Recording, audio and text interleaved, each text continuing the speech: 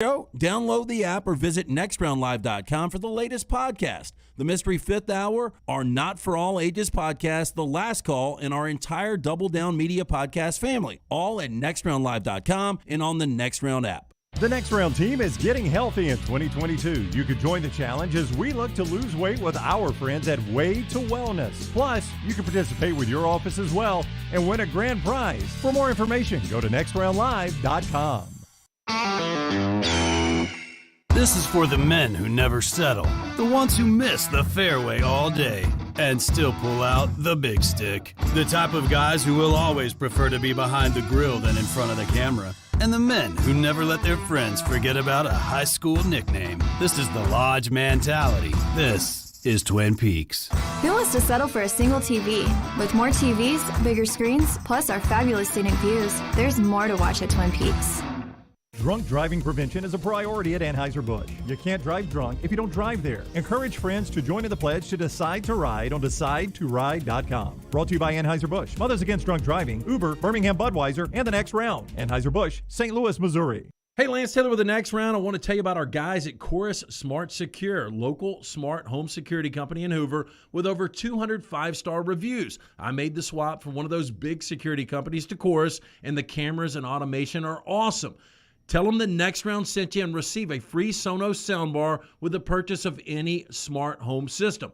Call Chorus Smart Secure today, 205-920-1020. That's 205-920-1020. With college football coming to a close, the work doesn't stop for Lance'sLock.com. College hoops, the NBA, the NFL playoffs, all the way through the Super Bowl. If there is action out there, we've got action on it. Get on board with us. It's the greatest deal in the history of sports gambling at only $90 a month. That breaks down to $3 a day, and you get it all. Basketball, football, baseball, and more. Go to Lance'sLock.com to subscribe. If you're tired of losing, start playing and win with us. Lance'sLock.com. Again, go online, Lance'sLock.com. Your 24-hour home for the show is our website, nextroundlive.com. Easy links to the day's top stories in the morning rounds, plus the latest videos from the show, podcasts like Bama and Bourbon, The Mystery Fifth Hour, Last Call, and other shows from our Double Down Media podcast family. Nextroundlive.com, a great way to stream the show live or find easy-to-listen-to hour-by-hour downloads from the Next Round Live show. And get the latest gear in the Next Round store. Make nextroundlive.com your homepage. That's nextroundlive.com.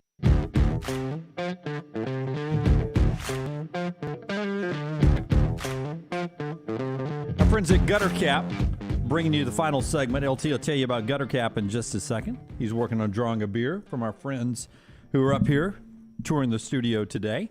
I can run over there and do it real quick. No. You take care of the beer.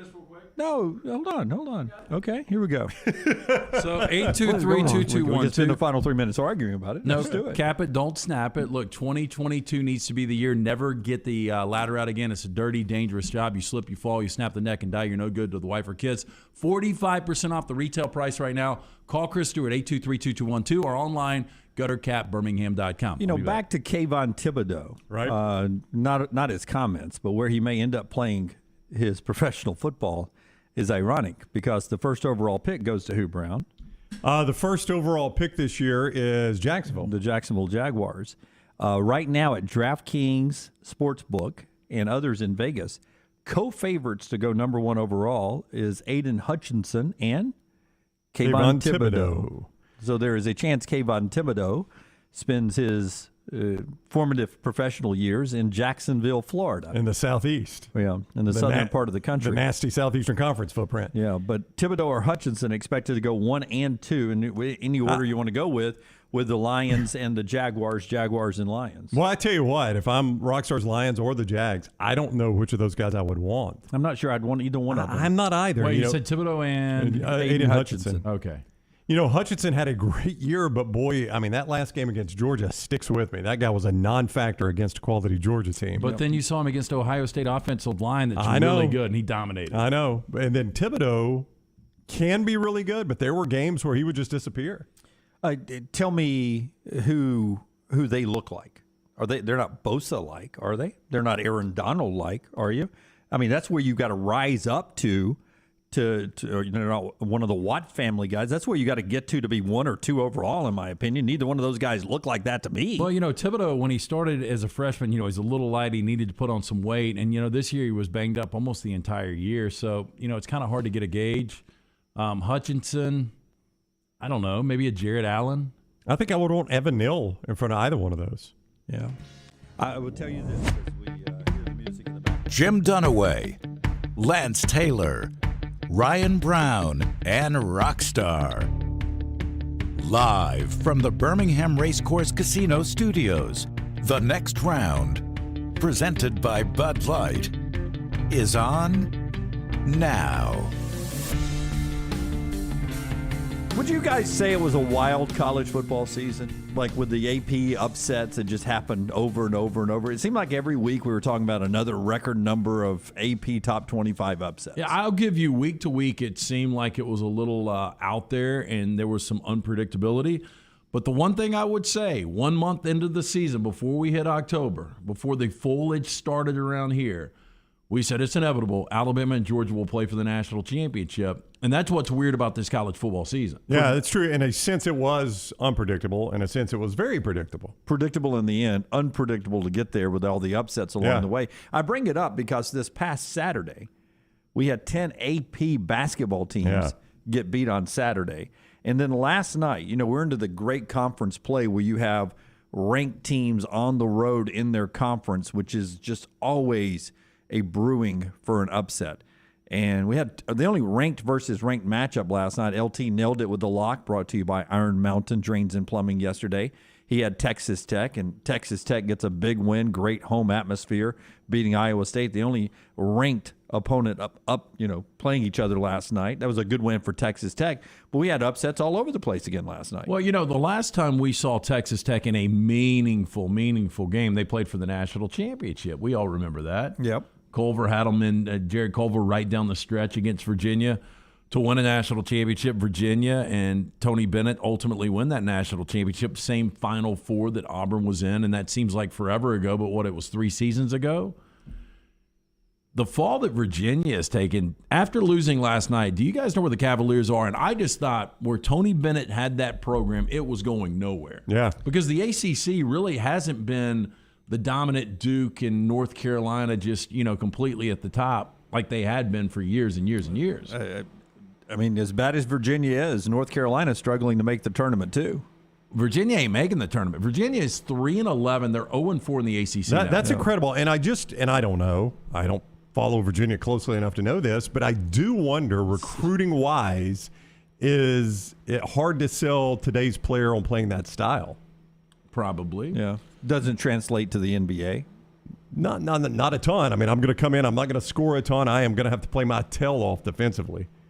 We're going to slow it down. We're going to score 50 points. But going back to that team, Guy and Hunter, and there are guys in the NBA now. And look, they won a national championship. It wouldn't be a fun style of basketball. And I think for Virginia, it doesn't seem like a program that's going to get, not to get on a Virginia tangent, I just think it's interesting where that program is, talking about the upsets. But I think it would be tough to sell one-and-done kind of guys on that style of basketball. Absolutely. Yeah. Last night, scary moments for Wisconsin and Kansas as they get wins on the road. Tennessee a little tougher for Vandy, but Duke, nationally ranked, loses at Florida State. Great game. Seems like we almost say that every year. FSU gets them 79-78. And then last night, Kansas State goes into Texas. Texas, the ranked team, the home team, and Kansas State gets a win over Texas. And back to the Texas Tech story I started with there's Chris Beard, who left Texas Tech, who's at Texas. And now that Texas Tech program he left behind is better off than his Longhorn program is right now. Yeah, and I'm a little surprised. I thought Texas was going to be one of these dark horses to maybe make a Final Four. They've lost back-to-back home games. They lost to Iowa State on Saturday. Now they've lost to Kansas State. Kansas State, not a very good team, one of those dangerous teams that can get you night in, night out. But Texas blew another halftime lead. And, Chris Beard, I fully expect Texas to play their best basketball in February. That's his MO, yeah. He'll get this thing figured out. He's got some players there. It's a pretty good team. Now they're 3-3 in conference, but he'll get this thing figured out. He's they just promoted one of his assistants. Texas Tech did, Mark Adams, who I knew nothing about. Yeah. I saw him. I can't remember the game they were playing, but I saw him interviewed at halftime of the game they were playing, and I was like, this cat's an interesting guy. Like, he does not strike you, if you look at him and listen to him, it just doesn't strike you as the face of a program. Yeah, but he was like the defensive coordinator, basically, he coached the defense for Beard, and Texas Tech just promoted him, and they kind of haven't missed a beat with him. Yeah, great atmosphere last night, too. The fans turning out in Lubbock. Can we have submissions for our most unique assistant or head coach out there that nobody knows about? Well, I've discovered one. Yeah, I discovered one over the weekend that he never gets any play at all because everybody talks about Kyle Shanahan's offense. Mike McDaniel, is this who you're going to talk about? Have you seen his look? Yes, he's a guy the Dolphins are considering for the head coach. Okay, Forrester, Rockstar, you got to find Mike McDaniel. Yeah, see if Scott can. In fact, I'll send it to Scott. Didn't I work? No. Didn't I work with Mike McDaniel? Didn't he used to when he did the guy who would He set up sounds all like our a- remotes? He sounds like a guy. That was Brian McDaniel. Brian McDaniel. Okay. Mike B-Mac. McDaniel B-Mac. does seem like a guy that would run cord for a TV station. Yeah, Run cord. yeah. Or whatever y'all's verbiage is for your TV guys. Yeah. This Mike McDaniel kid. He's interesting. All right, I'm going to send a. He looks like he does open mic nights at the coffee He shop. does. Oh, Mike No, look at him. McDaniel. Rockstar, will you give me that open mic night coffee shop? Yeah, he does look. Coffee shop look fantastic. He doesn't look like somebody that carves up my Rams Or knows a lot annually. knows about a lot about vinyl. So this is the guy I brought up yesterday. All right, I'm sending a supercut of some of his press conferences to Scott, which we could play. I would tell you, Or Mike, actually, I'll need to send it to Rockstar. give me don't I? Mike My bad. McDaniel up on the screen again, Rockstar. Pop that back up for me, Forrester. Mike McDaniel looks like the guy. Hey, don't forget, kids. Youth night Wednesday night. We got our youth pep band coming in. It's going to be praise night down there. Jars And, of Clay. Yeah, I Jars can of see Clay that. is going to be there. I could also see him, he's going back to school. He took a couple of years off and he's driving an Uber at night. Yes. He could be the guy who actually makes your coffee at Starbucks. Yeah. Rockstar, I just sent you some of his. A You need to hear this guy, though. You need to hear his press conference because I literally saw Mike Florio. And when you watch it, I don't know if you'll agree or not, but I saw Mike Florio say this guy does not come across as a leader of men. Like, that's what he said. That's a ringing endorsement to become a head coach in does the not NFL, come right? across as a leader of men. And I would actually like your guys' opinion on it because, again, this is the guy I brought him up yesterday because you even commented on it, Dunaway, that this is the guy that is credited with building the 49ers run game, which is thought to be innovative. But you never, on a broadcast, you never see Mike McDaniel. He doesn't It's call all plays. Kyle Shanahan. That's right. Yeah. And D'Amico Ryans. All right, here's his audio. Let's see the guy who's bringing jars of clay to your kids every Wednesday night at worship. Who could be the head coach of Miami? Let's see what he brings to the podium as a leader of men. Excited to be here. Equally excited for you guys to truly take in how physically imposing I am. So, whenever you guys are ready to start, let's do it. Guys, again. This is not real. No, this it's is real. Saturday You Night Live. guys got anything going on? Just hanging out in an auditorium? All right. Just gonna drag it out of me, huh? God, makes me do all the work. What do you guys got for me? I'm sorry. I apologize. All right, see you guys. This is Pete Davidson before he got less funny. It's David Cross. It's Pete Davidson with only single digits. What do we got? That's a cool question because that's kind of how your pass game you want it to be. There's a rhythm and timing to everything. I have a history of smaller offensive linemen, but that's Glass are fogged. really we haven't invested second-round draft picks into offensive linemen. We'd prefer everyone to be 400 pounds and 6'10" if you could engineer that. Guys, that's all. That was fun. Yeah. See you guys. So, I mean, he's That not guy's your- picked rooms before. No, you would have to say.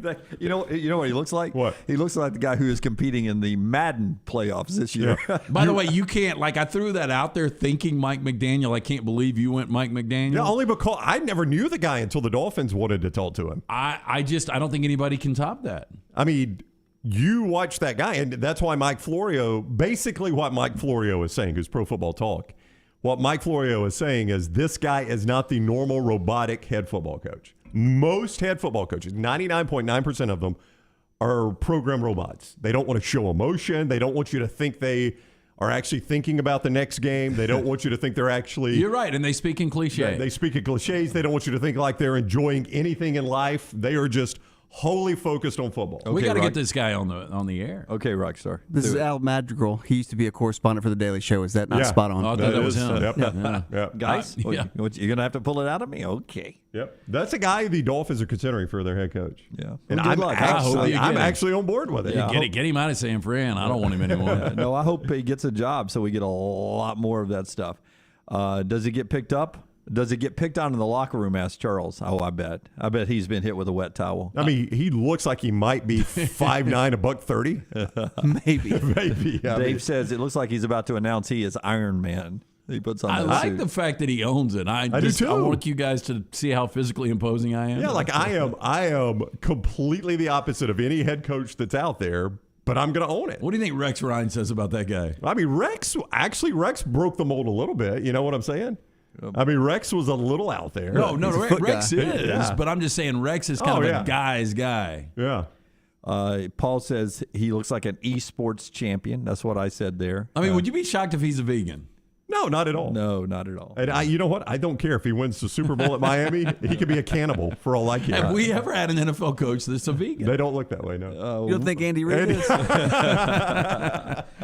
We were not vegans last night. No. We got to pay off a steak bet last night. I'll do a total at some point, rework the steaks, and let you know where I am. I think I was down 4 or something like that. I'm down 3 now. It was fun to go share a nice medium rare piece of meat with you last night and talk a little football, talk about our future. It was great. A great meal. I appreciate you paying that off. It had been a while since we had gotten together, at least in that fashion. I think we spent a lot of time together, all of us. Yeah, much to Maggie's dismay, the price of meat has gone up considerably in America. I think everything has. Have I said no so often? Y'all just quit asking me now. Is that the way this works? Well, I mean, you were taking victory laps for finally taking down Christmas trees up here. I figured you were busy. Victory lap? I'm kidding.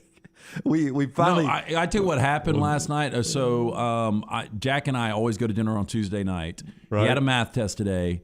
And he was like, "Can we push it to another night?" Of course. So, what a good student. I knew I had some steaks, in the back pocket. So I just sent Dunaway a quick text. Sure. And so we put it together within 30 minutes. Don't get me wrong. I 100% was not going. I'm just curious that if I've said no so much. By the way, that is so Dunaway. That's why we didn't invite you. Yeah, so Dunaway wanting the invite, but not going to go. No, I don't want the invite. I'm just asking. Have I said no so much, y'all have quit asking? Well, the LT just made me sound really cheap and desperate, but it was a quick turnaround on me being available to go out to get a quick steak. And it wasn't quick. I mean, it turned out being a 3-hour evening. Walk-ons is like 3 minutes from my house. So I knew you could be within, 3 minutes, yes. MJ is stumbling in the Farmfolio chat room, stumbling into a debated topic here in the Double Down Media offices.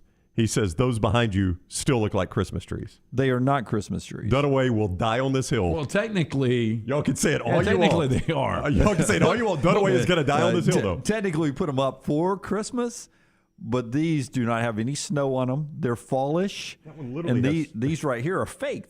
I had a really sticks. good They're white idea. Sticks. After pre-reading trash that Rockstar sent me, we've got a story in there. And then I found out after the Christmas tree bags came in yesterday that Brown was very aggressive, which we appreciate. Yes. And you boxed everything up, but I had an idea, but now it's too late. Oh. But you guys probably wouldn't have liked it. They're right over in that closet. I mean, I only They're body bags right now. They are. Green body bags. I only brought up the victory lap, Brown, because we got a very corporate email yesterday, which I thought we were done away with. Uh-huh. But I thought I'd never, ever see an email again from, I guess, my superior, who sends me out, who says, God, I hope he's listening. well, he's right through the hallway. He is. I mean, we're a company of 6. Do we need to send out an email that says, clean up around your workspace? We got guests coming. I always thought that was the dumbest email I ever. I don't know what he said. I heard him yell, but it got a huge laugh. There's a bleep involved. I mean, Eli Manning does that on television. You do that to me. But I mean, we used to be in corporate America, and I always thought the dumbest email was clean up around your work area. We've got guests coming. Why is your work area not clean all the time? I mean, some people You don't. know what's so funny? So professional. do Lance next. You've done Brown and you've done management. Well, Do you can Lance bring it to next. me real It just quick. seems dumb. I am very OCD. I think you guys know that. But the funny thing is, back at Jocks, like if you came back to my bullpen, we'll call it, or cubicle. I would not call it very organized. There was stuff everywhere. That's right. But who is coming that's going to look at a work desk like that and say, whatever I'm here for, I'm not going to do it now because, look, this guy actually does work at work. No. I mean, to me, when I see a sloppy desk, that's work. Now, if you've got empty cans on it, that's different. But who does that? No, we have some familiar faces that are going to be dropping by tomorrow, and we have some new faces. And if I was one of those new faces and I walked in and it was sloppy, that would be my impression. I know, but So I get it. we keep this place as immaculate as we can to work here. I mean, we're working here. Including fall trees. Yeah, these are fall trees, Yeah, right? Wintry trees. Everybody that has talked about them calls them Christmas trees, and Dunaway will not accept that. Everybody's talking about him is wrong. Yeah, Dunaway will not accept it. Well, I mean, I've offered several different suggestions on what to put on this wall, Right? Including Christmas replacing trees. these fall trees. Fall trees. But until we get something to go back here, we have to keep something back here. Well, we might have an idea on this story coming up in trash. Okay. Oh, interesting. Still to come. All right. Part of our show being brought to you by the great University of Montevallo, where I was on the debate team, apparently. The University of Montevallo, they've got 75 majors for your son or daughter. Were you a master? He got that. I got it. Not going to argue that one. Since 1982. Our friends at the University of Montevallo, great location, unbelievable campus, according to Southern Living, a wonderful tuition price point, according to U.S. News and World Report, and an unbelievable matchup of student-professor ratio, 14-1 student to professors there. That's going to allow you to succeed in the classroom at Montevallo. Your son or daughter can fit in at Montevallo. Find out how and a lot more that the school offers you. Montevallo.edu, Montevallo.edu. Check them out. They've got basketball coming up tonight as well. West Alabama in town playing Montevallo. 21 NCAA Division II scholarship sports. Go by Montevallo.edu and check them out right now. Speaking of basketball happening tonight, what? Brandon said Dunaway's going to be hanging Easter eggs off those tree limbs in a few weeks. If that is still our best option. Cupid's arrows. We've got hearts first, and we're going to hang on the white ones. The over red here. tinsel and hearts? Is that what you're going to do? That's right. We've got to keep something back there. I mean, the wall will look totally bare without them. And I like the white ones with the lights right here. How uncomfortable would it be if you had little bleachers and you had like 5 people a day just sitting behind you guys Just all night? staring at us? Don't talk. They're just like, every now and then you go, Well, you know, Rick and Bubba do that. Well, they used to, I think, before COVID. They would have The golden ticket, the in-studio guest. And that always seems awkward to me. How many people would come in, though? Oh, I don't know, 10 or 12? whew, that's a lot. Well, I mean, it's a studio. But, like, It's not Bryant-Denny Stadium. I know, but thinking about during break, that's a lot. Oh, I know, yeah. It's a lot. 12 people in here would be a lot. because you constantly have to entertain. Still have 3 I know. or 4 once a week will come sit I on know. our Lego chair. That's right. We just don't put them on TV Yeah. when they fall asleep. But that's coming soon, right? Coming soon. Coming soon. Yep. As soon as we get in Maybe contact tomorrow? with a couple more people. Maybe we'll see. All right, so tonight we've got basketball, not just at Montevallo, but nationally ranked teams. LSU is over in Tuscaloosa to play Alabama. Auburn, number 2 in the country, at home to Georgia. Number 12, Kentucky, tonight on the road. Tricky game in College Station. Before they come to Auburn, they play Texas A&M, who, by the way, if you're not paying attention, unbeaten in the SEC so far. For Alabama, they're on a losing streak. What is it, 3 games right now? 3 straight, 5 of 8. 3 straight, 5 of 8. Keon Ellis here, telling us that Alabama, pretty obvious, they need to dub tonight against the 13th ranked LSU, 6 o'clock ESPN2. You can turn down the sound and listen to Chris Stewart and Brian Passink on the Crimson Tide Sports Network. Here's Keon on the importance of tonight's game. The mood, I'd say, we know we're not the happiest. We know that there's work to be done, and I think that has reflected with the practices we've had for the last couple of days. So you can tell that we're eager to get a win when we need one. We're behind the 8 ball early on in the season, so we're just desperate to pick it up and try to pack some wins together here coming soon. Yeah, need a win. How close to must win is it? It's must win to me, and this is not a get right game because LSU's coming off a really, really disheartening loss against Arkansas, where they seem to have that game in control in the second half. I don't know how you guys feel. To me, rebounding is effort. We'll talk about this with Wimp Sanderson in a little bit. I guess he'll be on with us today, right? Next segment. Next segment. Yeah. But they're 113th nationally right now in rebounding. And, Nate Oates has pointed out, that's the reason that we lost in the second half to Mississippi State. That's one of the reasons we lost to Missouri. Then you talk about Alabama in this offense that Nate Oates runs. They're 270th nationally right now in three-point shooting. They're 12th in the SEC of 14 teams. Last year, they led the league. They're down 10 percentage points. It's incredible. In three-point shooting this year. They need one more good shooter. They just need Quinterly and Shackelford, these guys, to get a little confidence. They miss Josh Primo. They miss Primo. They really, from a defensive standpoint, rebound standpoint, Herb Jones was huge. No doubt, yes. But Herb Jones and Josh Primo not walking through the door. They're in the NBA, having success there. So the guys that are there have beaten Gonzaga on the road, and then they gave you ultimate effort in beating Houston at home and hit some big three-point shots. They rebounded well in that game. It just... that seemed like an effort game. It was an effort game. That's right. Houston was really good. They out-rebounded them tremendously, but that's what Houston does. They fought and got important rebounds in that game. You don't want to question effort. I fully expect that Alabama will play with a lot of effort tonight, but this is kind of crazy. They've gone 6 consecutive games without hitting more than 9 threes in a game. And you think about all of the threes that they take. That's just not a big number of threes. They're just not hitting their outside shots right now. They're getting out-rebounded. Those two factors, that's disastrous. Yeah, and that's tonight over in Tuscaloosa. Auburn with what Bruce is calling a trap game. Should be a blowout for the Tigers tonight, and then the big showdown. He is not calling that a trap game. Give me cut. I guess you got to do something, man, when you're a 22-point favorite. 22-point favorite. By the way, this Georgia team is awful. Worst team in the SEC. Yeah, I was so wrong on this, Coach. Bruce Pearl talking about the TRAP game tonight. It's absolutely a trap game, but it's a trap game against our rival. It's a trap game that we split the last 2 years with. Georgia, in every game in the SEC, they lost a heartbreaker to a team that hasn't lost an SEC game in Texas A&M. Last second shot. They had a 10 or 12-point lead against Vanderbilt. They were, I think, up at the half at Mississippi State. They were down 3 at Kentucky. Those are their 4 SEC games. They've been in every one of them. And so we'll talk about elevated play from our opponents because of the prize on our head. And so there won't be any surprises when Georgia comes in and plays really hard. All right. And nice to have an angel getting its wings in the middle of that interview. He got points for that. Tony Reale gave him a point. It's Bruce Pearl around the horn. It's a trap game. Ding, ding. That's what I thought. I thought you were dinging what's wrong with the story? Yeah, what's wrong with the story? How many things are wrong? Yeah.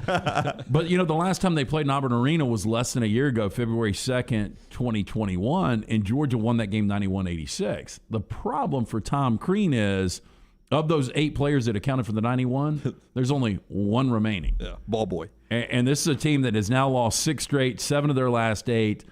Auburn, on the other hand, has won 13 straight. Teams going in different directions. I don't know about you guys. I'd be shocked if Auburn lost this game. A lot to talk about with Auburn and Alabama throughout the rest of the show. Wimp Sanderson is standing by. The show being brought to you in part by our friends at Gutter Cap. Yeah, look, this is the year you never want to get that ladder out again. I had a conversation with my good friend Chris Stewart this morning. Right now, 45% off the retail price for all of the Next Round listeners. Gutter Cap is a patented aluminum cover system. Fits over most existing gutters, keeping out that debris. Eliminate the gutter cleaning forever. It's back with a lifetime warranty. Make the call today. Just get C-Stew out. Let him give you an estimate. You'll never have to get that ladder out again. It's a dirty, dangerous job. Cap it, don't snap it, 823-2212 or online, guttercapbirmingham.com.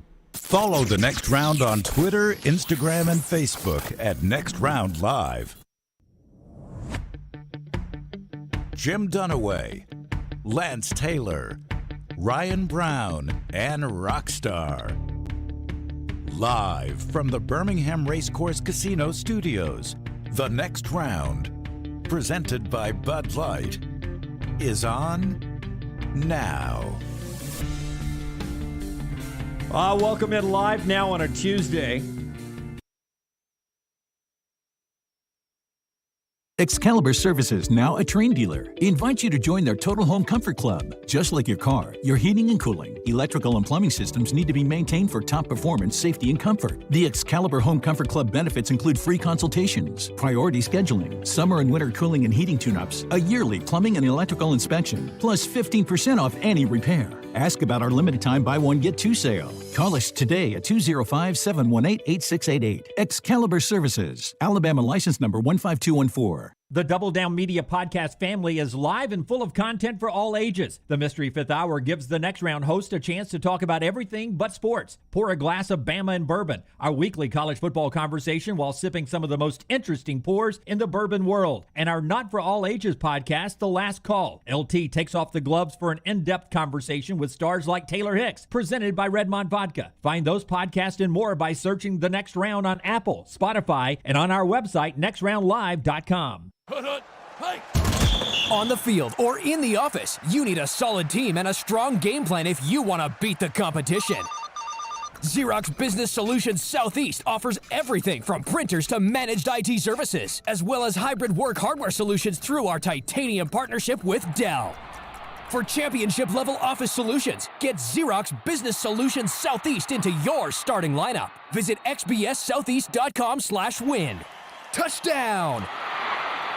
The new location of Walk-Ons is now open at Stadium Trace in Hoover, near the Hoover Met. And just like the location off Highway 280, you get authentic, mouth-watering Louisiana cuisine prepared fresh from scratch every day. Walk-Ons Happy Hour is 2 to 6 Monday through Friday. $5 moonshine swirls, $5 house pours, and half-price appetizers. Download the Walk-Ons mobile app for an easy take-home experience for the family. It's game day with a taste of Louisiana at Walk-Ons off Highway 281-19 and now at Stadium Trace near the Hoover Met. Want more of the show? Download the app or visit nextroundlive.com for the latest podcast.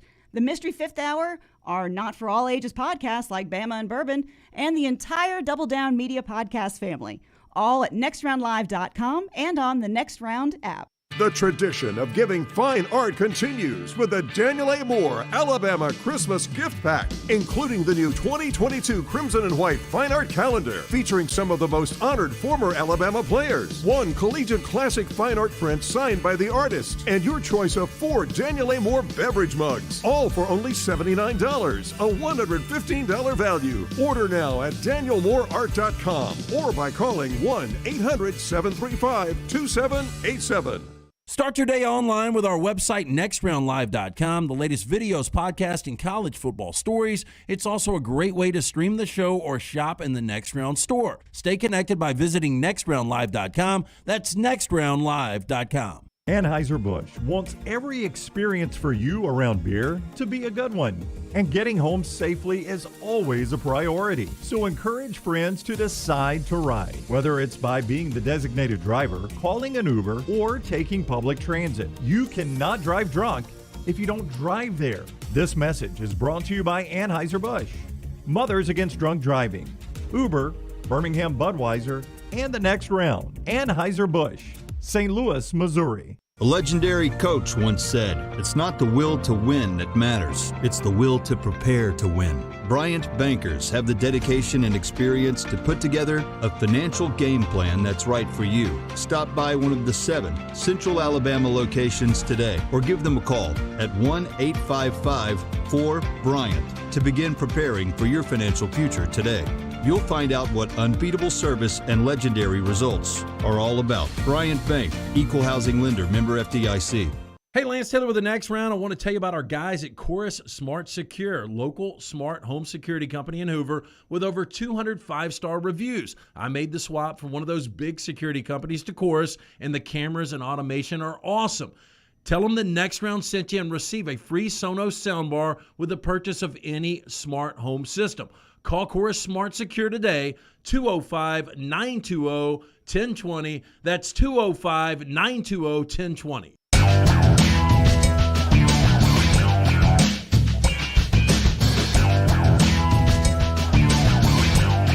Appreciate Brett over in the Farmfolio chat room. Jimmy Buckets was a good first podcast with John Brady.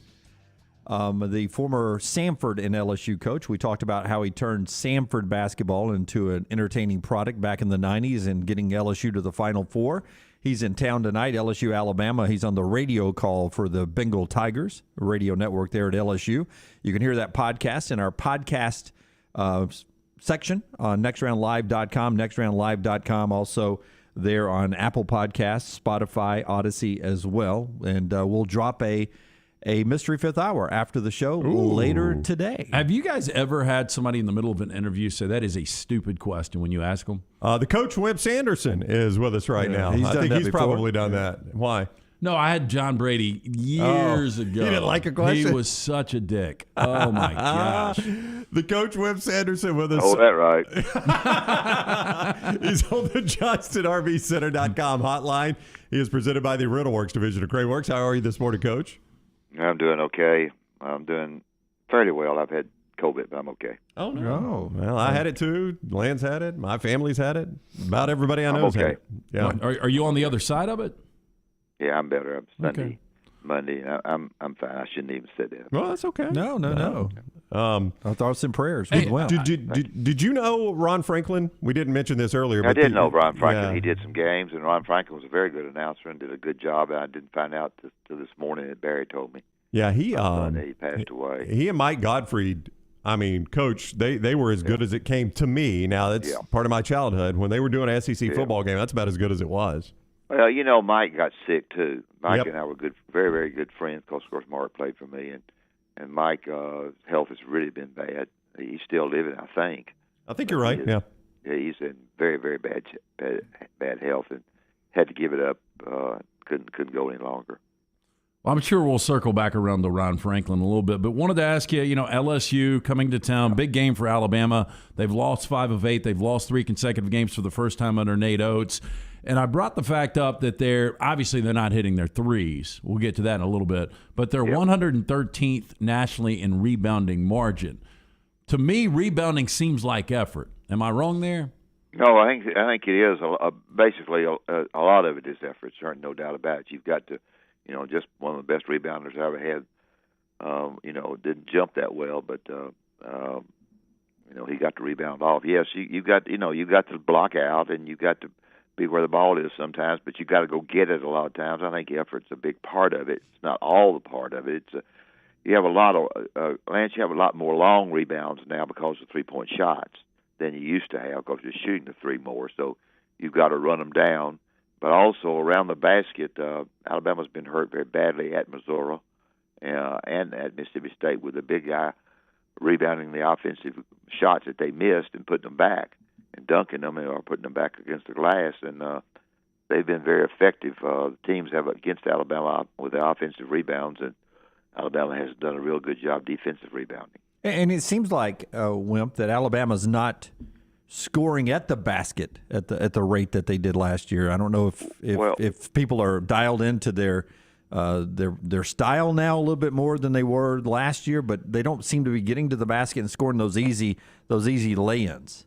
Well, Culinary has done a great job into the last couple of games of getting the ball to the basket. They've Auburn put a bigger guy on him with a lot of reach that affected it some, and they did a little bit of quick switching with their post people to kind of help against him with long arms and stopped him some.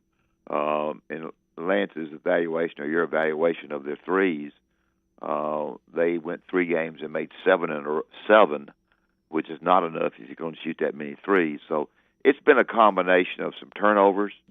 JD comes in and turns it over too much, not rebounding the way they should on both ends, and the turnovers, and poor shooting. Those 3 combinations will get you beat in close games, and they've lost certainly a very close game against Mississippi State. So, did you ever think this team would lose 3 in a row this year? I mean, honest to goodness. I didn't really think about it. I don't really know. I studied the schedule pretty heavily, and I can tell you for sure. And I'm telling you this because this is true. When you look at the 5 teams that you play, Auburn, and you play them twice, Auburn probably is going to win all 10 games. They've got the best schedule of the 5 teams that you play. For example, 3 of their 5 are Georgia, South Carolina, and Ole Miss. That's 6 wins right there. They've already beaten Florida. They've already beaten Alabama once. So they're going to play them again. They're going to play Alabama at home, Florida on the road. So Auburn's going to win the league. I can tell you that. Do you think they're the best team in the country? Well, they're good. I think the best team in the country fluctuates. Yeah, it does. It does. Monday, I mean, last week, and Fridays it may be, and Tuesday, Thursday, and Saturday somebody else. Last week was a great indication of that. All the good teams lost last week except Auburn. Really. I guess what Brown is asking you, has it fluctuated to where Auburn is the best team in the country? Well, it's fluctuated where they're close to it. Yeah, and no doubt about it. I don't know who if they played Gonzaga if they would beat them the way Alabama did or not. But Auburn is going to win the league, I think, because they're good. But also the schedule has fallen where they have a better schedule. Kentucky, for example, they have Alabama twice, Florida twice, Tennessee twice, and LSU twice, along with Vandy. That's quite different than what I told you, Georgia, South Carolina, and Ole Miss. So, see. Well, went back to a point you were making. Nate's offense is based on the three, and Alabama currently 270th nationally. And shooting the three, they're 12 of 14 right now in the SEC. You go back to last year, they shot almost 38% in league. They're shooting 27% in league play this year. And my question to you is, when you've got Culinary and you've got Shackelford and you've got Ellis, can they come out of the shooting slump, or are you just watching guys that really just can't consistently shoot the three right now? Well, I think it's the defense is the big part of it. And they're playing a good defensive team in LSU. I think Alabama wins tonight, personally, if you didn't ask me that, but I'll tell you that. I think, they're going through shooting slumps a little bit. You just try to encourage them and be darn sure they're shooting open threes and good threes and better threes than they've been shooting. If they do that, then Shaq's a very good shooter. They need to shoot maybe he feels like a little bit better three than they've been shooting, and that will clean it up. So you've got to work very hard offensively to get yourself open, screen for people, run the floor. Their theory is that your 2-point shots or 2-point baskets are going to come through layups, through offensive boards, and they've done fair with that. They've got the layups out, and then they've got some offensive boards at times, but not enough. And then the threes have been cold. So to answer your question, I think you can come out of the slump. Yes, just shoot a little bit better three. Surprised that Texas A&M is playing so well this year. They get Kentucky tonight. Yeah, Kentucky will beat them. A&M has had the luxury of playing nobody in the league. I say nobody, the easier of the groups, and they've gone into the places that the teams are not very good, the Georgias, these people, and they've gotten out with a 2-point win, a 3-point win. He's done a good job with them. But the schedule has been the factor there. Now, as the schedule toughens, then they'll drop down. If you want a surprise team in the league, you would certainly say A&M because of just what you said. If you want a disappointing team in the league, then you pick Arkansas. They go last night. They beat South Carolina. It's not very good either. And Arkansas goes zip for 11, but from the three, never make a three. Yeah, how about that? Ends the streak for them that dates back to 1989. Isn't that crazy? Yeah, it is crazy. Yeah, the third longest one in the country of made threes in a game, at least one, and they were 0 for last night. Ends the streak, they crazy. Were. They've got a decent team. They're certainly not what we thought they were going to be.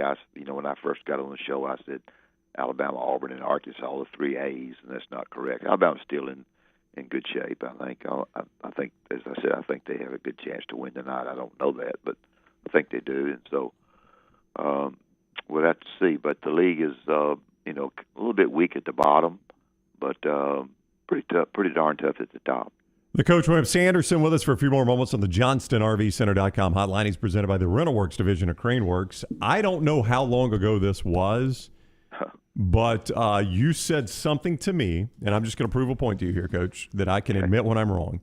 You said something to me to the effect of, you think Tom Crean is a good coach because he came on your show and gave you good answers. Yep. And you were absolutely right about that. And I was wrong. Tom Crean is an empty suit on the sideline. You were right about that. I apologize. He is, and when people come into your state and get your players, as Auburn has done, other people, and you don't have a rapport with the people in Atlanta and the people around you, and you're pretty much I don't know what you say about it that way. Now there are people who will come in with a pretty good phony interview. They'll phony it up a little bit with your interview, and you'll hang up and say, "Woo, boy, get him on again." Oh, he was fantastic. I'm not going to lie. He was the Indiana coach at the time. He was terrific. And I'm not criticizing you for that's your job to decide if a guy interviewed well, and he did. So he's not going to make it. There'll be a change probably, and don't quote me on this. I don't know it. But I wouldn't be surprised. Let me put it that way. How good is that job, though, if it comes open? Yeah, that's what I was going to ask. I wouldn't be surprised if the Georgia and South Carolina jobs both came open. They haven't been to an Elite Eight since 1983. They haven't been to the Sweet 16 since 96. That was Jim Herrick, right? 96. That was I'm going to tell you one thing. When Hugh Durham was there, brother, you better strap him in, brother. He could go get the players. He got in the Final Four. Got beat in the Final Four, of course, at Florida State and there. But Hugh Durham, that back in the 80s when basketball was you went on the road and won a game. I mean, you could have a parade when you got home. You couldn't win one. Wimp, is this not the time to make the change? And look, there is a correlation, in my opinion, between the excitement of football on campus and what you can bring in. And, Georgia just finally winning that national championship with Kirby. When you go to Athens, it is a great college town. We've all been there. And I'm just blown away. You can't get better recruits on that campus. Horrible basketball. Boy, you're so true. You're so right about that. People look at you. People are interested. Boy, Alabama's great in football. The basketball guys, going down there. I'm going down there and visit. Their basketball's good too.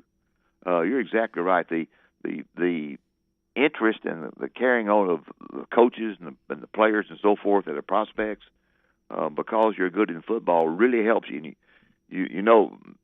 Student-wise, Nick Saban has built the University of Alabama over the last few years with student enrollment. But you're right; the other sports can really strive. Strive is not the right word, but can really, benefit. Lift you up. Yeah, lift you up. Yeah, from football. You're exactly right. That's big. That's really big. Now I know basketball, football. People sometimes say basketball is overrun by football, and they said that when I was coaching. But Coach Bryant tried to help me as much as he could.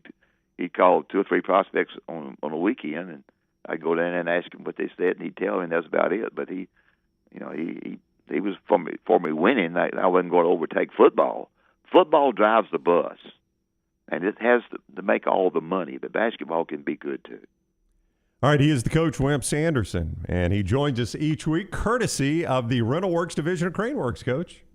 Well, Crane Works is great. David Upton's terrific for me, and whether you have a in-home project coming up or a corporate construction job, you need to check out Rental Works, which is the division of Crane Works. And they have everything from landscaping equipment to excavators. Check out their full fleet of Crane Works equipment on craneworks.com. I appreciate you guys having me on. Y'all doing okay? Yeah, we're doing good. Glad you're on the other side of this. Hope to see you back in the stadium soon. I'll be okay. I'm glad that somebody got their steaks. Yeah. I told you guys. Coach listening early. That's my little cutting parting. Don't worry. I don't get invited either. Don't worry, Coach. It's all right. You and I will go. I mentioned we'll go get steaks. Yeah, I mention it to him all the time, man. We need to go get steaks. All right, all the time. Thank you, Wimp. Thanks, Love guys. you. Thank you, Wimp. Bye bye. Like you. Wimp's a big fan of the Jimmy Buckets podcast, which is being brought to you by our friends at Storm Restoration Roofing. Greg from Pell City and Storm Restoration Roofing, the respected roofing contractor of the next round. If you've visited with Greg any moment in your life, you know he's a trusted business owner locally for over 20 years, A+ rated with the Better Business Bureau, and you know he's going to give you a honest and fair assessment of your roof. And it starts off with a free no-cost inspection. Recent storms, whatever's going on in your life, you hadn't had any storms, but if you hadn't had that roof inspected in a while, now's a great time to get it checked out. Call 205-542-3531, 542-3531, and let Greg from Pell City give you a free, no-cost inspection. Absolutely free, no obligation. Or you can just look him up on Facebook. Greg from Pell City on Facebook. It's Storm Restoration Roofing, Greg from Pell City right there to get on that roof and get it checked out for free. When we come back, more on what Brown brought up, the passing of a college football legend in Ron Franklin. That is next, and then Tom Luginbill at the top of the hour on the next round. Follow LT on Twitter @TheLanceTaylor. This hour of the next round is presented by Culver's, located in Stadium Trace, just off 459 and 150 in Hoover. And coming soon to Tattersall Park on the corner of 119 and 280. Culver's, welcome to delicious. Some things just stand the test of time. Your old truck, an aged bourbon, the memory of your first girlfriend, and a classic pair of Red Wing boots. Fall is upon us, and Red Wing boots are the ones every guy must have. Whether you're on the job site, working in the yard, exploring the trail, or heading out for the evening, Red Wing shoes will have you covered. Certified fit specialists will make sure you get the most comfortable boots with convenient locations in Pelham next to Publix and the new Trussville location between Metro Diner and Taco Mama. Red Wing boots, a classic you can enjoy every day. When it comes to choosing a dentist, two things are critical: trust and comfort. Ryan Brown here from The Next Round. It's why I tell you about Stone Creek Dental Care. Dentist owned and operated, and Stone Creek Dental Care is the Southeast premier provider of comprehensive dental care with more than 20 locations, including Birmingham, Chattanooga, Huntsville, Trussville, and Montgomery. Stone Creek Dental Care is able to provide a level of quality care you will not find anywhere else. From your basic cleaning to restorative dentistry, cosmetics, and endodontics, Stone Creek Dental Care covers a wide and comprehensive range of dental services for patients of any age. Stone Creek Dental Care's mission is to provide the highest quality dental care to every single patient in an environment that exemplifies the highest ethical, personal, compassionate, and professional standards, and to provide the best patient experience possible. Stone Creek Dental Care is currently accepting new patients at all locations, and new patients get a free Chick-fil-A gift card at your first appointment. So visit StoneCreekDentalCare.com to find a location nearest you. StoneCreekDentalCare.com. Hey, if you're looking for a local agent to handle all of your insurance needs, you need to call my good friend James Anthony at the James Anthony Agency, 205-985-7717. Hoover, Birmingham, Northport, and Tuscaloosa. Has been in business over 20 years. The James Anthony Agency. At ERA King Real Estate, they're empowered by technology and driven by community. I'm Jim Denaway, and my friends at ERA King have the most extensive training and the most innovative tools in the business. And they're opening their 10th office location in Central Alabama this month. To find your agent, text the word MOVE, M-O-V-E, to 35260. That's MOVE to 35260. ERA King Real Estate, growing to serve you. The Next Round is proud to partner with Vulcan Tire and Auto, and we're excited to announce their first-class team and facilities are growing. If you are an experienced general maintenance technician looking for a new opportunity with a great growing company, go by Vulcan Tire. They want to talk to you. Not experienced, but interested in working on cars? Again, go by Vulcan Tire. They have a spot for anyone that has a can-do attitude, wants to work, and enjoys helping people. 4 locations and more to come. Vulcan Tire and Automotive, Moody, Trussville, Hoover, and Gardendale, VulcanTireandAuto.com. Hey, Lance Taylor from The Next Round. You've heard me for years talk about our friends at Bromberg's Jewelers, and we welcome you to stop by and see that great customer service at the Mountain Brook and Summit locations, but we'd also love for you to check out their new online shop. They've got plenty to choose from. Great gifts, big and small. Available online, they've got David Yurman, Tudor watches, select diamond and gemstone jewelry, William Henry, seasonal and favorite giftware items and baby gifts as well. They've even got an online sale section. For more information, Brombergs.com. The Double Down Media podcast family is live and full of content for all ages. The Mystery Fifth Hour gives the Next Round host a chance to talk about everything but sports. Pour a glass of Bama and Bourbon, our weekly college football conversation, while sipping on some of the most interesting pours in the bourbon world. And in our Not For All Ages podcast, The Last Call, LT takes off the gloves for in-depth conversations with stars like Taylor Hicks, presented by Redmont Vodka. Find these podcasts and more by searching The Next Round on Apple, Spotify, and on our website, nextroundlive.com. Stay up to date with The Next Round at nextroundlive.com. The latest videos from the show, plus podcasts like The Mystery Fifth Hour, Bama and Bourbon, Last Call, and others from the Double Down Media podcast family. You can start your day with the latest college football stories, plus easy to listen to hour-by-hour downloads of the live show. NextRoundLive.com, a great way to stream the show live or shop in the Next Round store. Make NextRoundLive.com your homepage. That's NextRoundLive.com.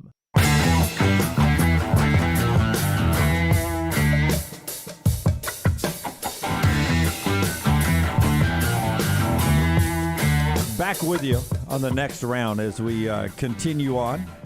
Tom Luginbill at the top of the hour. You've already heard from Wimp. Barrett Jones at 11. Todd Fuhrman on the playoff games coming up at 12 o'clock. Later, Mel Kiper's first mock draft not as much crimson as you're used to, at least Alabama crimson.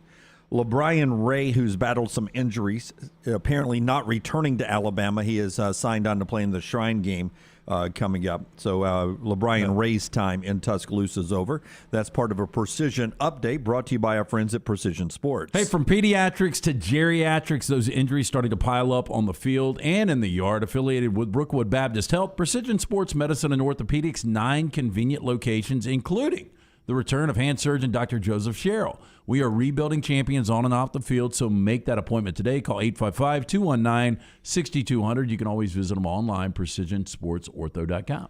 All right, in college football, there are names like Keith Jackson, Chris Schenkel for those that grew up in the 60s. Then Keith Jackson became the voice. But for a certain generation, Ron Franklin, Mike Gottfried, and Adrian Karsten was the Saturday night primetime ESPN crew. And, Brown, I think that is where having a consistent big game on Saturday nights was birthed right there with that crew. They were a special trio. That game was special. It often involved SEC night games, and that was special. 6:45 kick, 6:45 Central kick. And, occasionally a, Miami, Florida State game will get moved to prime time, or maybe Miami, Notre Dame, or something like a really, really, really big college football game will get moved to prime time on CBS. Yeah, the rare CBS or ABC doubleheaders. Yeah, you almost never got those, but you always got it on ESPN. And it was Franklin and Gottfried and Adrian Karsten who took his own life years ago, unfortunately. And as Coach said, Mike Gottfried's been in poor health for quite a while.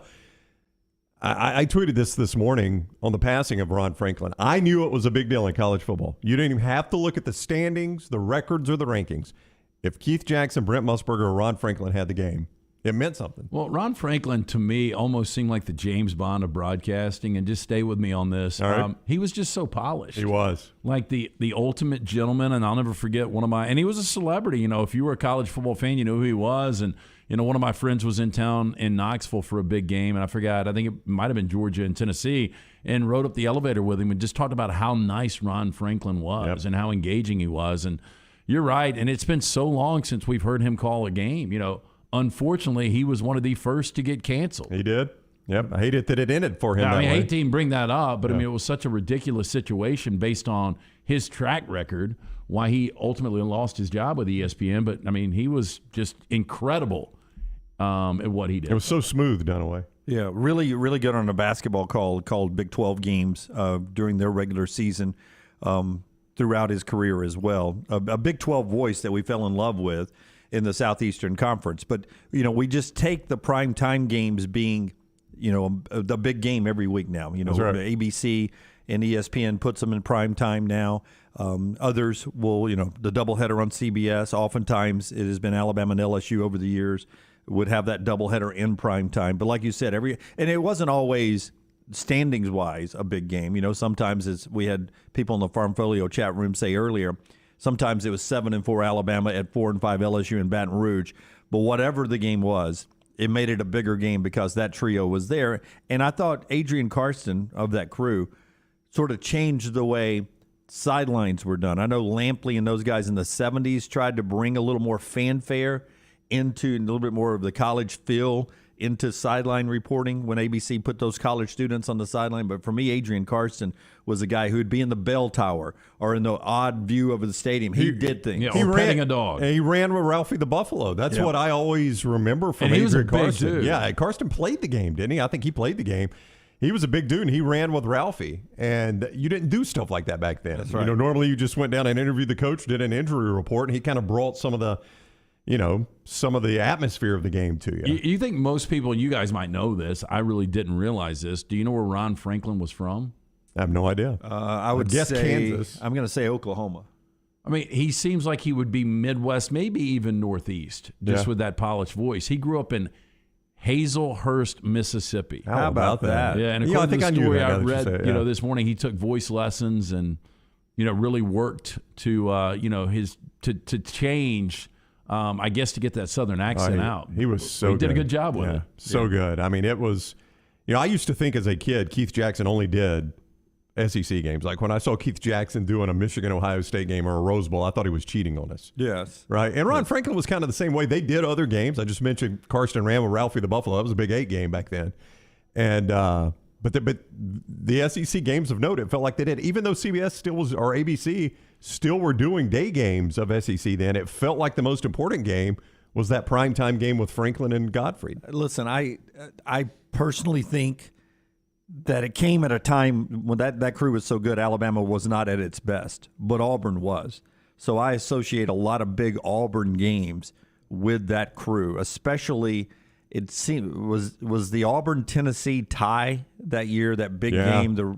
Was that a Ron Franklin game? In my head, it was. I remember it being, because that was the game where Auburn led 23-3 at the half, right? And Tennessee came all the way back and tied it 26-26, if memory serves. 2020, something like that. It was a big lead at the half. I remember that being a Franklin Godfrey game. And I think Ron Franklin and Godfrey was on when Berger was, he's had the incident off the field. Yeah. He's going to be suspended. He's not starting the game. And after one play, well, here comes Jeff Berger into the game.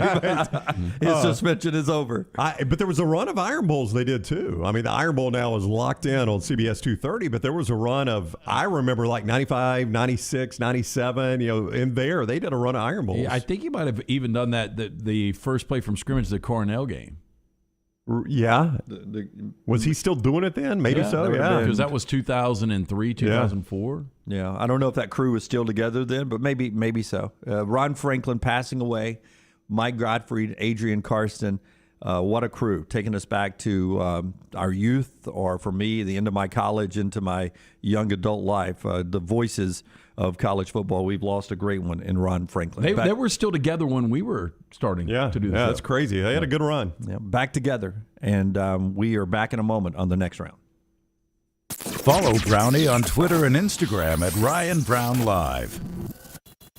This hour of the next round is presented by Culver's, located in Stadium Trace, just off 459 and 150 in Hoover. And coming soon to Tattersall Park on the corner of 119 and 280. Culver's, welcome to delicious. Cardinal Roofing would like to inform you of a few cardinal rules for roofing. Shingle roofs should be replaced every 10 to 15 years. Damage from storms may be covered by insurance. Leaks are typical where vent pipes come through the roof or in a valley where two slopes come together. But the most important cardinal rule is to always call Cardinal Roofing for all your roofing needs. Cardinal Roofing is your home for financing, one-day jobs, and more than 500 five-star reviews. 205-900-ROOF. That's 205-900-7663. Mention the next round and get $100 off your next roof replacement. Banking isn't just about your money, it's about you. It's about getting help with what you need when you need it. AmFirst was founded for members just like you, and they've been putting those members first since 1936. Putting you first means services that grow and change with the times to serve you better. Now, every bank has their own app,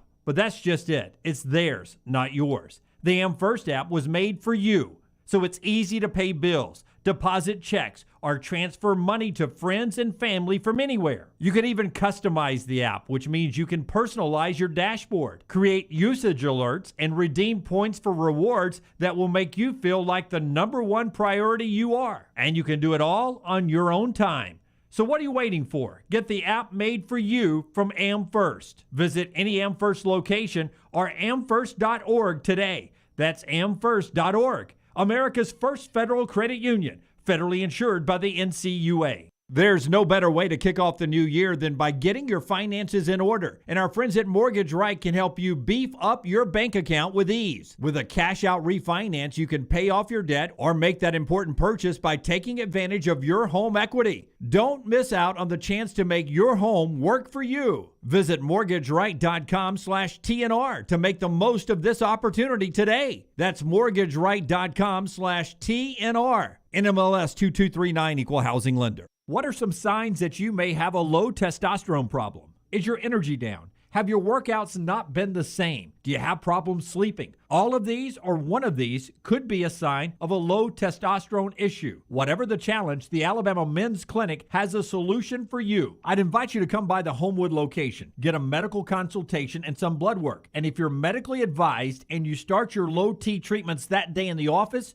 Your visit is free. Well, the next question would be this: how do I set up the appointment? You can do it two ways. One, by calling 205-598-7000. That's 205-598-7000. Or you can go to the website, alabamamensclinic.com. There's other signs that you could have a low testosterone problem, like a change in your libido, or maybe you're suffering from depression. Whatever is keeping you from feeling 100%, it's time you find out the answer. Again, call the number 205-598-7000 or go online to alabamamensclinic.com. Anheuser-Busch wants every experience for you around beer to be a good one. And getting home safely is always a priority. So encourage friends to decide to ride, whether it's by being the designated driver, calling an Uber, or taking public transit. You cannot drive drunk if you don't drive there. This message is brought to you by Anheuser-Busch, Mothers Against Drunk Driving, Uber, Birmingham Budweiser, and the Next Round. Anheuser-Busch, St. Louis, Missouri. The Double Down Media podcast family is live and full of content for all ages. The Mystery Fifth Hour gives the Next Round host a chance to talk about everything but sports. Pour a glass of Bama and bourbon, our weekly college football conversation while sipping some of the most interesting pours in the bourbon world. And our Not For All Ages podcast, The Last Call. LT takes off the gloves for an in-depth conversation with stars like Taylor Hicks, presented by Redmond Vodka. Find those podcasts and more by searching The Next Round on Apple, Spotify, and on our website, nextroundlive.com. New year, new you. Get past those old aches and pains. Let Stretch Zone help you work towards your goals easier. Come see us for a free stretch, then give us 12 weeks while you stretch towards your goals in 2022. To learn more, 205-509-2349 or online, stretchzonebham.com. Jim Dunaway, Lance Taylor, Ryan Brown, and Rockstar. Live from the Birmingham Racecourse Casino Studios, The Next Round, presented by Bud Light, is on now. Tom Luginbill in a second. Vertically or horizontally. We'll take Lugs any way we can get him in a second. I will tell you this, part of our show being brought to you today, the headlines by our friends at Mortgage Right. Yes, Dunaway, new year, new you, new opportunity. If you're looking to start a big project, consolidate some debt, or free up some funds, a cash-out refinance can get you what you need, and Mortgage Right is there to make the refinancing process a breeze. Ready to start the new year with more cash in your pocket? Then head on over to mortgageright.com/TNR. NMLS 2239, equal housing lender. Georgia at Auburn tonight. Number 2, Auburn, 8 o'clock ESPNU. Andy Burcham, Sonny Smith on the radio call there. If the announcers are remote, if they're in the arena, maybe we'll keep that sound up. If not, we always encourage you to go to the local radio for that. Also, Alabama hosting number 13 LSU tonight. That's 6 o'clock. Chris Stewart and Brian Passing on the network there. Kentucky on the road at Texas A&M. JT Daniels in the portal. We'll talk about that. Jay Pegues finds a landing spot. He's back in Oxford, Mississippi with Ole Miss. We'll see if he moves back to the tight end position. Those are part of your headlines. All right, ESPN's Tom Luginbill joins us each week, courtesy of Jack's Western and Outdoor Wear, I-65 and Coleman. He's on the JohnstonRVCenter.com hotline. They're neighbors right there in Coleman. What's up, Lugs? How are you? I'm doing good, guys. I was listening to you guys before you went to your last break and just hearing the news on Ron Franklin and hearing some of your comments with Ron and Adrian Karsten, and specifically for me, Mike Godfrey. Coach Godfrey and my dad had been longtime friends for 30 some odd years. And my very first start at Georgia Tech on Thursday night was Mike Patrick and Mike Godfrey before Coach Godfrey went on to move on with Ron Franklin. And then my very first studio show at ESPN was Mike Hall as the host, myself, and Mike Godfrey was the other analyst in studio. And, I can tell, let me tell you a good Adrian Karsten story. Let me just say this. So Mike Godfrey tells some great Ron Franklin, Adrian Karsten, and stories of the like. And so one season, Ron Franklin and Adrian Karsten and Mike Godfrey are in their car at Colorado, and they're trying to leave the stadium. And when Ron Franklin wanted to leave, he was leaving. Before the first minute of the first quarter was done, he was pressing his button, telling the producer, "Is my car facing forward to the fence? We got to get out of here," right? So they're in Boulder, Colorado, and Mike Godfrey says he's sitting in the back of the car. Adrian Karsten's in the passenger front seat. Ron Franklin's driving, the sea of people. Ron Franklin does not care. He just starts barreling through it. He runs over a fan's foot. Oh. Runs over his foot. Mike's looking out the back of the window at this guy hopping up and down, holding his foot. Ron Franklin just keeps driving through. Just keeps going. Just takes off. No regard for what happened, man. When that game was over, Ron Franklin was on the road. Free cell phone, by the way. Yeah. Hey, so Luginbill, how'd you play in that first Thursday night game? I actually played pretty well, but we lost. And my greatest regret, we lost 19-14, and it was against Arizona with the Desert Swarm defense. They were the Sports Illustrated preseason #1, and we played pretty good, played them pretty hard. My biggest regret was at the end when we had an opportunity to throw one up in the end zone. I threw it too far, went out the back of the end zone. Like the single biggest bonehead move you can make is to not give yourself a chance in the end zone on that play. And but I'll never forget it. You never forget your first college start, particularly back in those days. Thursday night ESPN, man, that was the big college football night in the early going of cable television broadcasting college football. Jerry Rice's son is on the move again. Tom Luginbill's with us. He's another kid that's going to USC. You know, Jerry Rice. It's hard to be the son of a legend, but Brendan Rice was a 4-star guy. Does he fit in? Does he play at USC? How good is this USC roster becoming right now for Lincoln Riley? Well, I don't think he's Mario Williams. I do think he's a good quality player. I think he'll fit in just fine.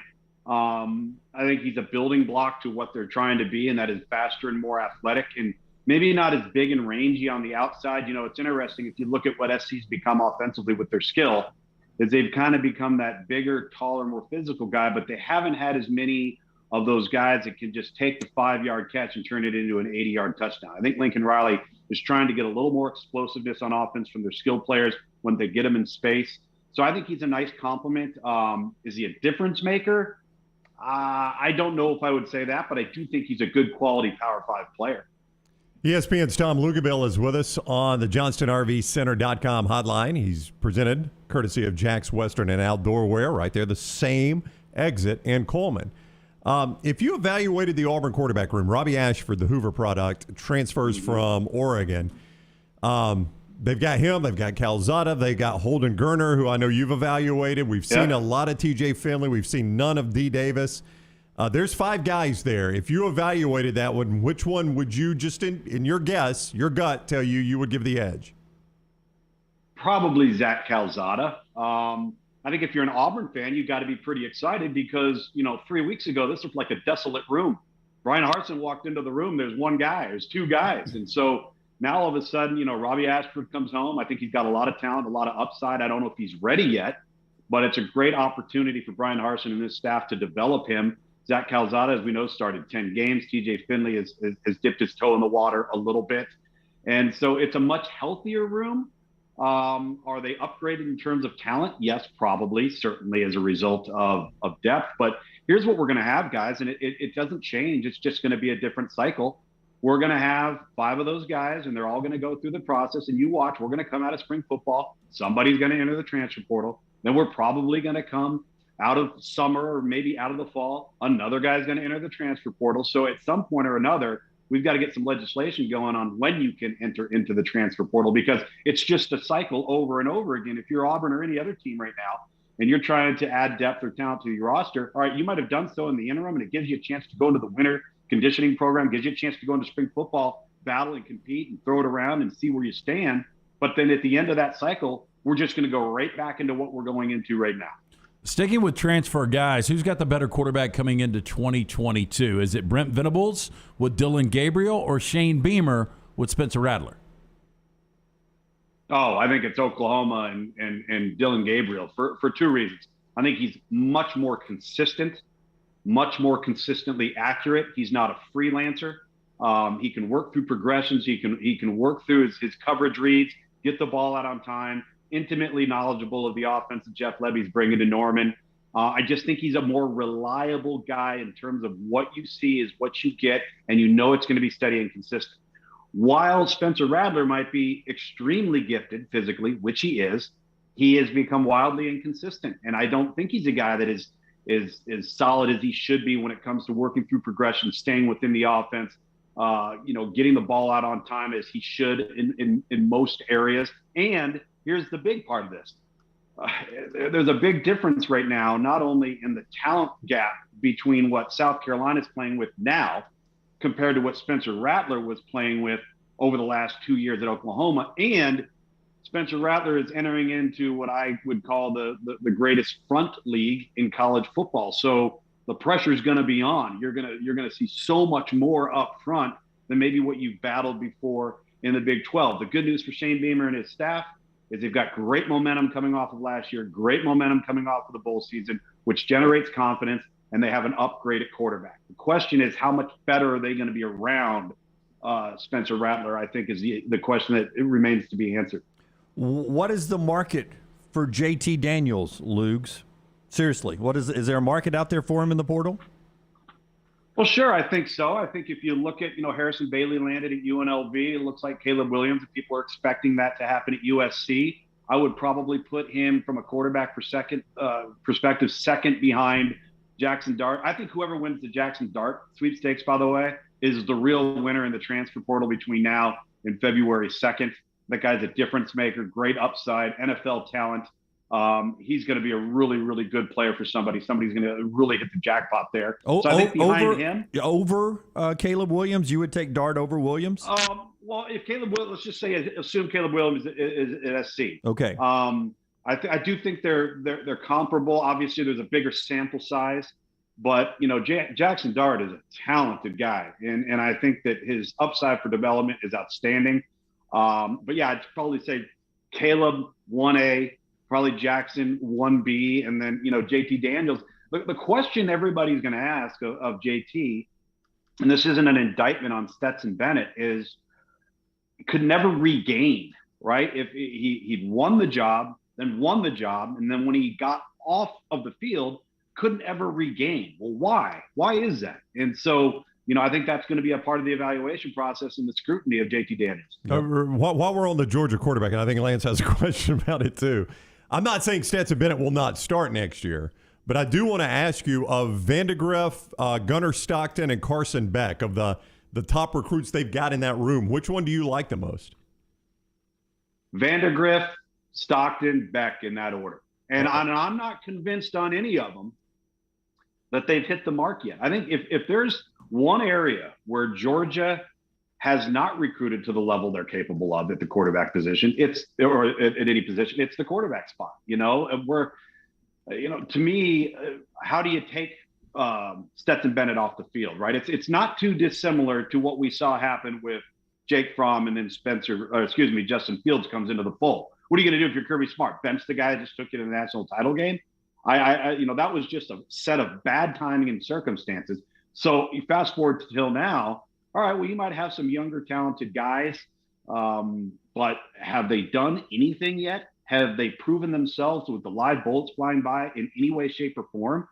Somebody's going to have to come just out of nowhere and be so head and shoulders above Stetson Bennett not to be Georgia's quarterback. And I think with their youth and their inexperience, it's going to be hard to do at Georgia. They still won 10 games, Luginbill, but it seemed like a disaster for Dabo Swinney and Clemson. And, DJ, we saw him 2 years ago. He looked pretty good in those games. At least he was productive. That offense looked awful this year. Cade Klubnik's a kid that you've watched before. I don't know how good he is. I don't know if he's expected to start. But my question to you is, if Caleb Williams, Jackson Dart, or even JT Daniels went to Clemson, how quick could they turn this thing around? Oh, I think very, very quickly. The question is whether Dabo is in pursuit of any of those guys. I had their bowl game, obviously studied them a lot this year. And unfortunately, DJ Uiagalelei is just not an innately accurate passer. And if it doesn't matter how tall you are, it doesn't matter how big your arm is, it doesn't matter how physically good looking you are. If you can't put the ball where it's supposed to go on time with anticipation and accuracy, you're going to consistently struggle as an offense. And I think that is why this job will be a wide open competition going into the spring, going into the summer, and I think battling throughout the fall. They love Cade Klubnik, the true freshman. I personally think that if I was Jackson Dart, I'd be taking a long look at Clemson, because the roster's so talented around the quarterback. You've got all of these guys that played a bunch of football as a result of injuries or opt-outs or, transfer portal guys, that they're going to be really, really talented. And there's going to be a tremendous opportunity at quarterback. So if I'm JT Daniels, I'm making the call to them. If I'm Jackson Dart, I'm Caleb Williams. I'm at least making the call to them because there's been no evidence so far of what we saw from DJ that he is head and shoulders above anybody else. And I think from an accuracy standpoint, you have to open up that job at Clemson. Kirby Smart saw a basketball game with Arch Manning on Monday. The Alabama coaches will be there to watch him play hoops on Friday. I will not hold you to this projection, but if you'll put your crystal balls out there real quick and give me a projection on Arch Manning, is he a Georgia guy? Is he going to go to Georgia, you think? To be honest with you, I think it's too early to say. I really do. I do believe, though, that because Georgia maybe hasn't hit on that generational quarterback or that Deshaun Watson, that Trevor Lawrence, that Tua, that Bryce Young, that if you've just won a national championship, Arch Manning and his family has seen what the Georgia program has developed into.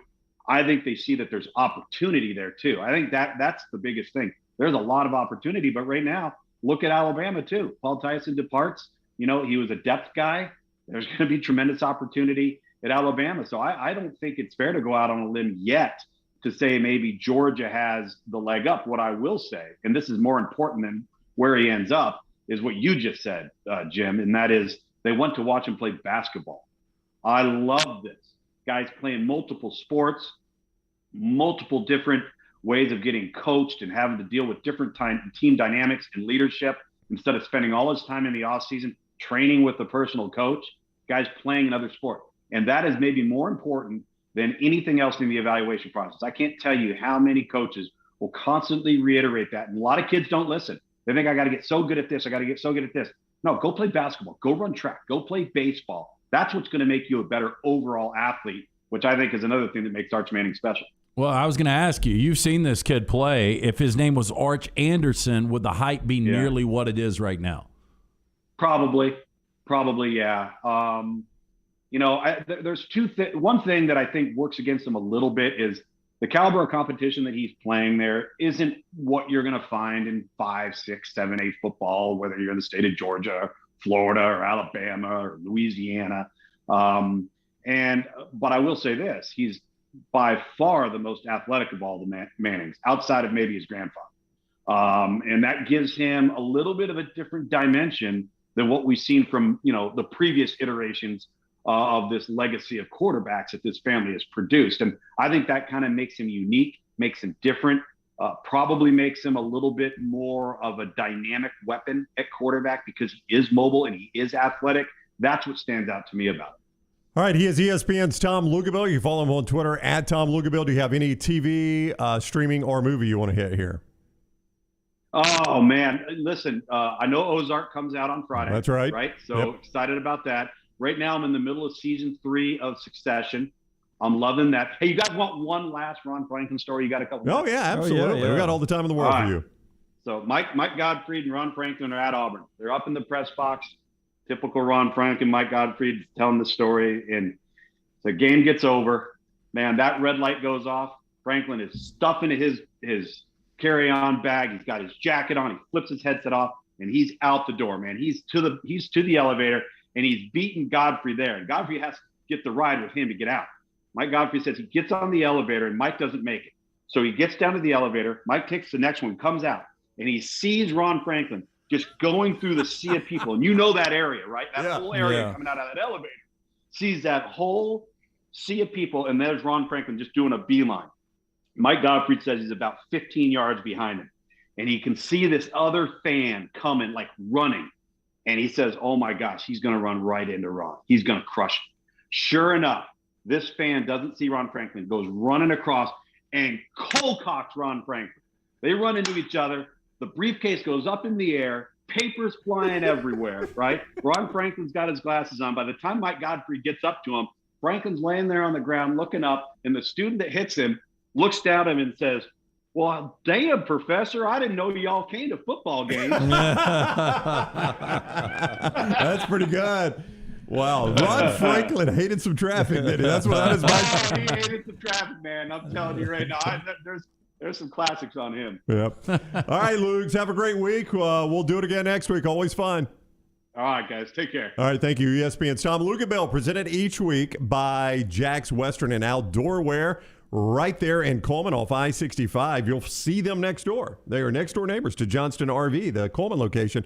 That's the hotline he was on, the JohnstonRVCenter.com hotline, but head by Jack's Western and Outdoor Wear and get yourself hooked up with some of that great Western wear like Luginbill has done. Boots, cowboy hats, slicker, all those things. Just fantastic stories there of Ron Franklin.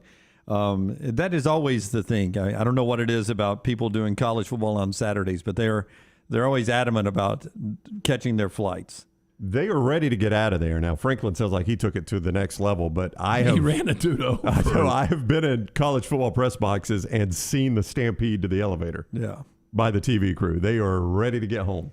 Never been my cup of tea because the late local was always you always had to hang around. You're there when nobody's left, so was never in a rush to get anywhere. No, I was not rushing, but I can imagine if you go to these campuses and you're at if you're Ron Franklin, you're at a big game, it's sold out, and the traffic's going to be bad. And it's a late game too. Everybody's leaving the late game. Nobody's staying. And usually you get to town on Thursday. Yeah, you've been there a while. You've been there a couple of days. You've already experienced all the atmosphere. Right. I don't need any more food. Late great Ron Franklin stories coming in throughout the show there. That time from our buddy Tom Luginbill, who is with us on the JohnstonRVCenter.com hotline. When we come back, Rockstar's viewing menu, and we'll finally get the truth about one of the great college football recruiting stories of all time. That is coming up, and Barrett Jones will talk more college football with us at the top of the hour. Last night, Jack State beat Central Arkansas. Jack State now 4-0 in the ASUN in basketball. Bellarmine beat North Alabama. And we mentioned Arkansas going 0 for 11 from three-point land. They had the third longest streak in college basketball on made three-pointers, which I think became a rule when, in 85, 86, somewhere around there? I think the last game played without a shot clock was the Villanova upset. Yeah. That was 84. That was 84. So 85, it was the year that Steve Alford and Indiana beat Syracuse for the national championship. That was first year. Three-point line then, too? That was it. Okay, so almost since the beginning of 3 points, Arkansas had made at least one three-pointer in every game. That streak ended last night with a win over South Carolina, 0 of 11 from three-point land. Two programs with the longest streak. And they have a history of playing each other in the Final Four, an infamous Final Four game, the old hot tub game. Oh, UNLV and Duke. Yeah. How about that? UNLV and Duke are the two longest streaks of made three-pointers in a game. Yeah, so that's the streak that was ahead of Arkansas, and those are still ongoing as we speak in college basketball. The show being brought to you today in part by our friends at Odie's, where it's that night. Rockstar, it is Wednesday. That means Trivia. I will not be there. Ryan Brown will be pinch hitting tonight. Are you excited for that, Rockstar? I am. Hey, I am. All right. I can only hope. Anyway, games. Bring your friends and family out. It's always a ton of fun, but it will be Rocky. It will be Ryan Brown, Will Haver. They will entertain you guys starting up at 8 o'clock. Get there a little early. I saw where a key to the city was given to our friend Rodney Davis yesterday for 30 years about service. That? Yeah. Good for Rodney. Key to the city. So deserving. Yep. Look, he's been there serving up that incredible food, delicious burgers, award-winning wings, great sandwiches, including the Diablo sandwich. If you've heard us talk about Odie's for years, just do yourself a favor. It doesn't matter what side of town you're on. Take one day, meet a friend or a client, and just go there for a lunch or a dinner. You're gonna absolutely love it. And of course, if you can get in on a Wednesday night, it's a lot of fun. Odie's Team Trivia. But get in today. Go see Will Haver and that great staff. It's Odie's Tavern, a Birmingham institution right there in Crestline Village. I'm heading to Tuscaloosa tonight to watch a little basketball, trying to get to Auburn on Saturday. I'll talk about my pursuit of trying to get to Auburn and Rockstar's viewing menu when we come back. Follow Dunaway on Twitter and Instagram at Jim Dunaway.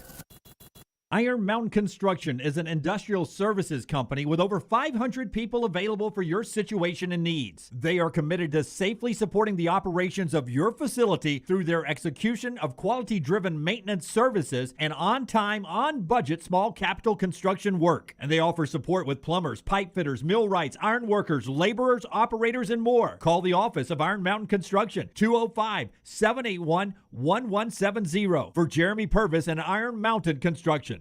Hey, Lance Taylor from the Next Round. I'm absolutely loving my Alfa Romeo Stelvio that I've been in for months now, and right now you can get up to $3,500 bonus cash plus 1.9% financing for 72 months on the all-new 2021 Alfa Romeo Giulias and the Stelvios at Alfa Romeo of Birmingham. Come experience the passion and performance of Alfa Romeo.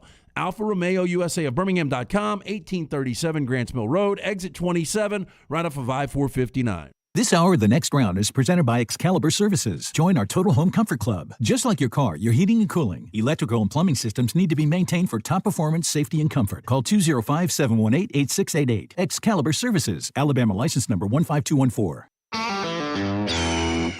This is for the men who never settle, the ones who miss the fairway all day and still pull out the big stick, the type of guys who will always prefer to be behind the grill than in front of the camera, and the men who never let their friends forget about a high school nickname. This is the Lodge mentality. This is Twin Peaks.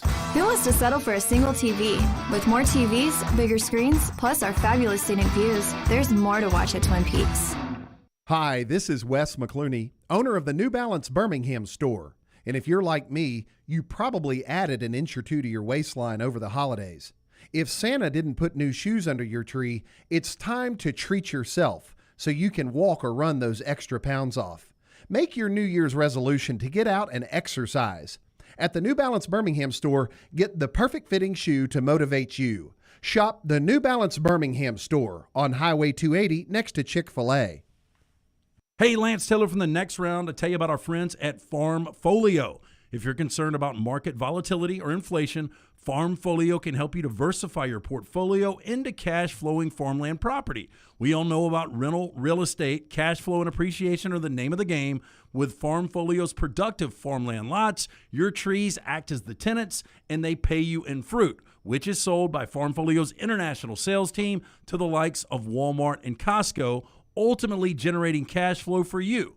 As your cash flow increases, your property value also increases. Just like tenant-occupied real estate, the best part is you don't have to be a farmer. You own, they farm, and you earn. This is the way it works at Farmfolio. For more information, you can go online, check everything out today. Go to farmfolio.net. That's farmfolio.net. Check it out today. If you're concerned about that market volatility or inflation, Farmfolio is your best friend. Go online today, farmfolio.net. Start your day online with our website, nextroundlive.com, the latest videos, podcasts, and college football stories. It's also a great way to stream the show or shop in the Next Round store. Stay connected by visiting nextroundlive.com. That's nextroundlive.com. Hey, it's Jim Dunaway from The Next Round. You know the best thing I ever did for myself? I visited Way to Wellness. I just feel better when I have my weight gain under control. They helped me lose 45 pounds back in 2020. That lowered my blood pressure and gave me my life back. Everything is designed for you, and there are no contracts and no sign-up fees. And you even get a free consultation. The website is aplanforme.com or call 205-994-2393. Way to Wellness, your journey to healthy living. Okay, guys, here comes Valentine's Day, and you've got to check out Blakely's Bouquets in Homewood. Call Blakely's Bouquets today for your Valentine's order. You'll get $10 off a dozen roses.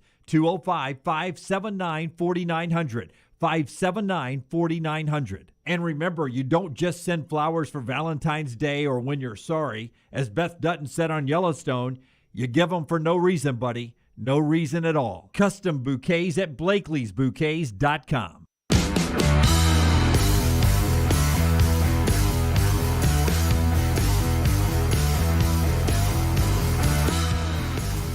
Paul, you're correct. The three-point line universally came into college basketball in 1987. It was the two preceding years where it was during conference play in certain conferences and then not used in the NCAA tournament. You're right.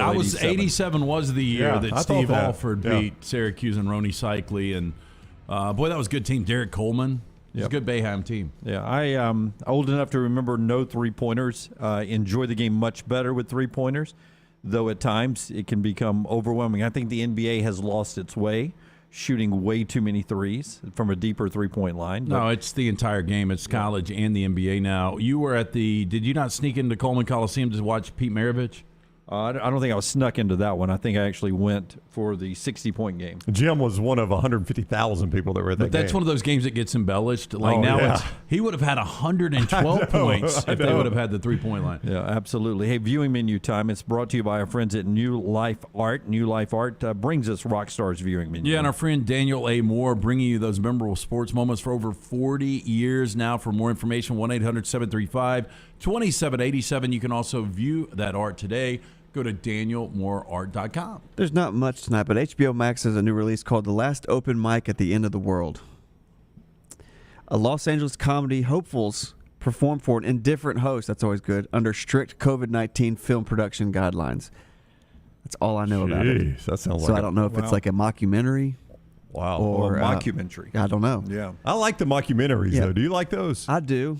Best in Show. Best in Show, Waiting for Guffman. I thought Spinal Tap was overrated. Did you? Spinal Tap Have you was seen good. Have you seen Best in Show? As much as you like dogs, I think- loved Best in Show. Yeah, it was so good. I thought Best in Show was great. Was there one called Whistle in the Wind or something? No, it Blowing in the was Wind? not a new wind. Mighty Wind. Mighty Wind. Yeah, where it was all Eugene bluegrass. Levy's in all of them. Eugene And- Levy is so It good. was a play off of that guy from Minnesota that used to do that radio show. He also got canceled. What was the name of that show? Well, they did a movie on Prairie that. Home Companion. Yeah, Yeah. they did an actual movie on that too. So I gave Rockstar and I share a lot of different suggestions. How sweet. And I told him too not to watch this weekend. That I made the mistake of watching The Tender Bar, the film that George Clooney directed with Ben Affleck. Right. Ben Affleck's really good in it, but it's based on a true memoir. Do not watch it. And then also, there's a lot of people like these crime documentaries, these different series. Yeah. But Netflix did the most recent one was Crime Scene, the Times Square Killer. Not good. Jeez. But both not good. The Times Square Killer. The not to watch. And Ron menu. Howard and Brian Grazer, yeah, they both produced that. They were the executive producers. They did I the just one. didn't think it was They good. did the one about the hotel we watched. I can't remember the Los Angeles hotel. Have you mentioned the tragedy of Macbeth on Apple TV? Denzel Washington. No, I have not. So Francis McDormand and Denzel Washington. My wife said she heard it's really good. Yeah, I want to watch it. Yeah. It's in black and white. It looks really good. Is this an adaptation of Macbeth? Could not tell you. I just know it's Denzel I think it is. and Francis McDormand, so that's pretty good acting. Yeah, the Coen brothers directed. Yeah. I like the adaptations of Shakespearean work. I don't always like it, though, if we're in modern times speaking Shakespearean. Kind of with you. Like Romeo and Juliet with Leonardo DiCaprio. I thought that was terrible. Rubs me the wrong way. Did you see the Othello that was No. It was Yeah, I about a remember basketball that. player, Yeah. Julia Stiles. Oh, no. It was Yeah. terrible. No Mekhi good. Phifer, I think. Yeah, I saw that. Yep. Yeah, No good. Yeah. Can you do a Prairie Home Companion? I never watched it or heard it. Maggie, has me on NPR all the time. So I'm trying to remember that guy's name. He had issues too. But it was things like the cold wind started whistling in Nantucket as Sarah made her way back from the cells, and then they would have and then they'd act it out. Yep. They'd have sound effects off the mic. Yeah. Sarah, is that you?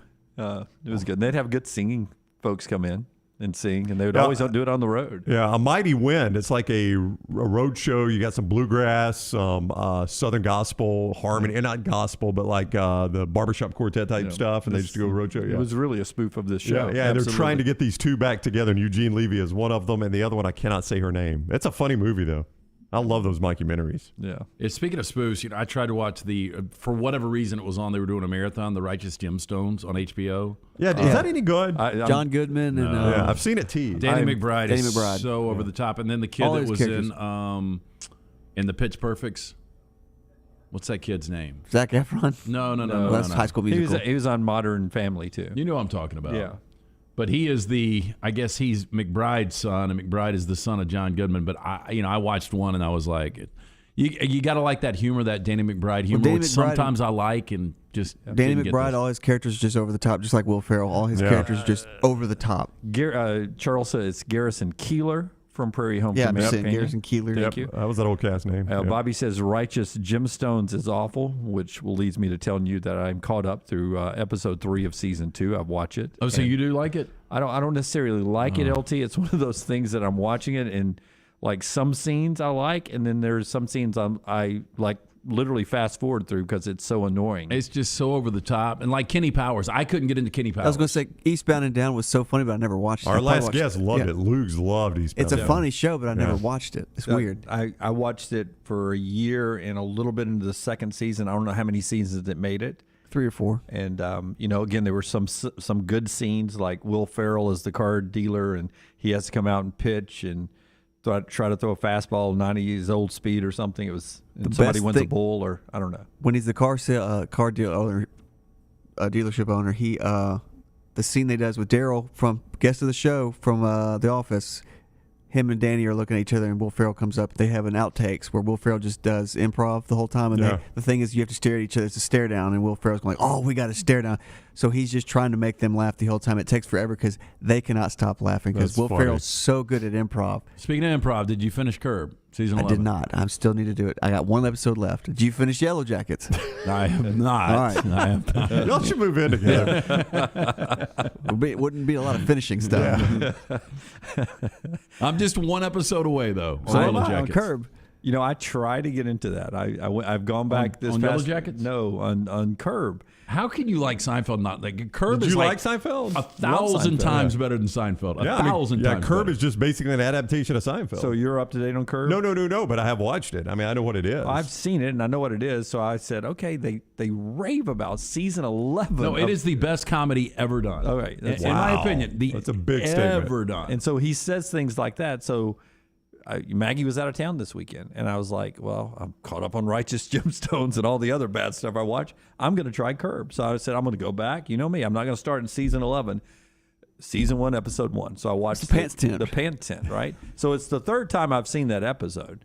Well, why do you keep going back to that because one? Because there are parts I want to start over. I know, but it's not chronological. Every episode is different. Yeah, so boom, I watch that one again, and I'm like, okay, this has potential. And then I start episode 2, and I'm like, oh, I think I fell asleep. I was like, I just don't know how you could like Seinfeld and not like Curb.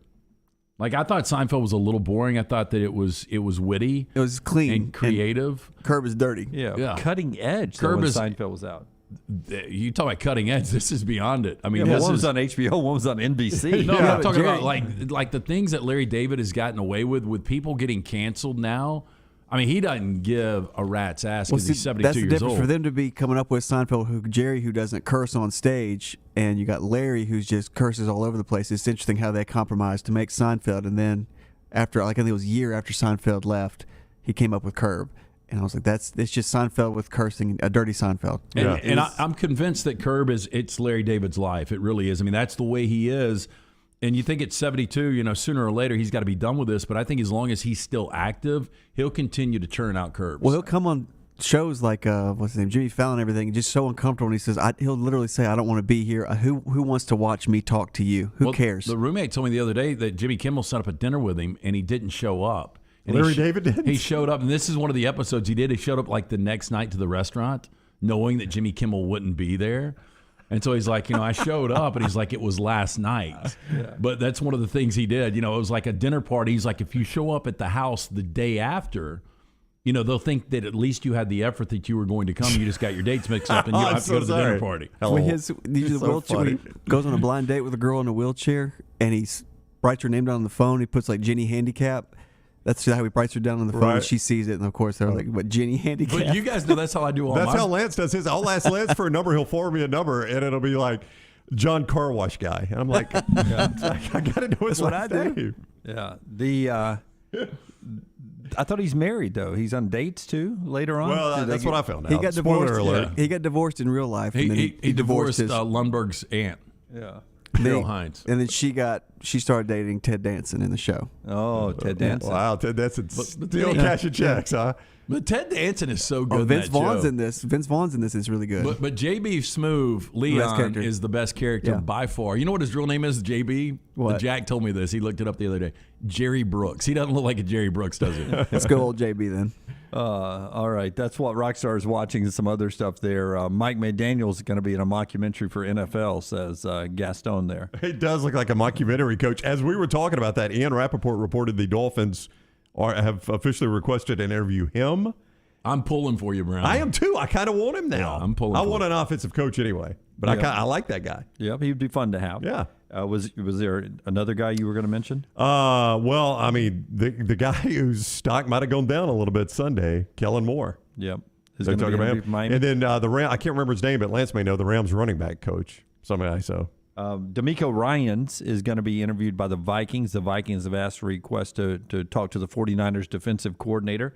And Bill O'Brien, the Alabama offensive coordinator, is a favorite by some in the front office at Jacksonville, but everybody's reporting that he will not get the job with the Jaguars. So he's liked by several in the front office. They do not think he will end up getting the job. A lot of people believe it'll be one of the Tampa Bay assistants. I think it's Leftwich that gets that job. Leftwich was a quarterback for them, so it could be pretty transitional. I mean, if I'm Jacksonville, I know he wasn't a great general manager, but I think he won 3 divisions there, didn't he? I think he won the division 3 times at Houston. Yeah. And that's the same division Jacksonville's in. They saw that happen. No, again, that was a weak division when he was winning it, and they had an elite quarterback. They did.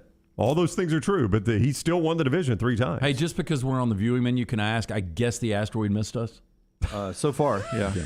I think it's a safe guess, yes. I didn't see anything in the sky last night. I think there was a wolf moon. Yeah. No, it's going to be yesterday afternoon, right? Like 3 o'clock is what you said in your story. I'm late. I got pulled over. Great, beautiful full moons have been hanging around for the morning sunrise the last couple of days. Just beautiful outside. That sounds like Prairie Home Companion again. Beautiful full moons. I'm trying to get to the Kentucky-Auburn basketball game on Saturday. No media credentials available if you didn't have one already, because so many NBA scouts will be at Auburn Arena on Saturday for Kentucky and Auburn, 12 noon. The last time I went to Auburn Arena, I went as a fan. It was an Auburn-Kentucky game. And I went solo because everybody in my family were doing something else. And I bought a ticket with a couple from Kentucky. There were 3 tickets available, and I can't remember. It was north of $125. It may have been $150, $175 for my one seat there for that game. This ticket, a bigger demand than that one a couple of years ago down at Auburn. So you sat with a random couple from Kentucky? Well, I was a solo. I was going to sit with random people. This seems regardless. Like a Curb episode right here. That's awesome. It really does. But, I mean, were you sitting there and they were talking Kentucky basketball going nuts the entire time? Yeah, they were talking to Kentucky basketball. I was talking Alabama football in the middle of an Auburn basketball game. Everybody love that. Yeah. You're going to have to come off the hip this time, my friend. I can't do this price. According to ATIX, I checked with our buddy Steve Susi at ATIX on 2 things here. Number 1, the get-in, which is a standing room only ticket, that upper level standing room only area. $150. $315. Wow. Just to get into this game, 12 noon. So curiosity got the best of me, and I asked Susi, I was like, was there a single Auburn football game this year anywhere where the get-in was $315? I'd say no. He said Penn State was $250 to $300, depending on when you bought it. The Iron Bowl, maybe. Nope. He said Iron Bowl face was $150. He said the get-in was $200-ish. For the Iron Bowl. Okay, so they did not have a single Auburn football home game where the get-in was significantly over $200. Have you sent that out yet? I have. Okay. This one is $315 for a get-in. Okay, this and sounds that's a standing room only. Ridiculous because we are in football country, but if you could ask an Auburn fan right now, would they rather win the national championship of basketball or just get to a college football playoff next year? Ooh, that sounds like a good poll question. Yeah, but I would say national championship better than just getting to the playoffs. And you know, there's great pride with the Auburn fan base right now about being a quote-unquote basketball school. I know it's almost an arms race in the state to see who that first team to win a national championship is going to be. Yeah, I agree with you, but here's a way, this may be a pragmatic look at it, but here's the way I would look at it, is I have got full faith Bruce Pearl is going to have me relevant in basketball for a long time. Right. Guy's a phenomenal basketball coach. You just telling me Auburn made it to the college football playoff tells me point. Brian Harsin has something. Yeah, I think Auburn fans might even want that more because he's right. That seems like Brian Harsin would have it dialed in. That's right, and I know Bruce has got it dialed in. I got faith in that one. I would say it's more like the race for space. Alabama's the first in space already with the football program. There's nothing Auburn can do that's ever going to match Alabama in football. Okay. Never. But we could go land on the moon and win this basketball national championship and let them play catch-up at that point. Let's see if they can Capricorn one this thing up a little bit. Capricorn won this thing up. All right, so tough ticket. It's the fake movie. It was a It was Apollo 11 that landed on the moon. Tough ticket. Did it? It was James Brolin, Elliot Gould, and O.J. Simpson. Yeah. Well, you know what I mean. And only one made it back. It was Brolin made it to his funeral. You know what I mean. Yeah, I do. In that studio in the desert, there was no double dribble for Virginia. All right. There you go. Tough ticket for Auburn basketball this week. Part of our show today being brought to you by the great folks at Michelson. A look ahead at the tickets right there, brought to you by Michelson. Yeah, hey, look, write this number down. We tell you all the time, 969-8100. Call today. Just see if LASIK is right for you in 2022. Again, it was almost 20 years I went in. I had 20/200 vision. I was legally blind without the aid of contacts. After the procedure, which only took 12 minutes for both eyes, I now have 20/15 vision, better than 20/20. Dr. Mark Michelson, Dr. Jen Michelson, call today. Ask for Amy. Tell her the next round sent you. They're going to hook you up. Find out if LASIK is right for you. 969-8100 or online, MichelsonLaserVision.com. Rockstar's guy is Adam Mestre, but if you're an NFL draft guy, your guy is Mel Kiper Jr. He's got his first mock draft out. It's not a mockumentary, Brownie. Oh, okay. But I'll still listen. Technically, it's a mock draft, and we'll talk to Kiper. We won't talk to him. We'll let you hear who he has going in the first round and get LT and Brownie's thoughts on that mock when we come back on the next round. Follow The Next Round on Twitter, Instagram, and Facebook at Next Round Live.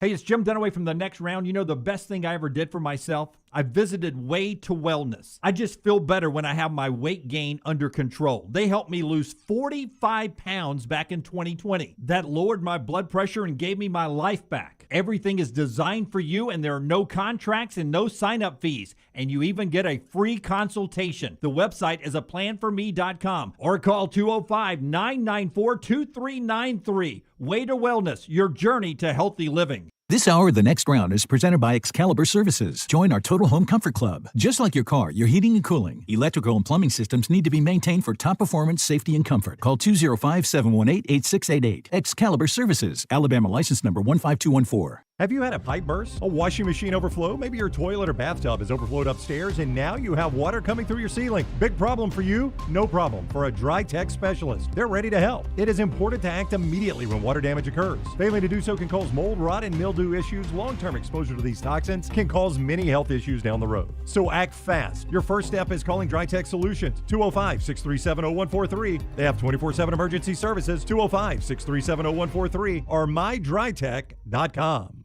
At Culver's, we cook our butter burgers pretty much the same as you would at home, only our 3-cut blend of fresh beef will do.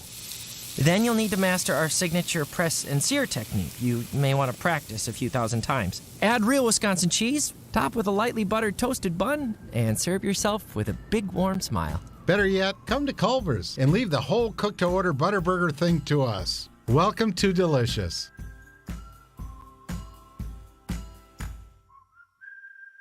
The real estate market is crazier than it's ever been before. I'm Jim Dunaway, and my friends at ERA King have 52 years of experience, over 200 agents, and they're opening new offices right now in Homewood, Vestavia, and Huntsville. ERA King has state-of-the-art offices and the most innovative tools in the business to help you. Text the word MOVE to 35260 to get started. That's the word MOVE, M-O-V-E, to 35260. ERA King Real Estate, growing to serve you. Hey, Vulcan here. A century of reaching for the stars has taught me a lot. For one, your arm gets really stiff, but it is cast iron. For two, the stars not only fell on Alabama, they opened a First Bank branch in Homewood with local banking stars and community banking with a 5-star rating. Big banks?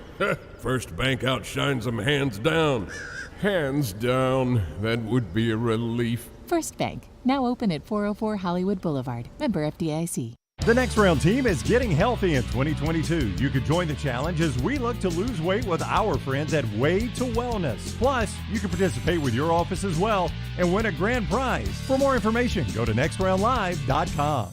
The Double Down Media podcast family is live and full of content for all ages. The Mystery Fifth Hour gives the Next Round hosts a chance to talk about everything but sports. Pour a glass of Bama and bourbon, our weekly college football conversation, while sipping some of the most interesting pours in the bourbon world. And our Not For All Ages podcast, The Last Call, presented by Redmont Vodka. LT has in-depth conversations with personalities like Clay Travis and Taylor Hicks. Find those podcasts and more by searching The Next Round on Apple and Spotify. And remember to like and subscribe. Hey, beginning this month, our friends at Wayne's Pest Control, they're introducing their new Smart Pest solution. Smart Pest combines the effectiveness of traditional pest control services with 24/7 rodent monitoring. Smart Pest monitors and proactively communicates to prevent an infestation. Smart Pest is the most intelligent, eco-friendly pest control solution available today. Call 866-WAYNES1 and mention offer code TNR to receive $60 off your initial Smart Pest service. That's 866-WAYNES1. Hey, Lance Taylor from The Next Round to tell you about my friends at Michelson Laser Vision, located conveniently UAB Highlands. Almost 20 years ago, I went in for the procedure. Only took 12 minutes for both eyes. When I went in, I had 20/200 vision. I was legally blind. Now I have 20/15 vision, still 19 years later. Make the call today. Schedule a hassle-free consultation. 969-8100. Dr. Mark Michelson, Dr. Jen Michelson, Michelson Laser Vision. Make sure you tell them The Next Round sent you. 969-8100 or MichelsonLaserVision.com.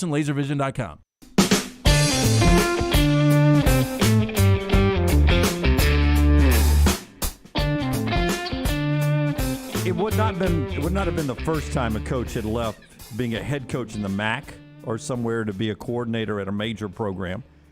But Jason Kendall is staying at Toledo, turning down an offer to become Miami's offensive coordinator. That from Kyle Rowland, who's reporting that.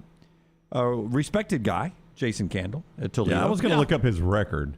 I mean, look, he followed Matt Campbell, and that's tough follow.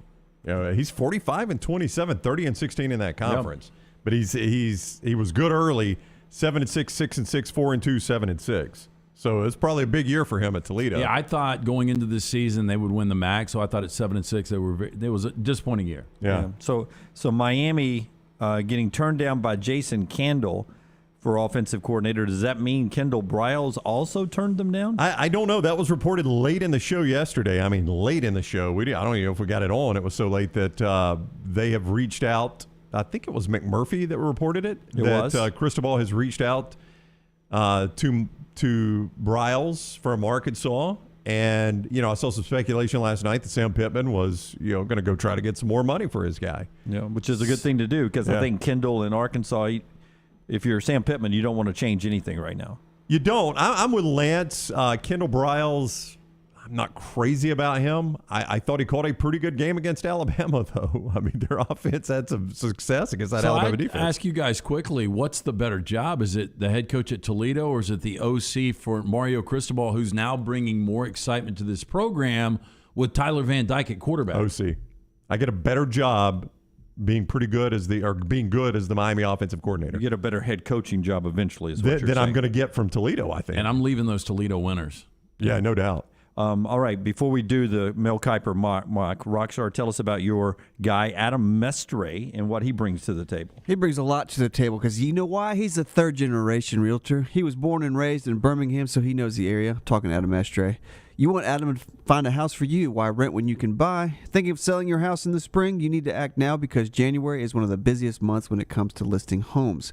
Call Adam Mestre for a free home evaluation at 205-422-0589 or visit mdrealtyllc.com. At MD Realty, we make house calls. Hey, different than Mel Kiper's big board is the mock draft here because he slots you to position with team and also need. He takes that into consideration, which is why Evan Neal of Alabama is in the mix to be one of the first three picks.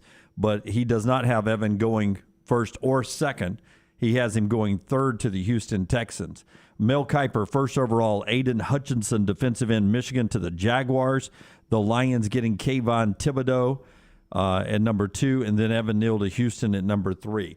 Widely considered those three going in some order in the first 3 picks. So a lot of line play, no quarterbacks there. Well, and you got to look at what both Jacksonville and Detroit did in these situations last year. Jacksonville went with what they think is their quarterback of the future. They went offense with Trevor Lawrence. Penei Sewell went number 2 last year to Detroit, an offensive lineman, so you're probably not going to go Evan Neal there. Look, and if you get premier pass rushers, I mean, these guys can completely dominate games, and that's what people believe Hutchinson and Thibodeau will ultimately be. I mean, there are 4 positions traditionally you've spent on in the NFL: quarterback, left tackle, defensive cornerback, the defensive back, the shutdown corner, and pass rusher. So, I mean, right now, you look at this draft, your guys are Hutchinson, Thibodeau, or Evan Neal. And I think that's how you build teams with those 4 positions. I agree. That's where the NFL invests their money.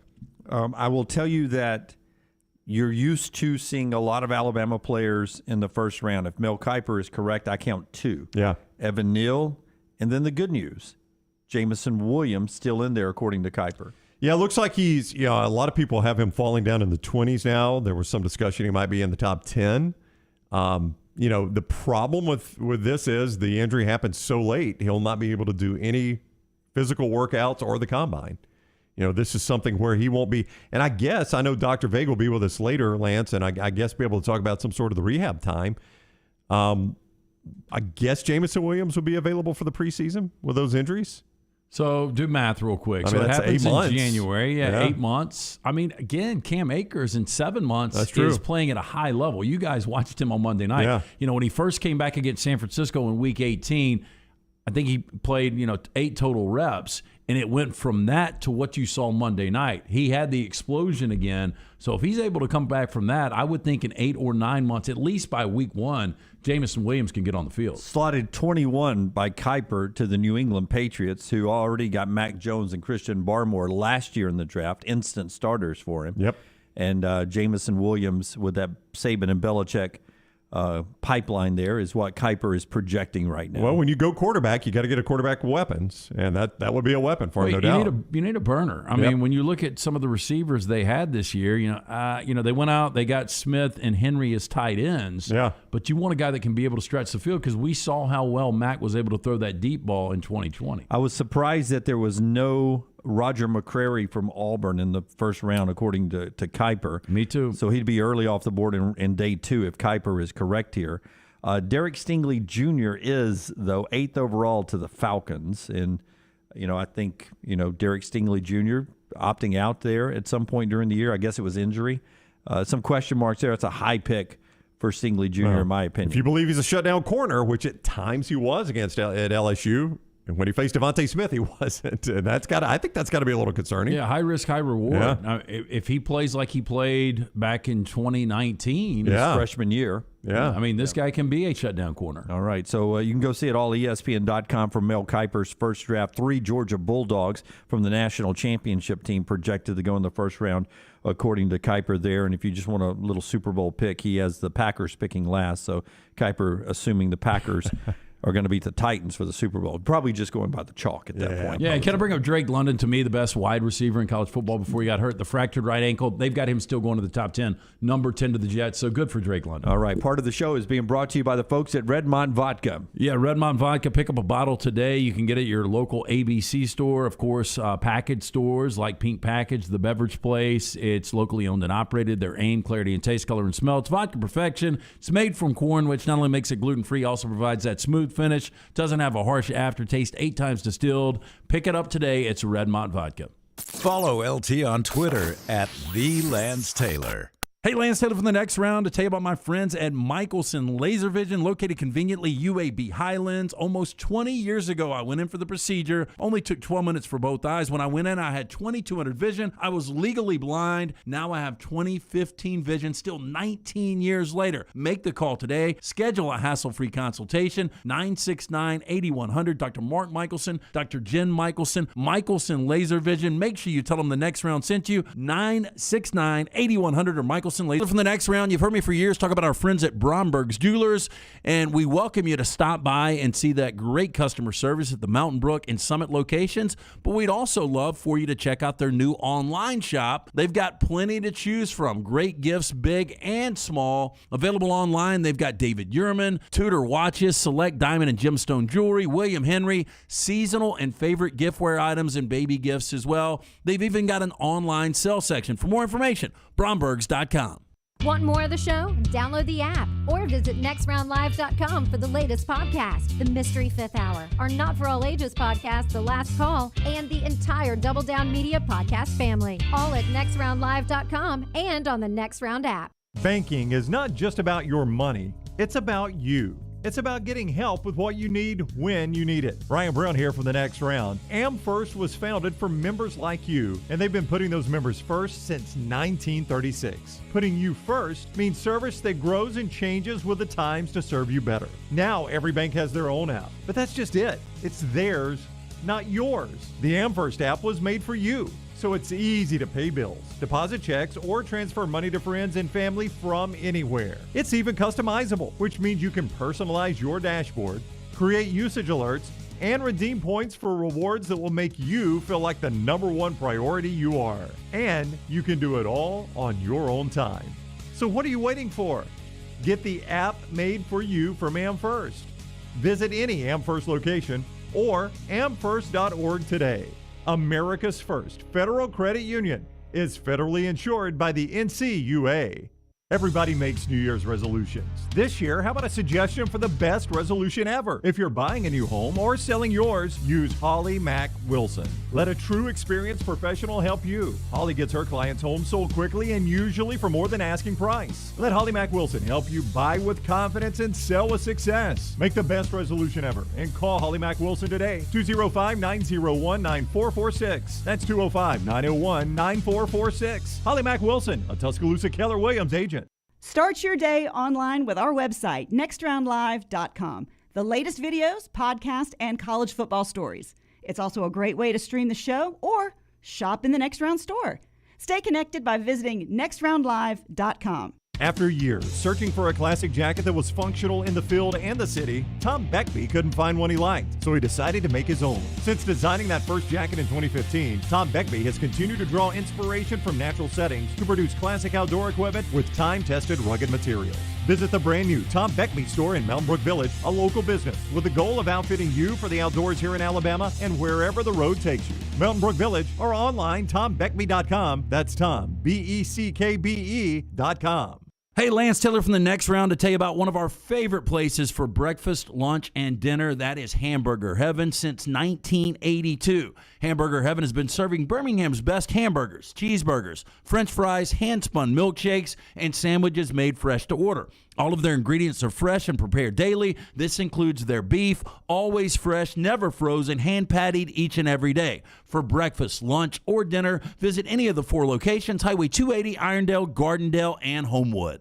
Follow Next Round Live on Twitter, Instagram, Facebook, and YouTube. The social media team at Next Round Live is dedicated to giving you daily news conferences and practice video from UAB, Alabama, Auburn, and around college football. Follow and compare to the sites you used to visit. You'll also get the latest highlights and news from the Next Round Daily Show. Turn on the notifications so you don't miss a thing. Follow Next Round Live on Twitter, Instagram, Facebook, and YouTube. See more at nextroundlive.com. Jim Dunaway, Lance Taylor, Ryan Brown, and Rockstar. Live from the Birmingham Racecourse Casino Studios, The Next Round, presented by Bud Light, is on now.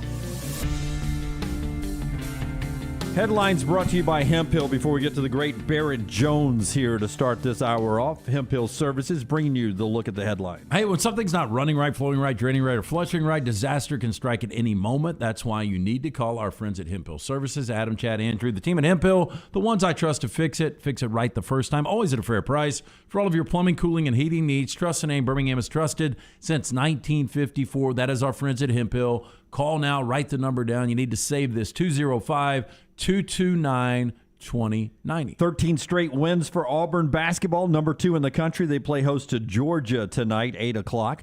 LSU, number 13 in the country, in Tuscaloosa, playing Alabama, 6 o'clock for that one. The Tides lost 3 straight. Kentucky, number 12 in the country, on the road, College Station. 7:30 for that one on the SEC Network. Texas A&M unbeaten in SEC play so far. J.J. Pegues leaves Auburn. He's going back home to Oxford, Mississippi to play for Ole Miss. Former four-star recruit Bryce Young wins the 2021 Manning Award. Good read this morning in the morning rounds about Bryce commenting about all the departures and transition on the roster in Tuscaloosa. And something we'll talk about a little bit later on, but Dennis Dodd reporting that the Big 12 going back to divisions, it looks like, in 2023. I sort of like the Big 12 with no divisions. I thought that's where we were moving, to no divisions.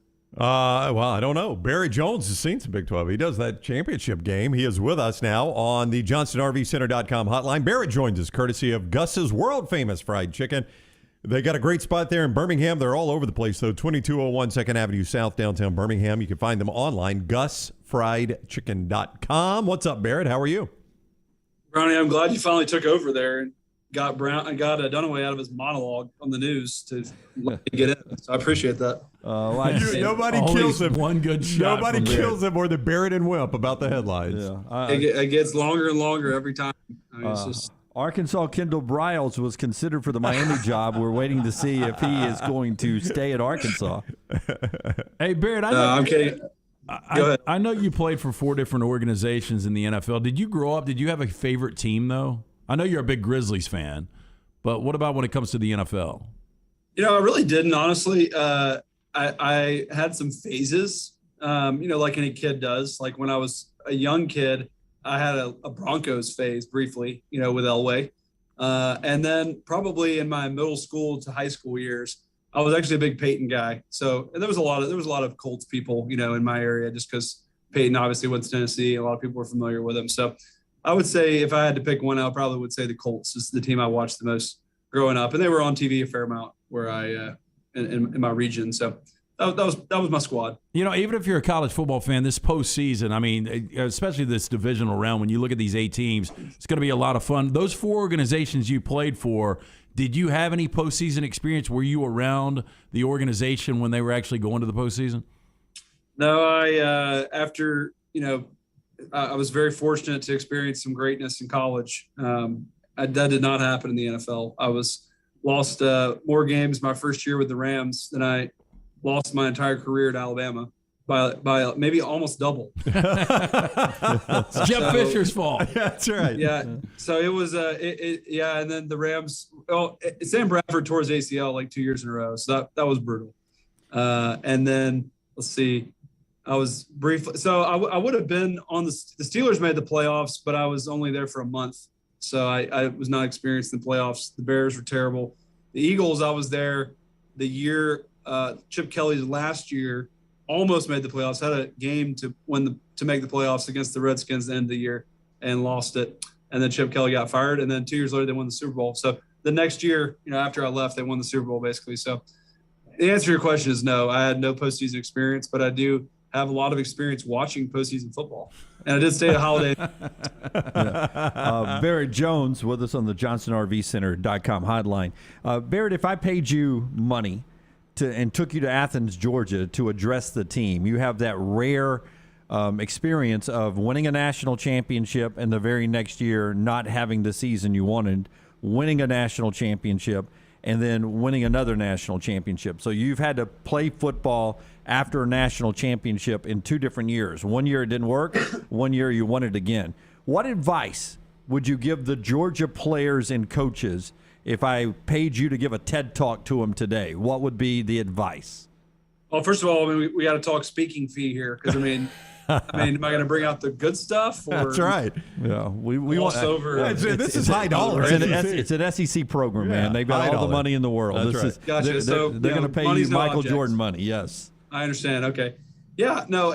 First of all, it's very difficult, and I think you just have to hit it head on. That hey, it's hard. There's a reason that it doesn't happen very often. I was telling somebody that's about the only thing that my group of Alabama guys have left is that we didn't win it back to back, which is hard to do in 11 and 12. And so, I would say you got to address that, and you got to say, hey, this is really hard to do. We want to become something that's been done very, very few times and win back-to-back championships. So you got to make it a goal, obviously, something you're striving for, and then you have to just commit to an incredible attention to detail. I mean, there's honestly not a secret recipe to doing it.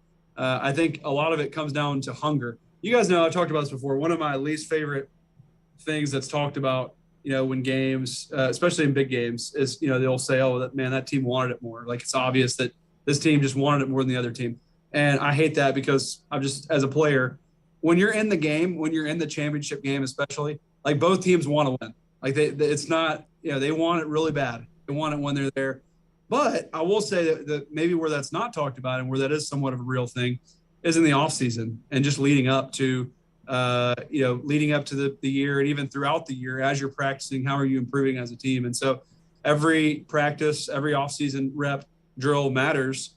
And I think that's where that hunger and desire shows up a lot of times, is the kind of work you put in during those really hard months when nobody's watching. Because it's weird how that works in sports, but it tends to show up in big moments. If you're a team that's really worked hard all year and practiced, playing and performing at a high level, then it's going to show up when the moments matter the most. So that would be my advice, mixed in with, some stories and jokes. No, I mean, that's great advice. I thought it was a great question, but that is a challenge, right? It's a fantastic question. Yes. You liked that question. That's good. I did. Dunaway retweets himself. Dunaway retweets himself and likes his own tweets. Yeah, I will retweet that one, your answer, a little bit later on. That's good. But that is a mountain that is hard to climb, and you did it successful and unsuccessfully different times, and I would assume you didn't do all those things. Your 2010 team didn't, but it was still a good. They didn't. It was still a good year by most people's standards. So, I mean, by most people's standards, I mean, you won 3 national championships. That's the one that it was probably our most talented team. It Yeah. wasn't our best team as a group, but talent-wise, I mean, we were absolutely loaded. I think, just adding one more thing, I think that it's very easy, human nature-wise, to kind of think, okay, we got our championship ring, especially for some of the guys that maybe are like sophomores and have 1 year left, or, that are going to be probably first-round guys, and think, you know what, this year it's going to be a little bit more about me. I'm just going to make sure that I don't get hurt. That's a big one, I think, for a lot of guys. It's just, play a little more cautious, which I think seems like you have a very unofficially higher chance of getting hurt when you kind of have that mentality for whatever reason than when you just go out and kind of give it all you have. And it tends to just be a little bit more me-centric, and not even, in the most extreme way where these are good guys that were very team-centric year before. It's just human nature where you're like, okay, we got our championship. Now we got to figure out, I see all these other guys going pro, and, for the guys that are left, now it's going to be their turn. And how do they lead? I think leadership is that's, if I had to boil it down to one key, it's all about leadership. I mean, the best teams I was on, of course the coaches held us accountable somewhat, but the best teams I was on, it was always the players doing most of the holding accountable. And if you have that intensity from the players, that's when your teams go from good to great. So you got to have that same kind of leadership. And usually part of the reason it's so hard is just that when you have a team that wins a championship, usually they have a lot of guys that leave. That's just part of the factual reason, is that you have a bunch of guys that go pro and are not there anymore. And not only do you lose a lot of experience, you lose a lot of leadership. Barrett Jones is with us. He is on the JohnstonRVCenter.com hotline. And Barrett joins us each week courtesy of our friends at Gus's World Famous Fried Chicken. Get some for the family on the way home, 2201 2nd Avenue South. You can order online, GusFriedChicken.com. That is GusFriedChicken.com. You mentioned that about guys going pro. The transfer portal is a whole new animal. And Alabama's got some significant losses. A lot of people said this team was building towards this coming season, not the season where they just played for the championship. When you look at this team, what do you look at? What unit worries you? What unit do you look at and say, all right, I know they were building for next year, but they got to get better here? I would say probably the unit, to me, that's maybe one of the bigger question marks, is actually receiver. Now there's a ton of talent there. I mean, going back, even back to that championship game, I know we talked about this a little bit last week, but man, I thought Bryce Young just had some absolutely gutsy throws.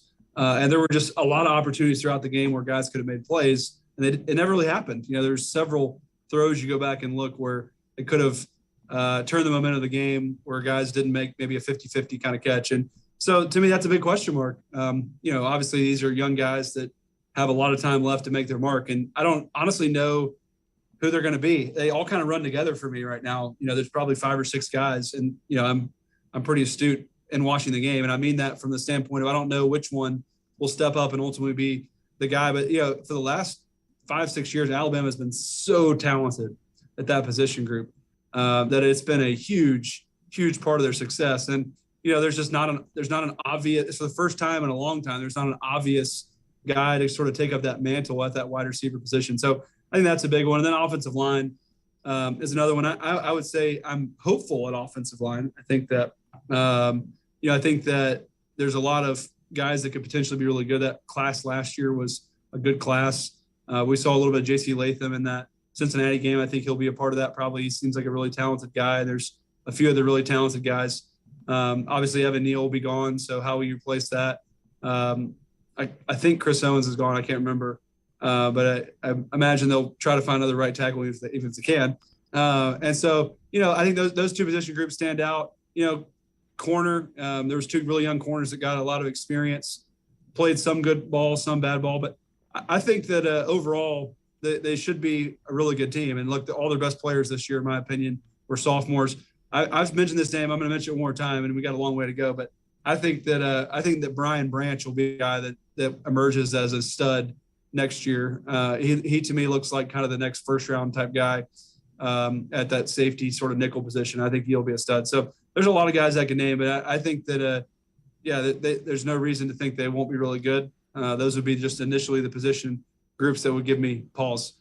Hey, Barrett, for a good majority of the season, Bill O'Brien was a polarizing guy, and now he's been mentioned with the Jacksonville Jaguars job. If he was to take that job, is there any concern moving forward at all as an Alabama fan that this offense won't be dominant again, no matter who takes this job? I would say no, not only because the person doesn't matter. I think offensive coordinator is enormous, and it's a huge hire, but I would say it's not a concern probably just because Coach Saban has such a great track record of finding great hires. I mean, I think that to me is maybe one of the more underrated qualities of Coach Saban is his ability to assess and hire great talent at the coaching position. I mean, he does a fantastic job of melding to, the philosophies of the coaches that come in and also the offense that, they run without making too many changes. It is kind of funny. It's the only place I've ever been around where if you're an offensive coordinator and you come in, you're learning the terminology of the players, not vice versa. I mean, almost any other place, you get a new offensive coordinator, you got a whole new terminology.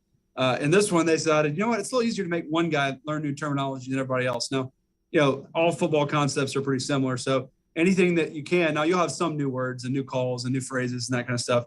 But as far as your general calls, they pretty much all stay the same from coordinator to coordinator. So that's why part of the reason why they've been able to make such a seamless transition, because Coach Saban enacted that, policy about a decade ago. So I don't know who it'll be if he does leave, but I wouldn't be worried about it again because he has such a good track record of hiring great people. And I thought Bill O'Brien was good this year, but I wouldn't put him in an irreplaceable category. Yeah, this is not me, for the record. This is not me asking Barrett if Bill O'Brien left, who Alabama should hire. This is me asking Barrett, you traveled the college football country with ESPN Radio. Who was an offensive coordinator that caught your eye this year? You watch him, you're like, I really like what this guy does.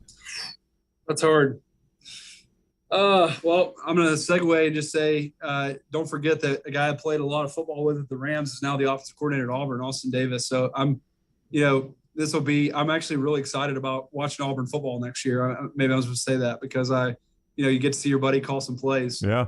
I had a little bit of hard time. I thought this was a weird coaching cycle to me in general. There were not quite as many people in general who I was, thought were just obvious sort of names. I actually think that offense, there's been such a propelling of offensive coaches over the last, few years where so many offensive coaches have been given head jobs. It seems to me like there's actually a backlog of defensive guys, that stand out to me that deserve, more opportunity maybe than obvious offensive people. So honestly, I don't have a great answer for you. I mean, nothing just immediately jumps to mind. Like this, actually, you know what? I was pretty impressed. a guy you just mentioned. I think you just mentioned him. I was pretty impressed. I actually really liked the Baylor staff. I thought they did a really good job. Jeff Grimes. Yeah. You got him Jeff from Grimes. BYU. That was a great Jeff, hire. Yeah. I thought the reliable, violent offense, was pretty good. And even though the numbers weren't always sexy, I thought that was a really good hire. And just to watch how they transitioned from 2-8 or whatever they were to Big 12 championship, I thought that was fantastic.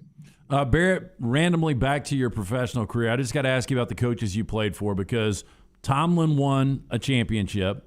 John Fox won a Super Bowl. Jeff Fisher coached in a Super Bowl. Chip Kelly coached in a national championship game. How different were those personalities, and which was the best players coach? They're very different. Best players coach is tricky. I'm not a players coach guy. Okay. So, like Jeff Fisher was the best players coach in that, like, our all-season schedule was the easiest by far. Like, he would cancel OTAs sometimes. This is a shocker. I'm a Saban guy, and I'm like, we need these OTAs. Way to go. All right. Like, what are we doing? Apparently he did too. And, we would cancel mini camps sometimes. And hey, and everyone was like so excited. And I'm like, I don't think we're good enough for this. But, so from that standpoint, I guess it was great. But I thought it was interesting. So, there's a story that's, what the heck. So we're like 6-9 or something. It's like the last game of the year. I can't remember the exact record. Maybe it was not quite like that. We're playing a little better ball. We'd won like 2 in a row towards the end of the year. And we at a team meal, like as a celebration, Jeff Fisher announced that there was going to be beer the night before the game at a team meal. And everyone was like, yeah. And I'm like, what are we doing here, guys? Got a game at noon tomorrow. And we went out there and we got boat raced. This is not surprising. So, whatever. It is what it is. Players were excited. We weren't going to the playoffs anyway. I guess it was a pick me up for the guys, but we got boat raced by the Giants. I'll never forget the next day. And I was just like, okay, I guess this makes sense. We're not that good. And we celebrated with, and it wasn't like guys were getting out of hand. Guys had like 1 or 2 beers, which I get. It's not really an impact. It's more of the, mental state of just the loosey-goocey nature of it all was very off-putting to me. But what you're saying is Jalil Billingsley would have loved Jeff Fisher. He would have loved it. Absolutely. Barrett is presented each week by Gus's World Famous Fried Chicken, 2201 2nd Avenue South, GusFriedChicken.com, featured on the Food Network, Travel Channel, Washington Post, Forbes Magazine, GQ, Gus's World Famous Fried Chicken, GusFriedChicken.com. Thank you, Barrett. Have a great week. Always fun, guys. Thanks a lot. All right, buddy. Take care. Barrett Jones with us, the Alabama great, ESPN Radio. Always with us on the JohnstonRVCenter.com hotline. All right, trash is coming up on our next segment, and still to come, Todd Fuhrman at 12 o'clock to talk about the playoff games going on this weekend. Cincinnati hired Kerry Combs as their DB coach, the one-time Ohio State defensive coordinator who was pulled from his duties midseason. And Forrester, if you can give me the Gary Patterson picture. Gary Patterson, the one-time TCU head coach, is about to join a new staff. Look where he is last night. That's Chris Del Conte, the Texas athletic director. He's in his booth last night. Look at the logo on his jersey. Wow. Gary Patterson's about to join Sark's coaching staff, the Texas Longhorns, as a special analyst to the head coach. And it is weird seeing a lifer basically at TCU wearing the hated Hook 'em Horn sign right there, the Longhorn sign in Texas. Man, I think we sleep on Gary Patterson and what a good defensive coach or great defensive coach he was, and really what he built at TCU. And I know there were the up and down years, but you guys remember in 2009, if that Texas game goes the other way in the Big 12 championship, they're playing Alabama for a national championship. Yep. That's right. That's Gary Patterson, who took them through Conference USA and the Mountain West Conference all the way into the Big 12. Out at TCU, Sonny Dykes is there, and Gary Patterson, not on the field coaching, but as an analyst with Sark and the Longhorns. Never thought I'd see. He hated Texas. Hated Texas as being treated like a little brother at Fort Worth all those years. And now He's got the Longhorn logo on. Our show being brought to you always by our friends at Bud Light, presenting sponsor. And Bud Light Seltzer Hard Soda is out now. 4 classic soda flavors. A whole new way to experience them right now. Bud Light Seltzer Hard Soda is seltzer with the pop of soda. 100 calories and 0 sugar. Available wherever you buy beer. Try them today. It is Bud Light Seltzer Hard Soda. Trash is next. Follow Brownie on Twitter and Instagram at Ryan Brown Live.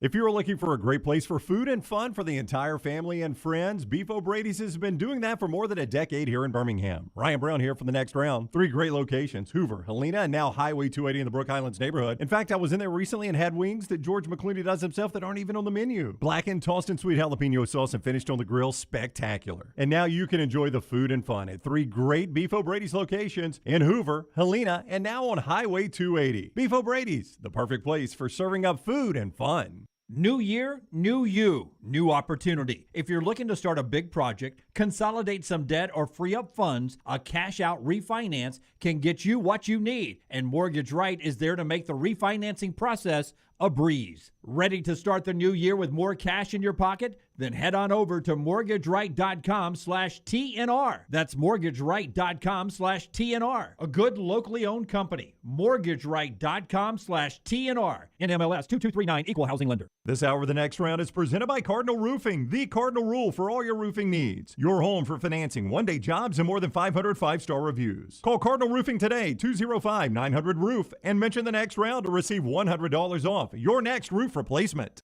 Hi, this is Wes McClooney, owner of the New Balance Birmingham store. And if you're like me, you probably added an inch or 2 to your waistline over the holidays. If Santa didn't put new shoes under your tree, it's time to treat yourself so you can walk or run those extra pounds off. Make your New Year's resolution to get out and exercise. At the New Balance Birmingham store, get the perfect fitting shoe to motivate you. Shop the New Balance Birmingham store on Highway 280 next to Chick-fil-A. Support the show and grab some great t-shirts and hoodies right now in the Next Round store. Buy the Alabama State Map shirts in your team's favorite colors, the popular Y'all Can Have the Rest, or Next Round flag shirts are also online now. Just go to nextround.store.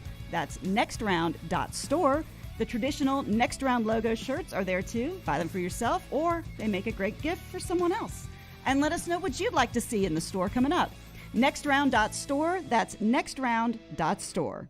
Follow Next Round Live on Twitter, Instagram, Facebook, and YouTube. The social media team at Next Round Live is dedicated to giving you daily news conferences and practice video from UAB, Alabama, Auburn, and around college football. Follow and compare to the sites you used to visit. You'll also get the latest highlights and news from the Next Round Daily Show. Turn on the notifications so you don't miss a thing. Next Round Live on Twitter, Instagram, Facebook, and YouTube. See more at nextroundlive.com. A legendary coach once said, "It's not the will to win that matters, it's the will to prepare to win." Bryant bankers have the dedication and experience to put together a financial game plan that's right for you. Stop by one of the 7 Central Alabama locations today or give them a call at 1-855-4-BRYANT to begin preparing for your financial future today. You'll find out what unbeatable service and legendary results are all about. Bryant Bank, Equal Housing Lender, member FDIC. Follow Next Round Live on Twitter, Instagram, Facebook, and YouTube. The social media team at Next Round Live will share the latest interviews and videos from UAB, Alabama, Auburn, and campuses all over the college landscape. You'll also get the latest highlights and news from the Next Round Live Daily Show. Jim, Lance, and Ryan will share their thoughts, and remember, you can always see the old shows on the Next Round Live YouTube channel. Subscribe, like, and don't forget to comment. Turn on the notifications so you don't miss a thing. It's Next Round Live on Twitter, Instagram, Facebook, and YouTube. Fans of Twin Peaks, make sure you stay up to date by signing up for their e-club. Stay up to date on all things Twin Peaks and score free stuff. Signing up is easy. Just visit twinpeaksrestaurant.com/peaks-club to get started today. Stay up to date with the Next Round on the website, nextroundlive.com. The latest videos from the show, plus podcasts like The Mystery Fifth Hour, Bama and Bourbon, Last Call, and others from our Double Down Media podcast family. You can start your day with the latest college football stories, plus easy to listen to hour-by-hour downloads of the live show. Nextroundlive.com, a great way to stream the show live or shop in the Next Round store. Make nextroundlive.com your homepage. That's nextroundlive.com.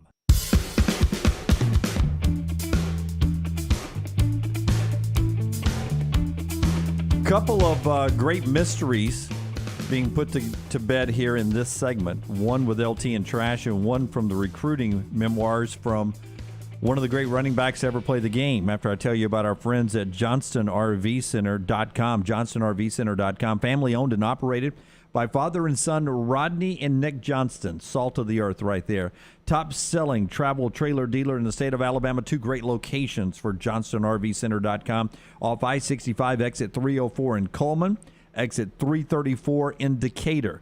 Exclusive lifetime warranties as well. RV warranty forever on all new models and used models under 2 years old. Financing available as well, really easy financing. And they're the home to Cherokee America's #1 selling camper brand right there. It's JohnstonRVCenter.com. They provided us with the RV that took us to the national championship and brought us back. JohnstonRVCenter.com. The most famous vehicle in the history of college football recruiting is the gold Trans Am. Eric Dickerson, SMU. Of Eric Dickerson. He started driving it in 1979, his senior year in high school, and he is now, in his book, telling the full story of that. 1979 to 82 with the SMU Mustangs. Texas A&M boosters indirectly paid for the gold Trans Am for Eric Dickerson, who started driving it during his senior year of high school. Texas A&M boosters. To keep him away from Texas? To get him to come to Texas A&M. Well, that didn't work. That was a bad plan on their part. Sometimes, Brown, when you play under the table, yes. There are people not playing by the rules. Is the gold Trans Am still out there? Dickerson, an All-American, I'll tell you what he says here. He had previously claimed that his grandmother bought him the Trans Am. He writes in his book, though, that it was A&M boosters who later paid her back for purchasing the car. Dickerson detailed in the excerpt from his book how he saw the car at a dealership on the Interstate I-10 while traveling from Sealy to visit his grandparents in Houston. After mentioning the car to his stepfather, he said he found himself talking with an A&M booster in Sealy. Dickerson identifies him as Clarence Shear, who told him to go to the dealership. And he went to the dealership, and they gave him the keys to the car. There's the gold Trans Am there. Problem is, he didn't drive it to College Station. Straight to Dallas. Made a wrong turn. Man, you know what's crazy is like Good Faith paying her back those payments. Like Good Faith is, he's got to come to College Station for us to pay you back. Yeah, she got paid back. They paid Granny back too soon. That's what it sounds like. So, or Granny had the goods on them too. I mean, that's back when the NCAA had teeth. So he ends up taking that gold Trans Am, driving it all the way to SMU, and running it into the NFL as a Hall of Fame running back. What do you think the Carfax say on that thing? I will tell you this, that they probably scratched off some serial numbers and all that, but if they gave him a gold Trans Am, what did SMU give him, right? Eventually, it led to the death penalty. I'm telling you, man, Pony XS is one of the best 30 for 30s. Yep. It is fantastic. I debate on whether it's the original one about the U or the Pony XS. I think I go Pony XS. I like the one about the day OJ fled, the one that covers everything that happened that day. That is so well done. The 2 Escobars are really good, too. Yeah, there's a lot of good ones. Yeah. Some of them, it felt like they did a little, they did too many of them. Yeah. Yeah, you always do that, I'm right? surprised you like the 2 Escobars. It doesn't end well. No, it does not. You know that just in the name. When it says the 2 Escobars, you don't expect a Disney ending, do you? All right, it's time for Trash Today. It is brought to you by the great folks at Mortgage Right, always making sure your endings are perfect. Hit it, Rockstar. After the break, we're going to interview Eric Weihenmayer, who climbed the highest mountain in the world, Mount Everest. But he's gay. He's blind. LT's Trash is presented by Mortgage Right. Mortgages, done the right way. Incredible. Hey, if you're in need of some quick cash to keep those New Year's resolutions afloat, well, our friends at Mortgage Right, they're the GOAT when it comes to getting your finances back on track. With a cash out refinance, you can make your most expensive resolutions a reality by taking advantage of your home equity. Whether it's building a home gym to lose a few extra pounds or backpacking across Europe, you can count on the experts at Mortgage Right to make getting cash in your pocket easy. Ring in the new year the right way by visiting mortgageright.com/TNR. We start with another recruiting story, and I meant to bring this up on Monday because I got this over the weekend, and this is pretty crazy. So Najee Harris was on a recruiting visit with Jim Mora Jr. When he was at UCLA? Yeah, and according to so I'll just read it straight. A wild story about Jim Mora blowing up the internet. Sunday Night Rivals reporter Rob Cassidy. Do you guys know who Rob Cassidy is? Do not. Nope. He tweeted that Pittsburgh Steelers running back Najee Harris once told him that Mora dropped a bombshell while recruiting him. Now, the former UCLA and current UConn coach, I continue to forget he is the UConn coach. I forgot all about that, yeah. Wow. He told the legendary Alabama running back that he knew the identity of the man who shot Tupac. I did not. I don't guess I followed this that closely. I didn't know that was still a huge mystery. It still is. They need to make a special about it. A lot of theories. Yeah, you just want one or two specials. Yeah, a lot of theories. There's a couple of theories. They think they got kind of a couple of the guys painted in a corner here, but there's no hard evidence. Quote, Najee once told me that Jim Mora told him he knew who killed Tupac during a recruiting visit, and I've never stopped thinking about that, Cassidy tweeted. It's almost hard for me to believe this is real. I have no doubt Cassidy's telling the truth. Now, Tupac's murder is one of the greatest unsolved mysteries past 100 years. Police have never solved the crime. What's weird about this story is Tupac never actually, or excuse me, Jim Mora never actually unveiled who the guy was. He never told Najee. Is this just one of those things? What are your interests? Well, 90s hip hop. No, I know Tupac or Biggie. Yeah. I'm a Tupac guy. I know who killed him. Yeah. And then it just died there. Yeah. I just thought it was interesting. That was one of the things they talked about on his recruiting visit. Yeah, very interesting. And it still bothers Najee. He didn't ask. That's my first question. Well, who is it? Yeah, why don't you tell me, Coach? I'll sign with you if you'll tell me. If we ever get Najee on the show, we've got to ask him that. Okay. Very interesting. Okay, so I kind of teased this earlier in the show about the Christmas trees that were taken down yesterday from Ryan Brown here in the Next Round Studios. It's mid-January. Most people who celebrate have taken their Christmas trees down, boxed them up, put them on the curb for pickup, or turned them into firewood. But what if Christmas trees weren't just Christmas trees? Jim, this is your story. What if trees were decorated for all occasions? Valentine's Day, St. Patrick's Day, Easter, Halloween. They're fall trees by nature, but you could decorate them for anything. Two British Columbia women are doing just that. Carol Jensen has given her Christmas tree new life by leaving it up year-round and decorating it to suit the season. Now, this weekend, she plans to string hearts and symbols of love around the tree. Jensen says she hopes she inspires others to find something festive and fun to do year-round to keep the holidays alive. We throw up the Clover tree in March for St. Patrick's Day, which turns to the Easter tree. Different flags for Flag Day. That's right. There you go. In May, we 420, you throw a bunch of weed on the tree. You could, yes, absolutely. A bunch of tortillas for Cinco de Mayo. That's right. In May, that'd be good. What are we going to do in Hang June? miniature tequila bottles, actually. There you go. July, it's all American flags. Independence Day. Well, I think American flags nonstop. Yeah. I don't know what we do in June. What do you do in June? We can just throw palm trees up. Okay. Middle of summer. We're just going to change trees in June. For June, July, August, September, it'd be celebrating the NBA playoffs. Well, June is Father's Day. You could have miniatures of the best fathers out there. That's right. August, we obviously start rolling back to football. Yep. There you go. I think we actually could have pulled this off. I think so. Literally just roll the trees. Do you guys like the all-you-can-eat buffets? I do not. My wife and I discussed this. We were staying in a hotel in Nashville over the weekend. I never eat breakfast at those hotels. I don't know why. We did, and it had a buffet, and neither one of us got it. I feel like buffets go quantity over quality. I prefer quality. The only buffets I like are the ones in the media rooms during the college football playoffs. Did such a good job of that buffet. I'll say it again. Yeah. But that's sort of limited access. It's not really open to the public. There's a limited number. Yeah. But it is a serve yourself situation. I'm not a big buffet guy, to answer your question. So a woman who wanted to, quote, get her money's worth at an all-you-can-eat sushi buffet. Wow. Has revealed how her efforts went horribly wrong, landing her in the hospital. Yeah, I would not trust that at all. Danielle Shapiro, 24, spent $50 on an unlimited feast at Sushi 85 in Mountain View, California last month. But after indulging a little too much, including 32 rolls of sushi. I love sushi. Are you serious? But I think I'm like 10 rolls and I'm out. I do two. I can. Do, 10 pieces. Yeah, I I'm do not 2 even 10 rolls. rolls. I can 10 do 2. rolls. I can do 2 rolls. I do 2 rolls. She ate 32? 32. God. Now, following the binge, Shapiro was rushed to the emergency room with severe stomach pains. That's where she was diagnosed with a reflux disease, commonly known as acid reflux.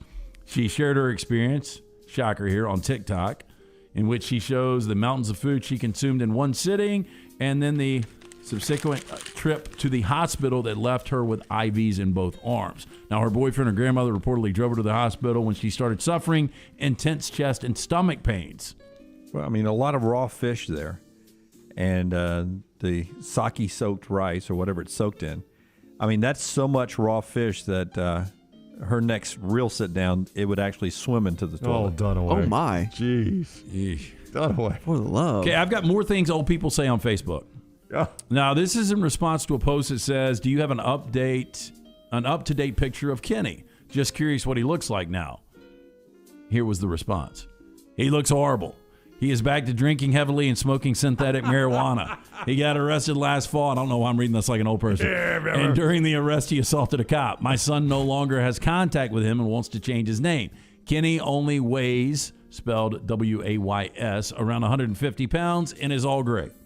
They killed Kenny. My God, just like I just want to see what he looks like. Yeah. Horrible.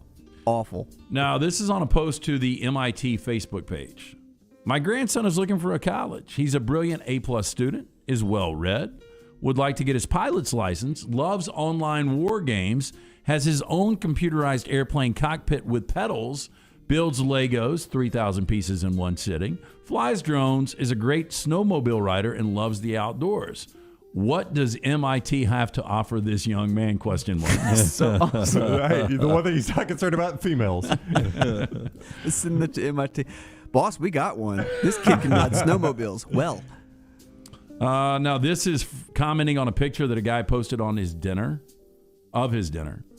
All caps, Mike, I don't want to disturb your eating, but James passed away today.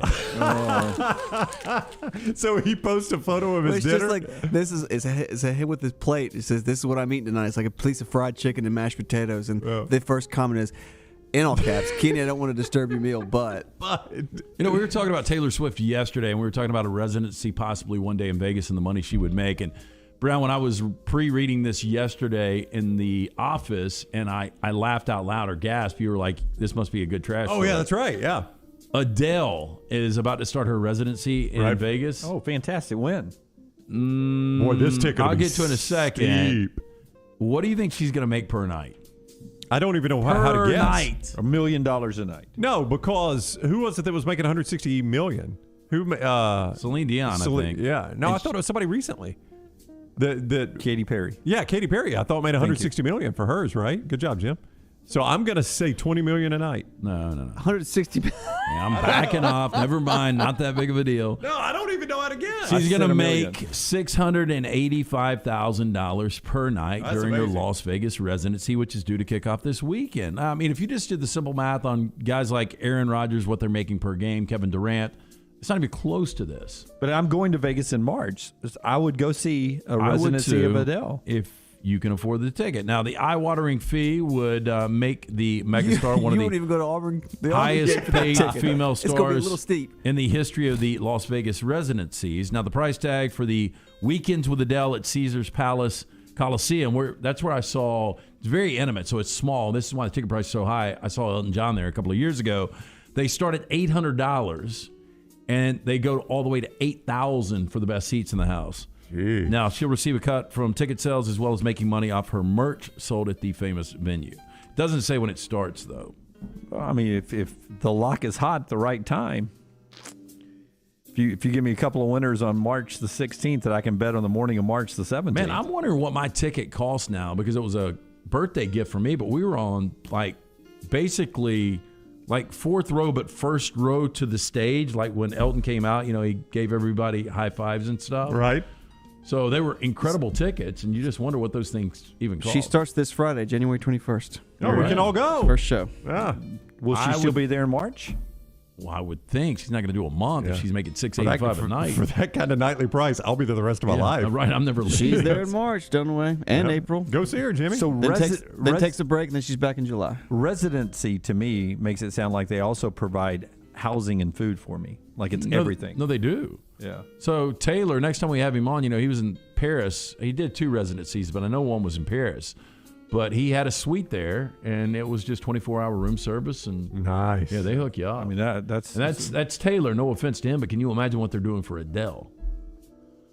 Finally, people were asked what culinary hill they are willing to die on. I agree with most of these. Brown's kind of our resident chef. All right, let's here. go. So the first one, a burger should fit in your mouth and shouldn't require a stick to hold it together or eat it. Agree. Well, they drive that steak knife through it. Yep, I agree. A little too big. Yeah, having to cut it, mash it down. I'm 100%. I'm 100% on that one. But I do like a lot of stuff on my burger. I'm okay with that. But occasionally it's good to have just. But if it's something like that, I don't want that. This next one, because I do this a lot and I totally agree. Homemade chili is almost always better the next day. Yes, and there are some soups that are that way no too. No problem with that. Because everything absorbs the to flavor. homogenize itself. Yeah. I know you're going to agree with this one. Grilling on charcoal tastes way better than propane. I mean, that's not even a discussion. Yeah, it's really not. Propane's so easy. No, it's far easier. There's not no really doubt. charcoal though. The wood is the way to go, right? Yeah, the lump charcoal. But it is. Yeah, it's still charcoal.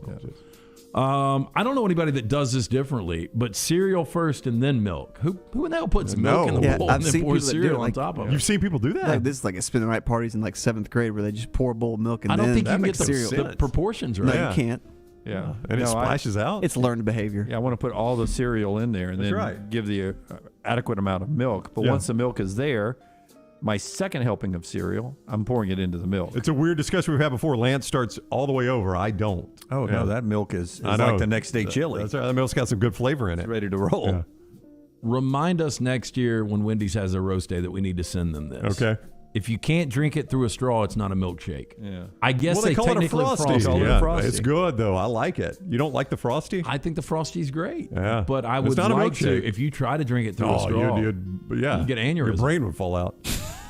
It would. I mean, your head would explode. And finally, we're talking about what culinary hill people are willing to die on. Beef Wellington is a fancy Hot Pocket.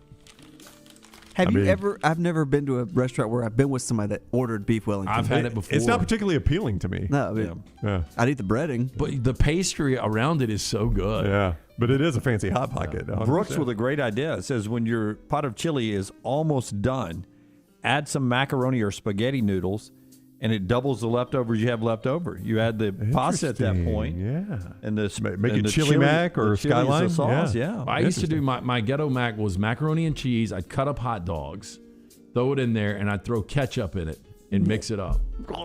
Were you trying to make it inedible? No, and then you can put potato chips on top if you wanted a little crunch. Yeah. Oh, God. Lance. And then you eventually got a job? I was making $12 an hour. You still have the same taste buds. It wasn't bad. Next time you guys are over, that's what I'm feeding you, my ghetto mac. Fast forward to us ordering a $100 bottle plus of wine last night. You ordered and you're like $100 you're like bottle plus wine. Oh, yes, we'll take this one. We'll take this one. When I go to dinner with Dunaway, I've got alligator arms. Like a former producer of you guys. Yeah. You don't have to pay, man. We're paying off trash.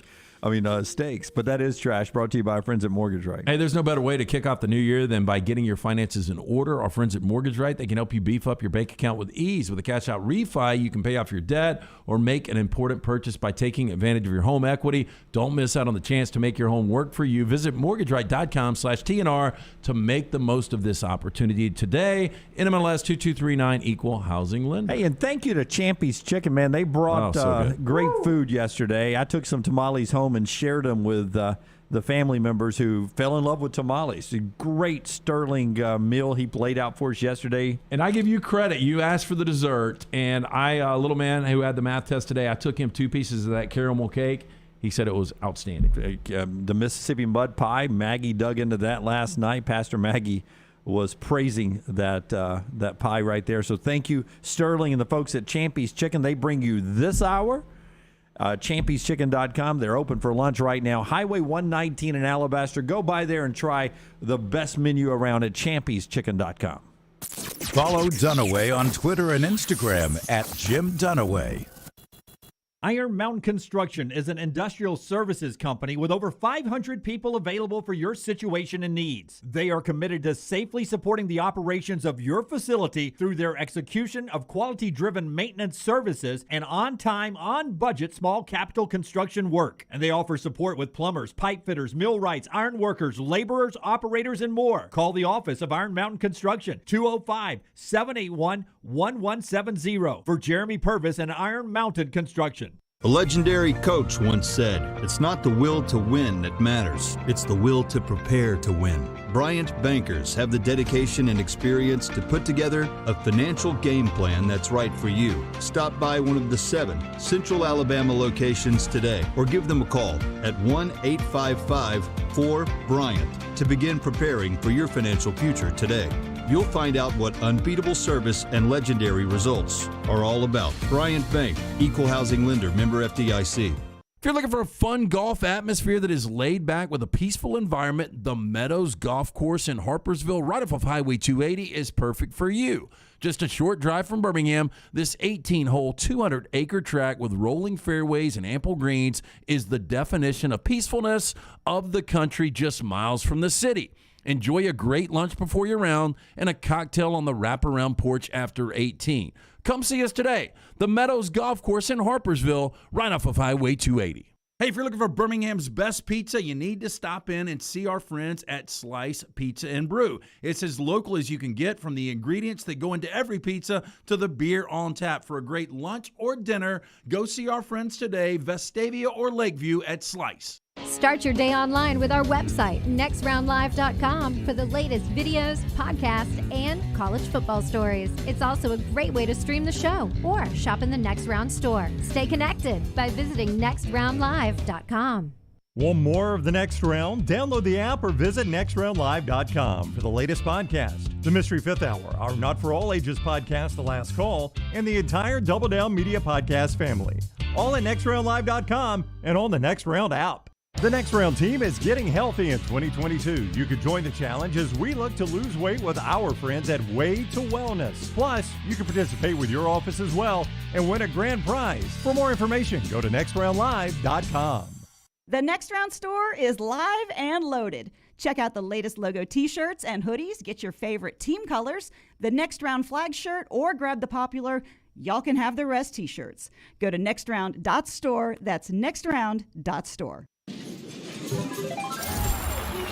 Nothing to do tonight? Wanna bet? It's non-stop gaming action at the Birmingham Racecourse Casino.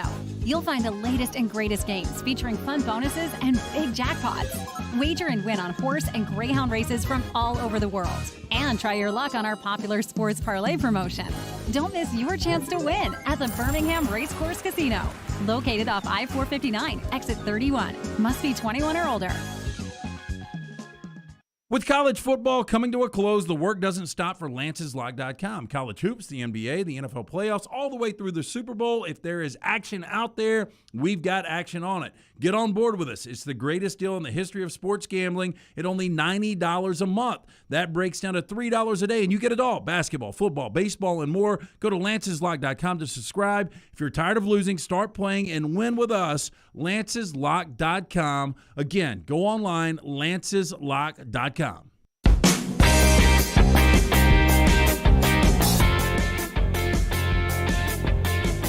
Ozark, the TV show, first half of the final season returns on Friday. JT Daniels is in the portal.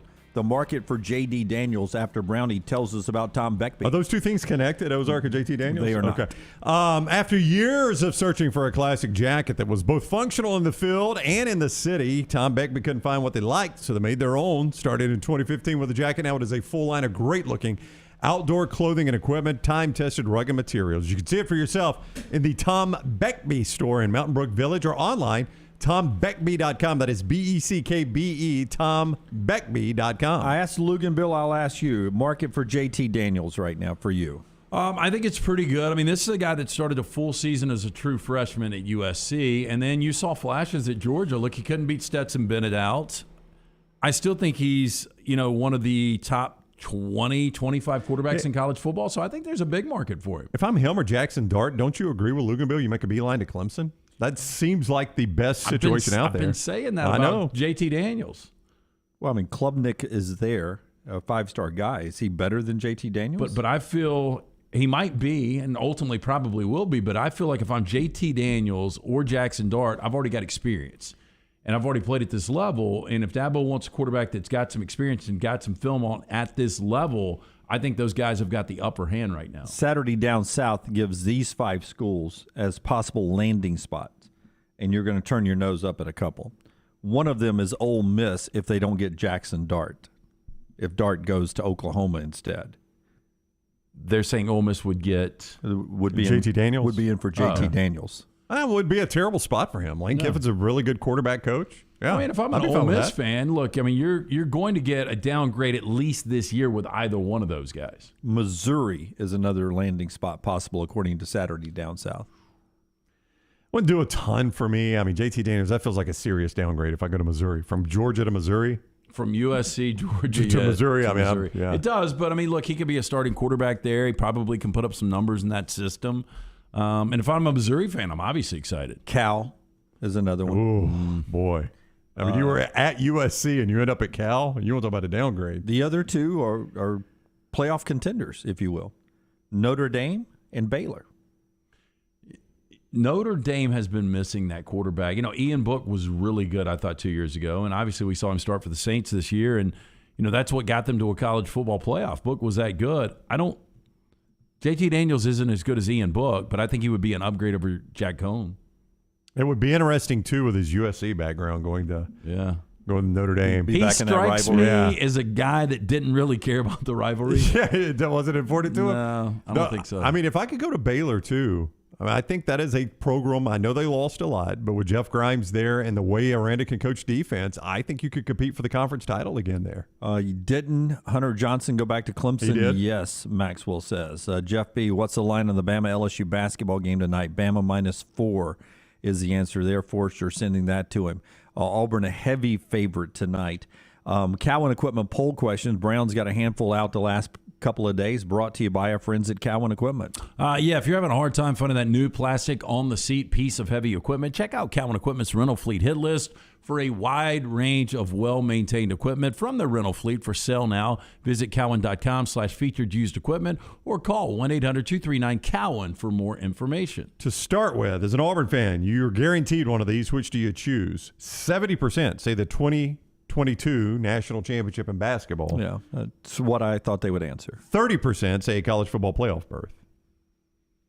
So you thought they would go basketball. Yeah, first of all, one's a national championship, one's just a berth in the Final Four in football. It is, but I think you feel like as an SEC team, if you can get there, you really like your odds, don't you? Yeah, I think there's something awesome about obviously winning the first of anything, a national championship of basketball. But, basketball, that month of March is such a sprint. In college football, to be that consistent over that amount of time and to probably win the SEC to actually get into a 14 playoff, and especially with the odds that are stacked against them now, I kind of lean with Brown. I kind of would lean the 14 playoff, but you have the holidays, you have the NFL going on and all that when the college football playoffs are going on. It is the talk of the sports world during March Madness. Would you rather have been a team with a bye or had the game Buffalo had Saturday? 52% say bye, 48% say give me what Buffalo did. Yeah, I would take what Buffalo did. That was a heck of a performance. There's no doubt. Bye. Again, I would rather had played but not got hurt like Tampa Bay did. It was a feel-good game against the Eagles, except we got guys banged up there as the Rams are coming to town. All right, when we come back, Todd Fuhrman talking about those playoff games. This hour of the show has been brought to you by the great folks at Champy's World Famous Fried Chicken. Lunch is open right now. Dinner tonight, always easy to go. Order online at champyschicken.com. The po' boys, the chicken tenders, which we had yesterday, the chicken on a stick, we had that both fried or grilled yesterday. The tamales, the Mississippi Delta recipe is fantastic. We had the desserts.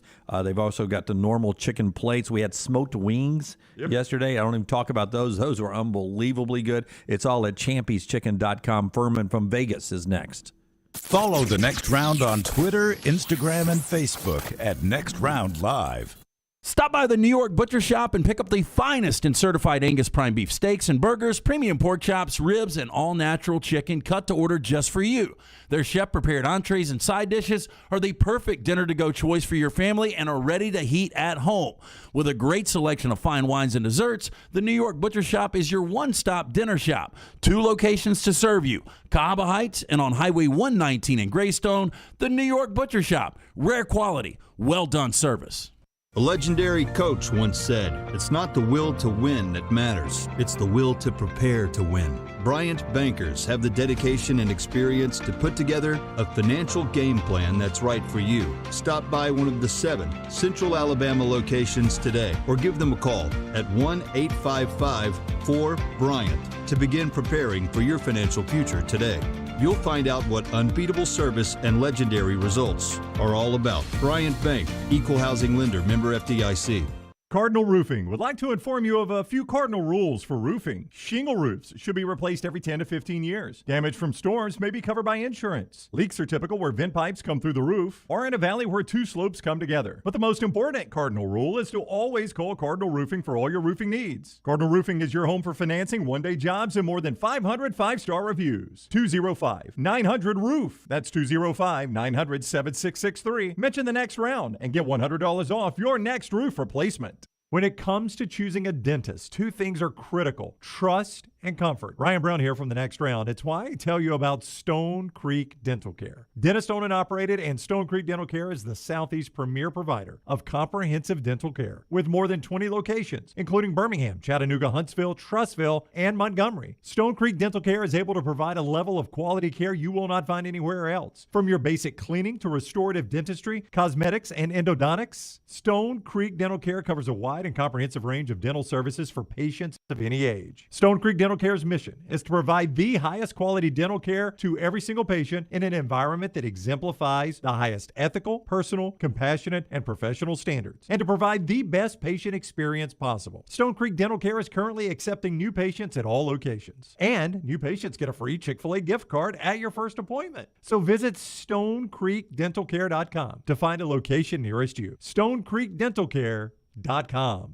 Did you know there are many different causes to erectile dysfunction? Causes like a heart condition, diabetes, a reaction to medication, or simply low testosterone. I'm Jim Dunaway, and I'm so glad the Alabama Men's Clinic is right here in Birmingham. They've treated thousands of Alabama men for ED. And listen, men, this is one game you never want to be out of. And that's why the Alabama Men's Clinic staff will find the problem, and some of you will be back in the game the day after your first appointment. Set up that appointment by calling 205-598-7000, 205-598-7000, or go to the website, alabamamensclinic.com. As I told you, there are many reasons you could be having an ED problem, and you want to find out the answer. Most men wait years before they even address the issue with a doctor. Get rid of depression, get rid of anxiety, make a new connection with that special person in your life. Again, the number, 205-598-7000, or get back in the game at alabamamensclinic.com.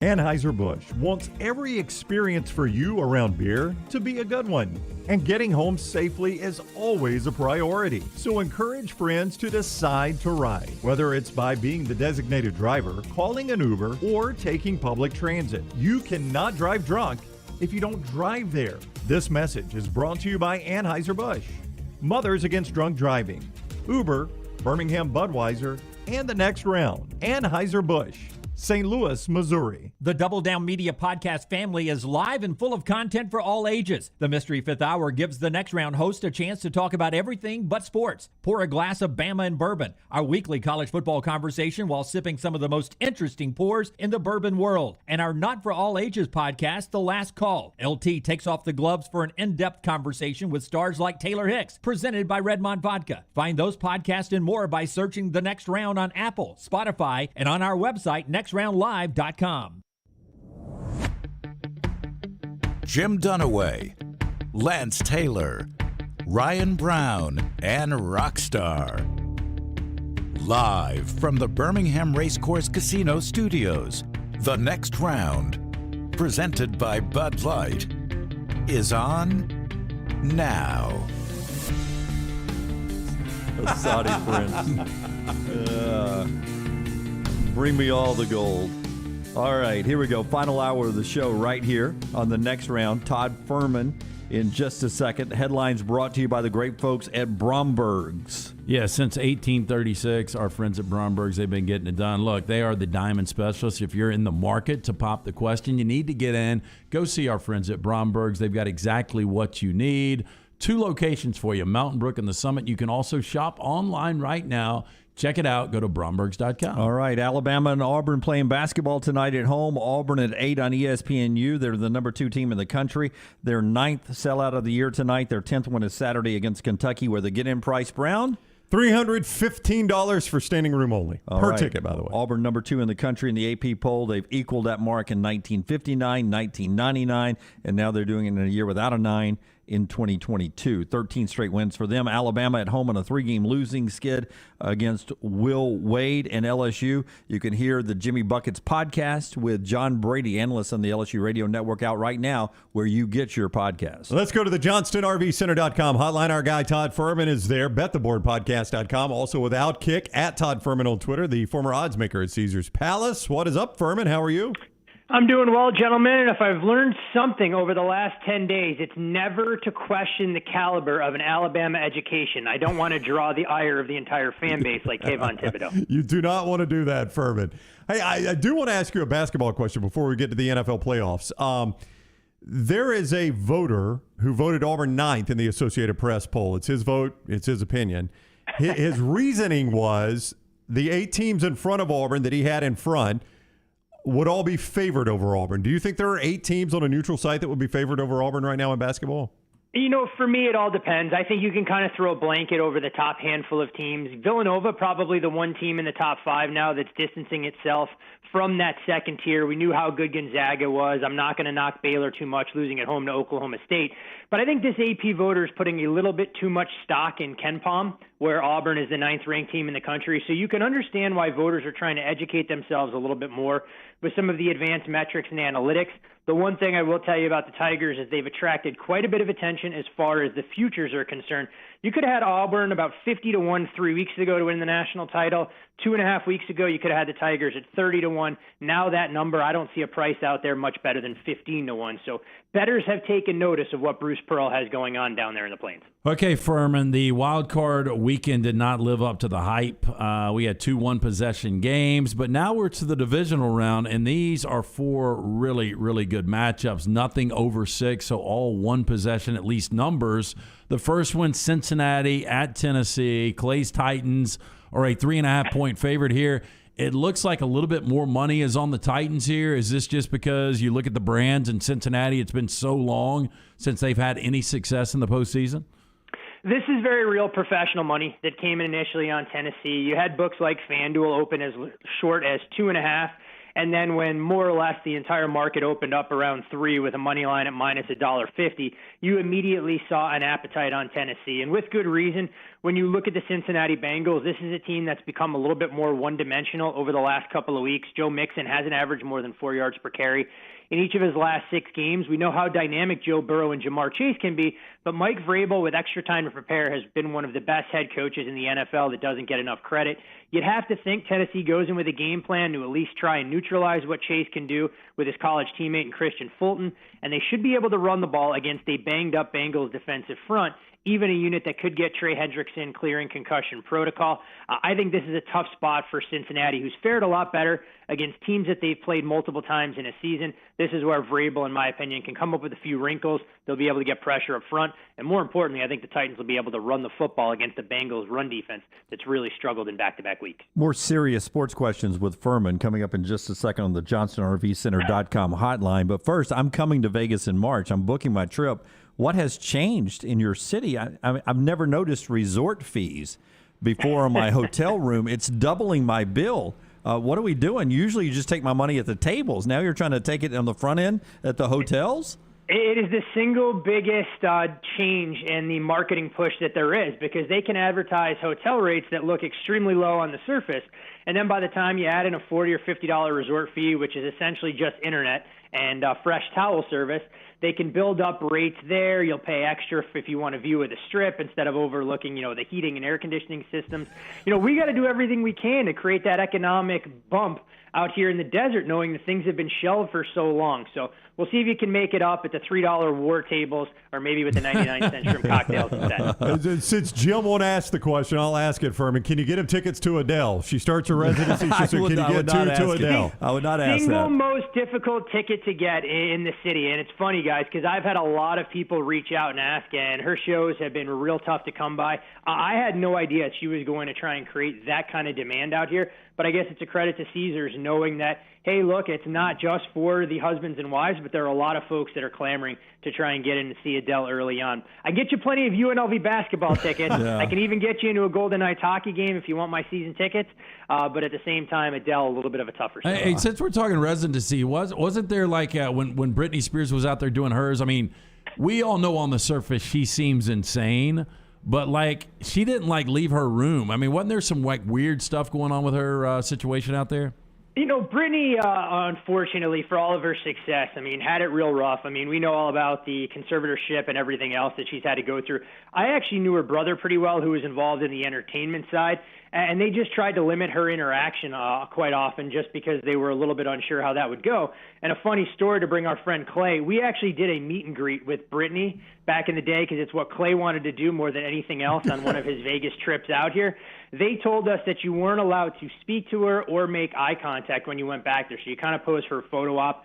And, at the same time, you understand how successful some of these people are in their craft. You do feel a little bit bad that she hasn't been able to really reap the benefits of all of that. For the record, I was not going to ask you for Adele tickets. I was trying to get you to invite me to sleep on your couch. Wow. I was trying to save money that way. I can go one step further. I have a guest bedroom, and I'll only charge you $30 in resort fees if you want my Wi-Fi password and you want access to the pool we have in our backyard. It's Todd Fuhrman at Todd Fuhrman on Twitter, Outkick, and BetTheBoardPodcast.com, BetTheBoardPodcast.com. He is on the JohnstonRVCenter.com hotline. Let's talk San Francisco and Green Bay. Packers 5.5-point favorite on the frozen tundra. Ian Rappaport yesterday says on Pat McAfee's show that Jimmy G is more banged up than people know. What does Vegas think about that? Yeah, I think that's part of the reason this number opened as low as 4.5, and you're seeing the price leak out to 6. Anybody who believes that Jimmy won't be close to 100%, it makes sense to lay the number early, figure out what to do with it much later in the game. This is a 49ers team we know, though, regardless if Jimmy G starts or what capacity he can operate in, wants to establish the ground game. It makes Deebo Samuel and Elijah Mitchell two of arguably the most valuable players that they'll have on their roster coming into this spot. But Green Bay on the other side will look like a completely different team if they're able to get some key cogs back in the fold. It appears that Darius Smith a little bit more of a long shot to play this weekend, but Jair Alexander should be out there. Earlier today, Matt LaFleur said Randall Cobb will return to action, and we did see Josh Myers and David Bakhtiari along that offensive line in the Week 18 game against the Detroit Lions. So while the 49ers have had Green Bay's number in the past, you do worry if this is too big a mountain for them to climb. And Jimmy Garoppolo has never started a game in sub-40 temperatures in his NFL career. So a little bit of an uphill battle in that regard, knowing that Aaron Rodgers has relished playing in cold weather and vanquishing opponents in the past. Fuhrman, I honestly thought the Rams were going to lose on Monday night. They looked great against the Cardinals. I think it was a combination that Kyler was overwhelmed. Cliff Kingsbury didn't have them prepared. Thought it was a pathetic performance out of the Cardinals. I thought if the Rams got by, I think they're a great matchup with Tampa. We've seen it the last couple of times out. Double-digit win earlier this year. Last year, they went on the road to Tampa. They beat a Super Bowl champion with Jared Goff at quarterback. The Rams seem to, outside of the safety position, be really healthy. Tampa on the other side's banged up. Seems like a really good spot, not to jinx my Rams, but getting points here, it seems like a good spot. Well, that's the big question, is how the Rams can go about trying to negate some of their deficiency at the safety position, given the fact that you'd have to think Tampa will come out there with a very heavy set, use 3 tight ends, and force the Rams out of their comfort zone as far as coverage is concerned. Jalen Ramsey most likely will be tasked with slowing down Mike Evans, so you figure those two will cancel one another out. On the other side of the ball, what's fascinating is when you look at Matthew Stafford, he's been exceptional this year when blitzed. He hasn't been great when he's just faced pressure, and Tampa blitzes at one of the highest rates in the league. So it'll be imperative if the Bucs are going to have success, can Todd Bowles get natural pressure with his front? Because if he's going to have to scheme some things up, I think Matthew Stafford can, to your point, LT, replicate his effort that we saw way back in Week 3. Right now, though, as far as the number is concerned, at 3, I don't see a whole lot of wiggle room. At 3.5, I would have made a case for the Rams. The number ticks down at 2.5. I can see making a case for the Bucs. I actually like this game over the total a bit. I know it's tougher to go over in playoff games this late in the season, but at the same time, these two head coaches have put up some high-scoring games. I don't anticipate 90-plus points like we saw with Jameis Winston and company, but asking them to combine for 50-plus doesn't seem to be too big an ask. As a Bucs fan, I feel like I need to ask a question as well about that game, and he's a Rams fan. I don't know as much about my team, so I cannot make it a long question like LT did, but I will filibuster here and try to fill up enough time to make it look like the equal time. Bills-Chiefs game. Do you think the Bucs can win the game? Oh, my God. Yes, I do think the Bucs can win the game. Yes. From a point spread standpoint, though, I just don't see a whole lot of wiggle. I've learned over the years to never discount Tom Brady. And the fact that they're playing with revenge from a game that really got away from them early against the Rams earlier this season, I don't think will be lost. The big question is what the Bucs can do defensively against Cooper Kupp.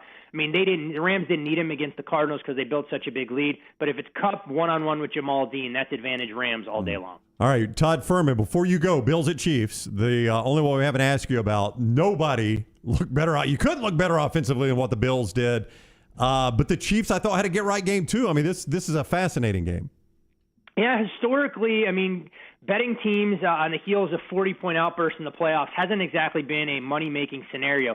And the reason for that is because odds makers oftentimes have to adjust on public perception, although I don't quite think that's what you're going to see here with the Buffalo Bills, who didn't have to punt, didn't attempt a field goal, and the only 2 negative plays they had in their game against the Patriots came on quarterback kneel downs. Kansas City defensively has been better, but this is going to be a different animal altogether. When you look at Josh Allen and how aggressive Brian Daboll has been using his legs to try and force opponents to pick their poison, I think Kansas City on the other side, we've seen them start slow, and that was no different last week against the Steelers. If they do that against Buffalo, they may be playing catch-up way too early in the game. I really hope this number had opened 3. Didn't think the market was going to allow, and that's why we're sitting in that 1.5, 2 range.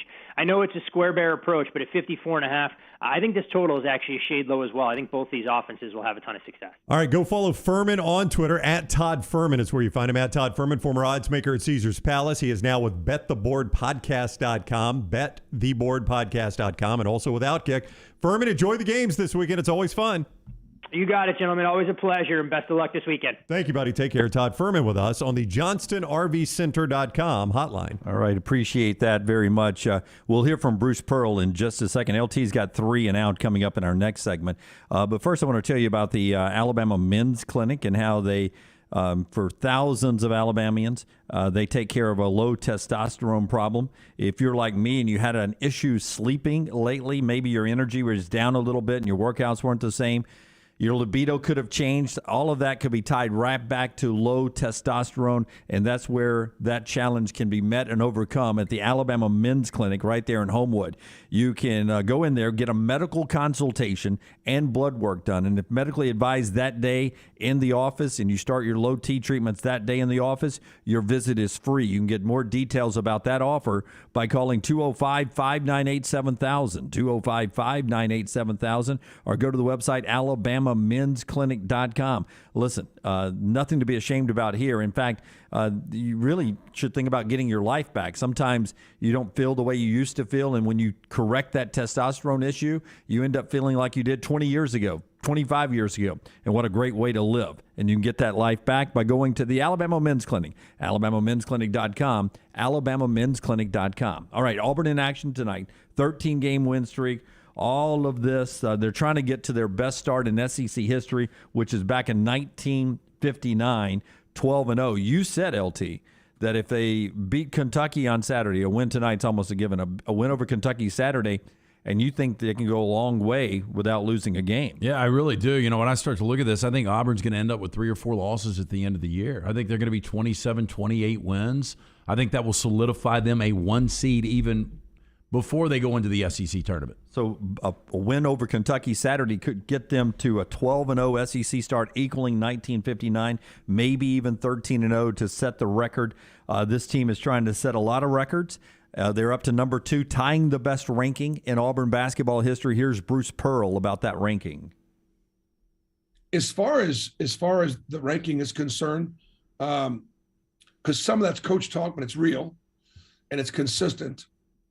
is, I think that based at this time, we should be number one, based on our resume, based on 10-1 versus quad 1 and 2, 5-0 on the road, our strength of schedule, whatever it is.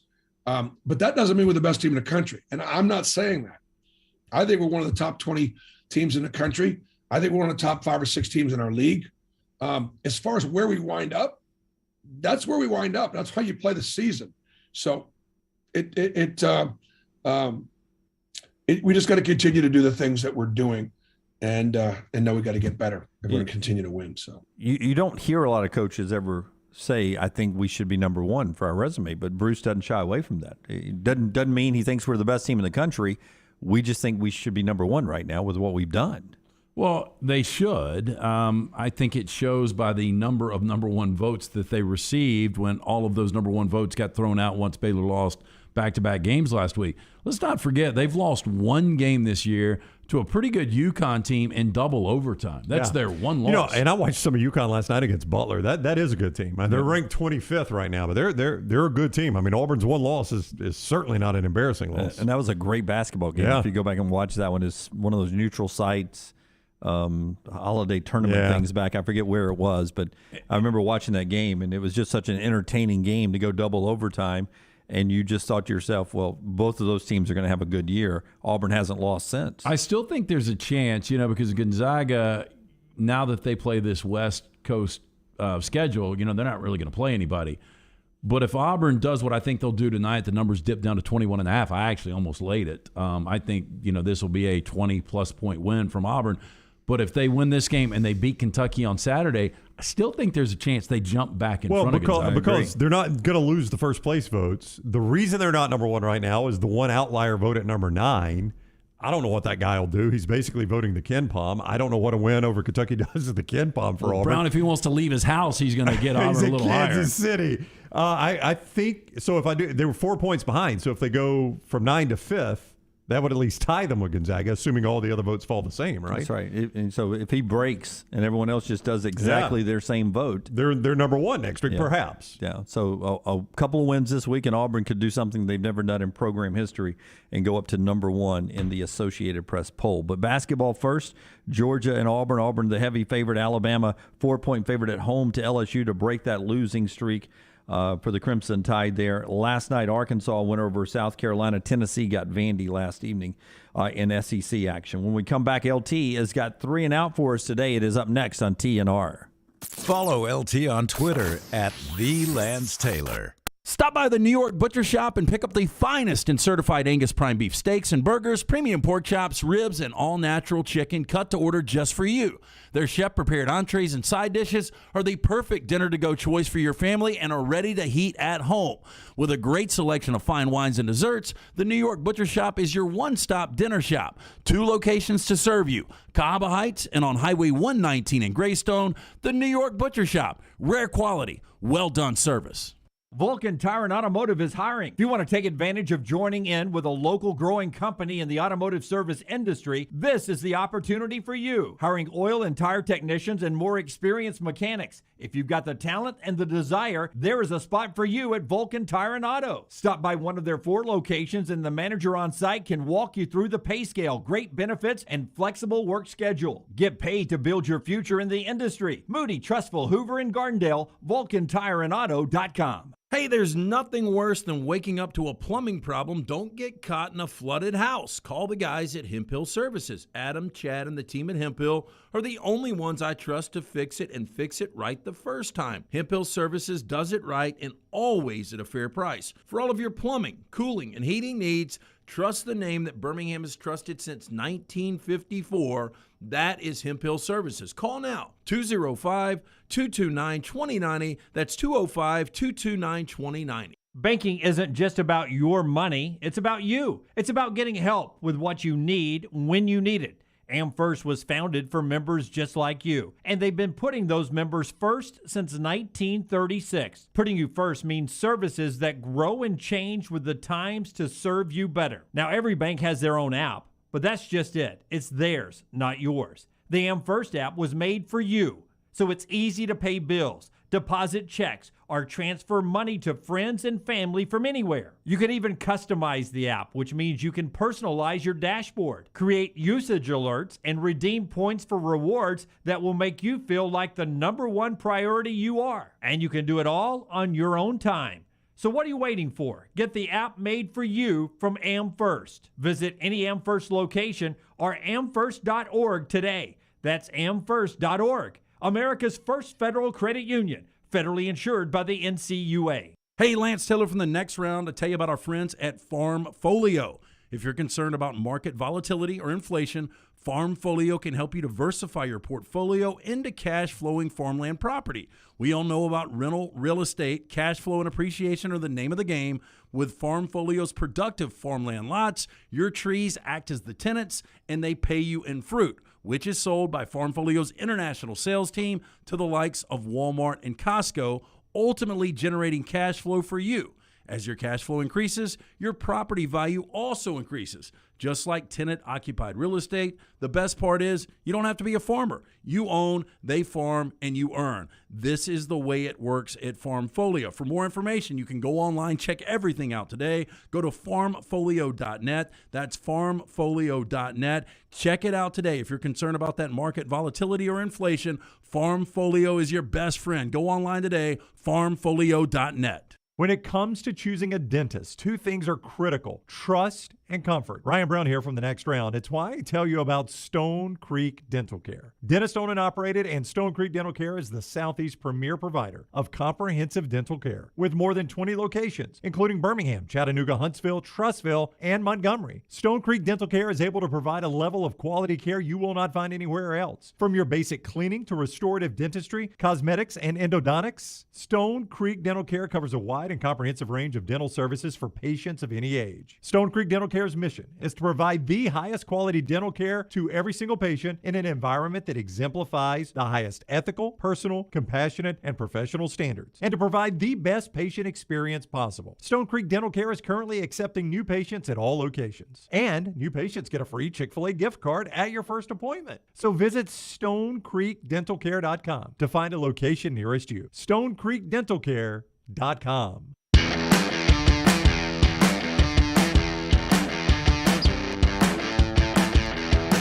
Vulcan Tires, 3 and out time. LT's got him today, and he's also always the guy that tells you about where you can get those great tires. Yeah, 4 great locations for you. Again, for more information, whether it's tires, wheel alignment, brakes, anything you need bumper to bumper for you and your family, locally owned and operated, stop in one of the 4 great locations or online, Vulcan Tire and Automotive. Whoa! I like the drums though, Rox. That was good. Vulcan Tires. First down. First down. First day of the job. More points tonight. Jabari against Auburn or Shackelford against LSU? Jabari against Georgia. Yeah, I'll go Jabari against Georgia. Wow, quick answer, Brown. That was a quick answer. He's the first round pick. I don't know if you've watched Georgia. He's the number 1 overall pick in likelihood. Georgia's not real good. It could be a blowout, and Jabari rests a little bit in the second half. I think Jabari's around average. I think he's 15, 16 tonight. I think Shackelford goes 20+. Well, that's a good sign for Alabama. It's been a long time since I've said Shackelford on the air. Love me some Shackelford. I'm going to go with Jabari, though. I'm going to go with Brownie here. Thank you. Second down. Shaq is struggling. Well, Lance thinks he breaks out. Struggling. I think he could break out tonight. I'm not saying that Alabama wins that game. I'm staying away from that game. I think the number's about right. I lean Alabama wins tight game. Yeah. Don't feel comfortable laying the 3.5 where it is right now. I'd be willing to go stake that Shackelford outscores Jabari tonight. Fun fact. I will not do that stake. But fun fact that I don't think since we've been doing the show that I have been to back-to-back Alabama losses in person. I'll be in the building tonight. Fun fact. There you go, LSU. That is a fun Don't even fact. show up, Bama. Yeah, really. With you saying that. I'm just telling you, I don't think I've seen Alabama lose back-to-back sporting events in my life. Technically, it wouldn't be back-to-back because they played a basketball game the night after. No, he's talking about that him being in the building. That I was in the building. Oh, okay. Well, I was there in Indianapolis, obviously. They lost. Now, The Farmfolio chat room's about to light up on you. Roll damn Did tide. we go second down? Mm-hmm. Second down. Okay, one quarterback for the rest of his career. Would you go Josh Allen, Joe Burrow, Pat Mahomes? So funny that we're asking this question now because last year it would have been Pat Mahomes. Easy. And I'm not going to go away from Pat Mahomes. I'll take him. But hasn't it been such I don't think there's a wrong answer. Hasn't it been such a year for him? There's some cracks in the armor. It seems that Mahomes, I mean, got married. Always a red flag for you. Burrow's a bachelor. He's just a sneakerhead, man. Yeah. I think I would go Allen. I think I'd go Burrow. Shreddy Betty got it and I didn't get it? Can't believe just watching Burrow. And look, Burrow's got some talented guys, but it's a lot of young talent around him. And the way he commands that offense, I mean, really nothing flusters that kid. I do think Tennessee's going to ultimately win this game Saturday, but it's not going to be because of anything Burrow does. But I would go Burrow. Third down. So I meant to get Forrester to pull this. So Forrester, I'll do this third down where you can pull it if you get a chance. This might be too difficult. But Edgar Allan Poe would have been 213 today. What's he pulling? Edgar Allan Poe? Yeah, a picture of Edgar Allan Poe. All right. Janis Joplin would have been 79 today. Who looked better? Who looked better when they died? Looking in their day. And while he's doing this, I'll ask you this. What was the better piece of work, The Raven or Me and Bobby McGee?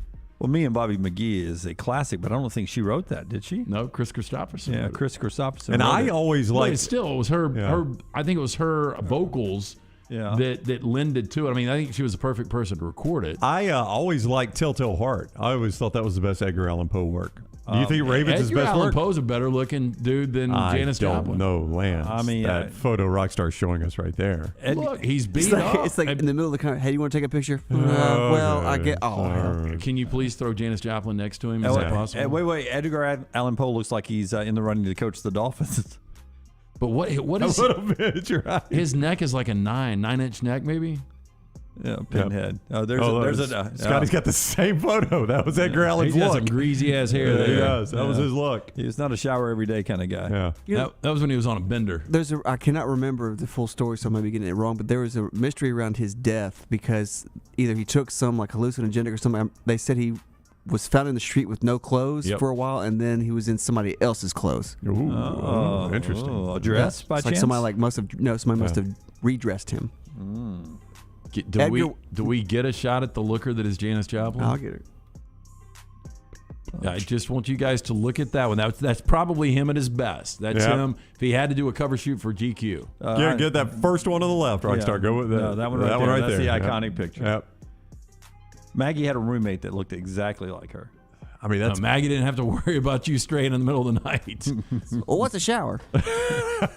God, she's got some hair. Janis Joplin does. Is that all her hair, or is that like a hat? That's her hair. Yeah. You make it sound like somebody's standing behind her. Well, no, I thought maybe she was wearing like one of them. I mean, you can fur just hats. tell that she had a smell to her. Yeah. I bet Edgar Allan didn't smell like a bed of daisies. That was probably more. Who had more armpit hair? The Edgar timing, Allan or Janis? The timing of life for Edgar Allan. I'm gonna rare three it out for me. I'm gonna pass. Okay. Well, would you go the Raven or Me and Bobby McGee? I would go Me and Bobby. Both great literary works, right? Yeah, Me and Bobby McGee. I enjoy the song. Fourth down. Hey, Dolly Parton is 76 today. I don't care what the comparison is. Give me Dolly. I had her at 75, but 76. Okay. Better career, Aaron Rodgers or Dolly Parton? Dolly Parton. Dolly Parton. I mean, Dolly Parton. Okay, better career, Tom Brady or it's Tom Brady. It's Dolly Parton. Yeah, it's Tom Brady. You can't beat Dolly Parton. Dolly Parton's an American hero. No, she truly is. I don't just say that. I was going to go Tom Brady, but I thought it might be too easy. I agree. Dolly Parton, not even close over Aaron Rodgers. Yeah. But I felt if I went Tom Brady, we're talking about maybe the greatest football player of all No, time. I think I'd probably go Tom Brady, but it's close. You know what? This is going to be weird. You know what I've never eaten? A waffle cake at Tom Wood. I've eaten it at Dollywood before, though. God, that was a long way to go. It really was. You had to get out of the car, get back in the car. Oddly, that was only the second most awkward thing Dunaway has said on the show today. What was the big The sushi one was just the weirdest thing you've ever said on this show. Raw fish. No, there was one that was even odder than the sushi. Today? No, I guess it was yesterday. Oh. Talk about if you would watch porn of your friends. Oh, that was a Friends episode. It was No, but you did ask the question, though. Yeah, it hasn't even come out yet. That's on the Mystery Fifth Hour coming out later. Oh, is that? Oh, okay. Spoiler. Spoiler alert. Vulcan Tire and Automotive. Make sure you stop into one of those. Have we even promoted that today? 4 locations for you and your family. Bumper to bumper, anything you need. Winterized. Make sure you go online to VulcanTireandAuto.com. We did earlier, in fact, when we talked about the Jimmy Buckets podcast, and later today, a Mystery Fifth Hour would be coming out, we said. And you said, really? And I said, yes, coming up later, wherever you get your podcast, whether that's at Spotify or at Apple Podcast or just on our website in the podcast section at nextroundlive.com. That's going to drop shortly after our show, not immediately because we're still dropping like the 4th hour podcast, but when all the day's podcasts are done, a Mystery Fifth Hour will pop up there where I may say something about watching your friends do porn, allegedly, off of an old Friends episode. That's still to come today. We talk injuries, recovery, and the amazing thing Cam Akers did next. Follow Brownie on Twitter and Instagram at Ryan Brown Live. There's nothing I like more than a unique, delicious meal, and that's what you get at Champy's world-famous fried chicken right on Highway 119 in Alabaster. Those great full fried chicken plates, the tenders, the po' boys, but I love the Southern staple chicken on a stick. It's perfect for a tailgate or watching the big game. And then the authentic Mississippi Delta recipe, homemade tamales, the best I've ever tasted. See the whole menu or order online at champyschicken.com. For Blues, Brews, and Bird, it's Champy's Chicken, Highway 119, Alabaster. When it comes to choosing a dentist, 2 things are critical: trust and comfort. Ryan Brown here from The Next Round. It's why I tell you about Stone Creek Dental Care. Dentist owned and operated, and Stone Creek Dental Care is the Southeast's premier provider of comprehensive dental care with more than 20 locations, including Birmingham, Chattanooga, Huntsville, Trussville, and Montgomery. Stone Creek Dental Care is able to provide a level of quality care you will not find anywhere else. From your basic cleaning to restorative dentistry, cosmetics, and endodontics, Stone Creek Dental Care covers a wide and comprehensive range of dental services for patients of any age. Stone Creek Dental Care's mission is to provide the highest quality dental care to every single patient in an environment that exemplifies the highest ethical, personal, compassionate, and professional standards, and to provide the best patient experience possible. Stone Creek Dental Care is currently accepting new patients at all locations, and new patients get a free Chick-fil-A gift card at your first appointment. So visit StoneCreekDentalCare.com to find a location nearest you. StoneCreekDentalCare.com.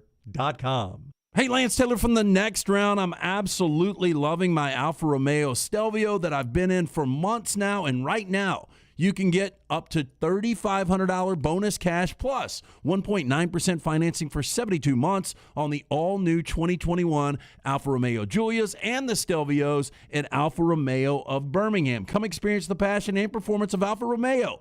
Alfa Romeo USA of Birmingham.com, 1837 Grants Mill Road, exit 27, right off of I-459. Hey, if you're looking for a local agent to handle all of your insurance needs, you need to call my good friend James Anthony at the James Anthony Agency, 205-985-7717. Hoover, Birmingham, Northport, and Tuscaloosa has been in business over 20 years. The James Anthony Agency. This hour of The Next Round is presented by Cardinal Roofing, the Cardinal rule for all your roofing needs. Your home for financing, one-day jobs, and more than 500 five-star reviews. Call Cardinal Roofing today, 205-900-ROOF, and mention The Next Round to receive $100 off your next roof replacement. Hello, Vulcan here. Can we talk? Sure, I'm the biggest thing in Birmingham, being 56 feet tall, but big isn't always better. It's what you're big on. Like the great community banking at First Bank's new financial center in Homewood. Their reputation for customer service towers. Bank where you stand tall, without birds perching on your head. No, they're building a nest. First Bank, now open at 404 Hollywood Boulevard. Member FDIC. Hey, Lance Taylor from The Next Round to tell you about our friends at Gutter Cap. Gutter Cap's that patented aluminum cover system that fits over most existing gutters to keep out debris and eliminate that gutter cleaning. It's backed with a lifetime warranty, almost 20-year service record right here in Birmingham. Stay off that dangerous ladder forever. 45% off the retail price now if you call guttercapbirmingham.com. Call my good friend Chris Stewart now, 205-823-2212. Cap it, don't snap it. It's Gutter Cap. Your 24-hour home for the show is our website, nextroundlive.com. Easy links to the day's top stories in the morning rounds, plus the latest videos from the show, podcasts like Bama and Bourbon, The Mystery Fifth Hour, Last Call, and other shows from our Double Down Media podcast family. Nextroundlive.com, a great way to stream the show live or find easy-to-listen to hour-by-hour downloads from the Next Round Live show. And get the latest gear in the Next Round store. Make nextroundlive.com your homepage. That's nextroundlive.com. The Double Down Media podcast family is live and full of content for all ages. The Mystery Fifth Hour gives the Next Round host a chance to talk about everything but sports. Pour a glass of Bama and Bourbon, our weekly college football conversation while sipping some of the most interesting pours in the bourbon world. And our Not For All Ages podcast, The Last Call. LT takes off the gloves for an in-depth conversation with stars like Taylor Hicks, presented by Redmond Vodka. Find those podcasts and more by searching The Next Round on Apple, Spotify, and on our website, nextroundlive.com.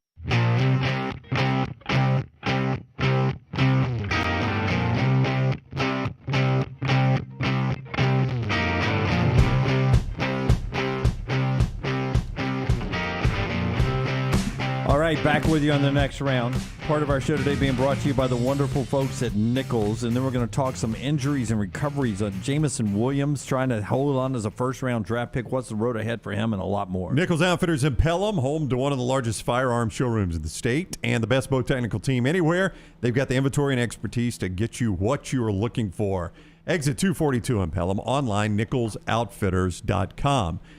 We all hated to see any injury, but the Jamison Williams one really stuck with us because it was in the national championship game, and he's a guy that's projected perhaps as a top 10 pick. Dr. Kendall Vague is with us now from Precision Sports and Orthopedics. He operates out of the Jasper location there. Dr. Vague, how are you today? I'm fine. Just fine. Thank you for having me. Yeah, we appreciate you coming on. He's with us on the JohnstonRVCenter.com hotline. Just a personal question. I mean, anytime I see a player go down, it kind of gives you a pit in the stomach. I would imagine a guy like yourself that does these surgeries for a living, I think we can all identify an ACL-type tear. What is your reaction on the couch watching the game when you see that happen?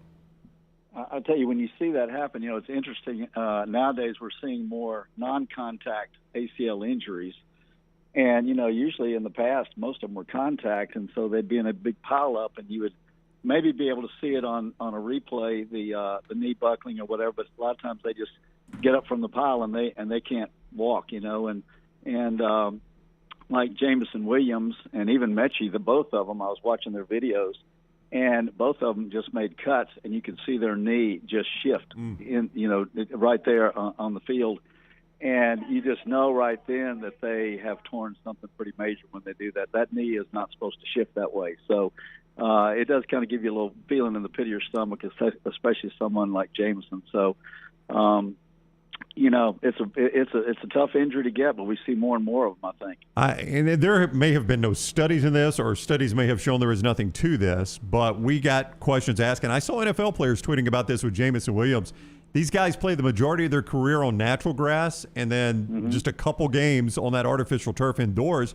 Have there been any studies about how that might affect something like this?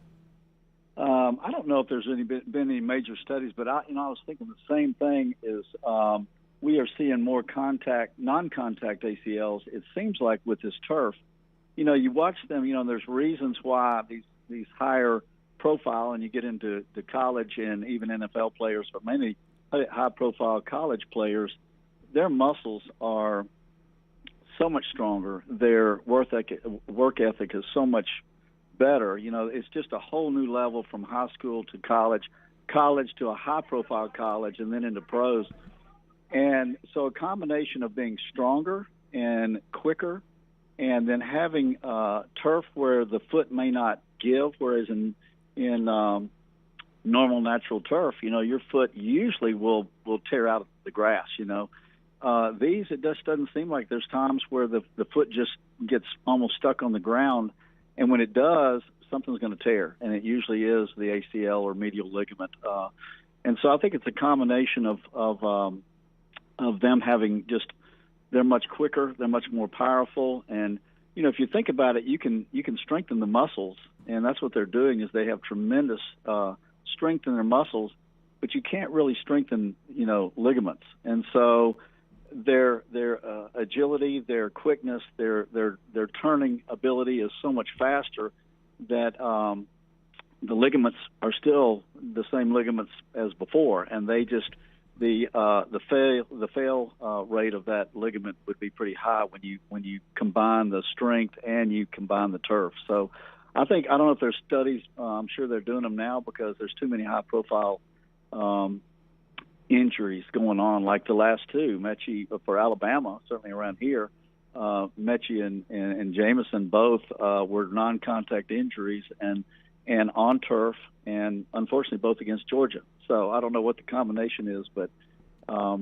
it's a problem that they're going to address, and they try to all the time, with better rehab, better surgical procedures, and better recovery. Shifting to the shifting to the NFL, Dr. Vague, typically when we would hear a guy in preseason tear an ACL, he was done for the year. In July, we heard Cam Akers from the Rams had torn the ACL. You just assume he's done for the year. The guy was out there in the playoffs last week making an impact just 6.5 months later. What is common recovery? Is it just athlete by athlete? Well, it is, and I think it is that also. But when you reach like NFL or even high-profile college, they are there for a reason, and they recover faster. I mean, you still probably wouldn't see them before 6 months because it takes time for the graft to incorporate, for new blood flow to go into it, for it to be rehabilitated where it can stand or withstand, most of the stresses. ACL graft or reconstruction is never as strong as what the good Lord made it the first time, but it's probably 80%, and most stresses on the knee don't exceed that. So, I think if they can get out there, usually they're with a brace when they get up and play, but I think most of them that have the trainers that they have now, the rehabilitation programs they have now, the techniques that are so much better and quicker, you can start rehabilitation sooner. I think you would see most high-profile players returning at 6 months. I would think that, and of course, it depends on their position too, and it depends on whether they can be braced. It's a big difference probably between a running back and quarterback versus a big lineman. That's just a different recovery time, I think, on a lot of that. But I do think you're seeing quicker recovery times. Two questions, and you sort of answered one of mine there, maybe both of them there. MJ in our Farmfolio chat room, does the extent of the ACL or MCL tear play a part in recovery time? I mean, is a tear, or is there certain ones that you can come back from faster and ones that last a little bit longer in rehab? Well, if they actually do a true reconstruction, if a true reconstruction is done, it's probably the same. I think it is independent of the individual. There are individuals that are almost superhuman the way they rehab, and they can compensate with their muscles enough that they can protect that ligament. It's just hard to protect who that one is, and especially when you get into NFL and the big contracts they have, you sure don't want a second injury. So, I think that it is individual to individual, but the recovery time is basically going to be about the same. Now, you can have partial tears of the ACL. You can strain the ACL where it is stretched like a rope that can stretch, a few millimeters, and it can lead to some instability, but it's not torn completely, and those certainly recover faster. Of course, they're at a risk of also, completing the tear if they get hit again real hard, and so a lot of those will even play with braces. They're even trying to do some, studies on doing primary repairs. Almost all ACL reconstruction is done with grafting, either with autograft from, a tendon around the knee, or cadaver grafts, but they are doing some studies, and I don't really know how far they are into this, of direct repairs of the ACL with some of the newer techniques. So that's something down the road that may provide promise for getting maybe them back a little quicker, maybe healing better, but I don't think the answer to that is known yet. Yeah, and my other one is sort of on that line, and you sort of hinted at it. I'd always been told that you guys are so good, the surgically repaired knee is stronger than the way that originally was made by God, but you sort of hinted that's not the case. So if I was an elite, it's kind of hard to own that one. Yeah, but you wouldn't want to say it. You wouldn't want to brag about it. Yeah. But I mean, if you're an elite athlete, you wouldn't want to go in at 18 before you started your college or pro career and get both knees done by a doctor. It's not something I can preventively do. Yeah. It's not that good for sure. Yeah. No, you want to avoid it is the best thing. You're exactly right. But it won't, and that's where these high-profile athletes are so good and can compensate so well. And they may say, well, I can cut and turn just as good as I did before.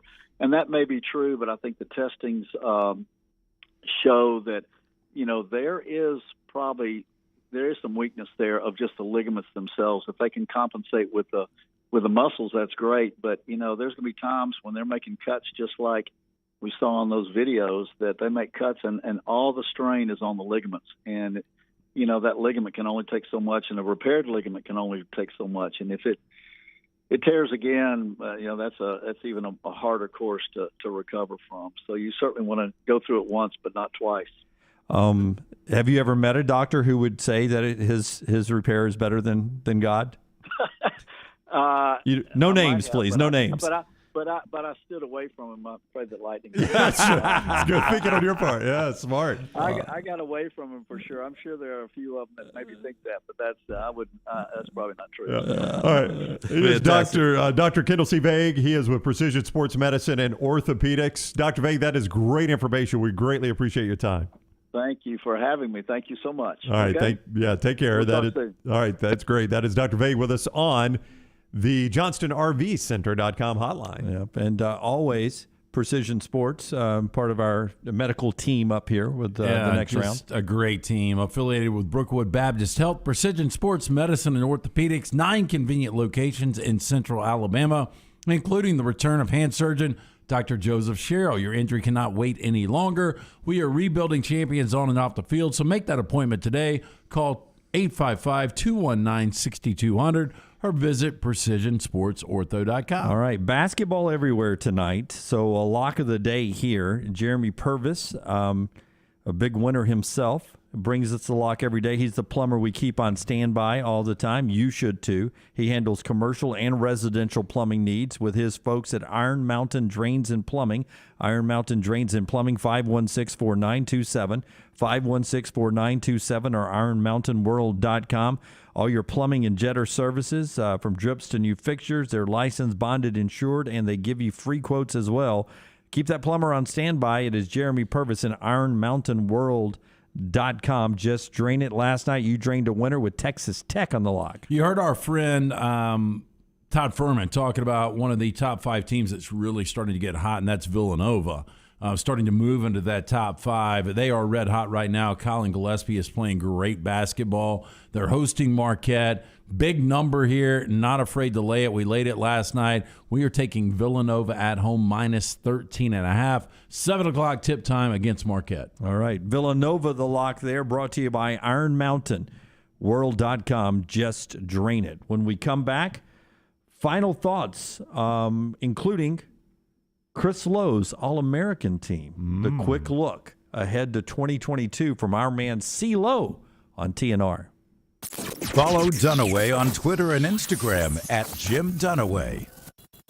The new location of Walk-Ons is now open at Stadium Trace in Hoover near the Hoover Met. And just like the location off Highway 280, you get authentic, mouth-watering Louisiana cuisine prepared fresh from scratch every day. Walk-Ons Happy Hour is 2 to 6 Monday through Friday. $5 moonshine swirls, $5 house pours, and half-price appetizers. Download the Walk-Ons mobile app for an easy take-home experience for the family. It's game day with a taste of Louisiana at Walk-Ons off Highway 281-19 and now at Stadium Trace near the Hoover Met. Start your day online at nextroundlive.com. Get all the latest videos, podcasts, and college football stories. And it's also a great way to stream the show or shop in the Next Round store. Stay connected by visiting nextroundlive.com. Did you tweak your shoulder putting up the Christmas decorations? Injure your elbow shooting hoops in the backyard? Or finding pain in your knees getting up from the couch at halftime? Precision has 9 locations in the Birmingham metro area to get your life back on track. We're rebuilding champions on and off the field, so make that appointment today. Call 855-219-6200 or visit precisionsportsortho.com. Excalibur Services, now a Train dealer, invites you to join their Total Home Comfort Club. Just like your car, your heating and cooling, electrical and plumbing systems need to be maintained for top performance, safety, and comfort. The Excalibur Home Comfort Club benefits include free consultations, priority scheduling, summer and winter cooling and heating tune-ups, a yearly plumbing and electrical inspection, plus 15% off any repair. Ask about our limited time buy one, get two sale. Call us today at 205-718-8688. Excalibur Services, Alabama license number 15214. Want more of the show? Download the app or visit nextroundlive.com for the latest podcast. The Mystery Fifth Hour, our Not For All Ages podcast, The Last Call, and our entire Double Down Media podcast family. All at nextroundlive.com and on the Next Round app. Fans of Twin Peaks, make sure you stay up to date by signing up for their e-club. Stay up to date on all things Twin Peaks and score free stuff. Signing up is easy. Just visit twinpeaksrestaurant.com/peaks-club to get started today.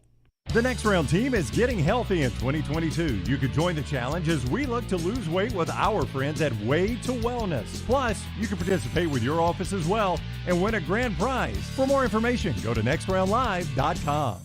Anheuser-Busch wants every experience for you around beer to be a good one. And getting home safely is always a priority. So encourage friends to decide to ride, whether it's by being the designated driver, calling an Uber, or taking public transit. You cannot drive drunk if you don't drive there. This message is brought to you by Anheuser-Busch, Mothers Against Drunk Driving, Uber, Birmingham Budweiser, and the Next Round. Anheuser-Busch, St. Louis, Missouri. What are some signs that you may have a low testosterone problem? Is your energy down? Have your workouts not been the same? Do you have problems sleeping? All of these or one of these could be a sign of a low testosterone issue. Whatever the challenge, the Alabama Men's Clinic has a solution for you. I'd invite you to come by the Homewood location, get a medical consultation and some blood work. And if you're medically advised and you start your low T treatments that day in the office, your visit is free. Well, the next question would be this: how do I set up the appointment? You can do it two ways. One, by calling 205-598-7000. That's 205-598-7000. Or you can go to the website, alabamamensclinic.com. There's other signs that you could have a low testosterone problem, like a change in your libido, or maybe you're suffering from depression. Whatever is keeping you from feeling 100%, it's time you find out the answer. Again, call the number 205-598-7000 or go online to alabamamensclinic.com.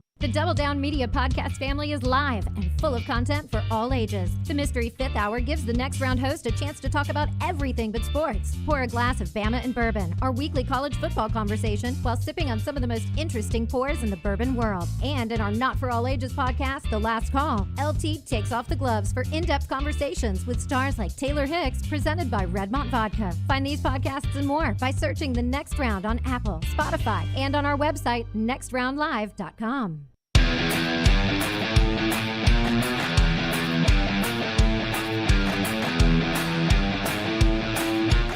All right, a couple of developing stories out here as we wrap up the show today. One involving Gary Patterson. That is now confirmed. Patterson has an off-the-field role with the Texas Longhorns. We showed you the picture of him in Longhorn gear last night. Probably the worst-kept secret in college football that was going to happen. And then a developing story that we'll tell you about after Brown tells us about Farmfolio involving Jim Harbaugh. Hey, Jimmy Dunaway, man. Jimmy Buckets. If you're worried about market volatility or inflation, let Farmfolio show you how your investment can turn into cash-flowing farmland property. See more at farmfolio.net. All right. Jim Harbaugh in Michigan have been working on a new contract. A story about that contract negotiation this morning in the morning rounds. But the NFL apparently still out there, according to reports. On SportsCenter just now, Pete Thamel, who is now with ESPN, said the safest thing we could say about Jim Harbaugh is he'll get a new deal this year, whether that comes from Michigan, this is a quote from him, or comes from the NFL. The Raiders is the destination he'd most likely go to in the NFL, has a relationship with Mark Davis. He was their quarterback in 2002. Harbaugh and Mark Davis are wild cards. They're two big polarizing personalities. Whether that bonds them together or makes it more complicated remains to be seen, but there is mutual interest. Each are peeking at each other right now. So mutual interest between Harbaugh and the Raiders. It really interests me. Look, and he's been both, so maybe he likes the NFL more, but he finally accomplished something this year in Ann Arbor. You can't get rid of the coach. The Raiders coach got you to the playoffs. I thought he did a heck of a job getting them there. Yeah, but if you can get whatever his name is. but if you can get Harbaugh, you probably get Harbaugh, and especially with the relationship you just mentioned with Mark Davis. But if I'm Harbaugh, I think he's got kids in Ann Arbor. He's obviously, that's his alma mater. He finally beat Ohio State. He got to a college football playoff. I would continue to build it and make my money there. So we'll keep an eye on that with Harbaugh and what he ends up doing there. I mean, yes, it would be a good move to the Raiders, I guess. Yes, if he has a relationship. But I thought the Raiders coach did a good job. Quickly, two things left to do here. One is the Chris Lowe All-American team. The other is a cute video to end with.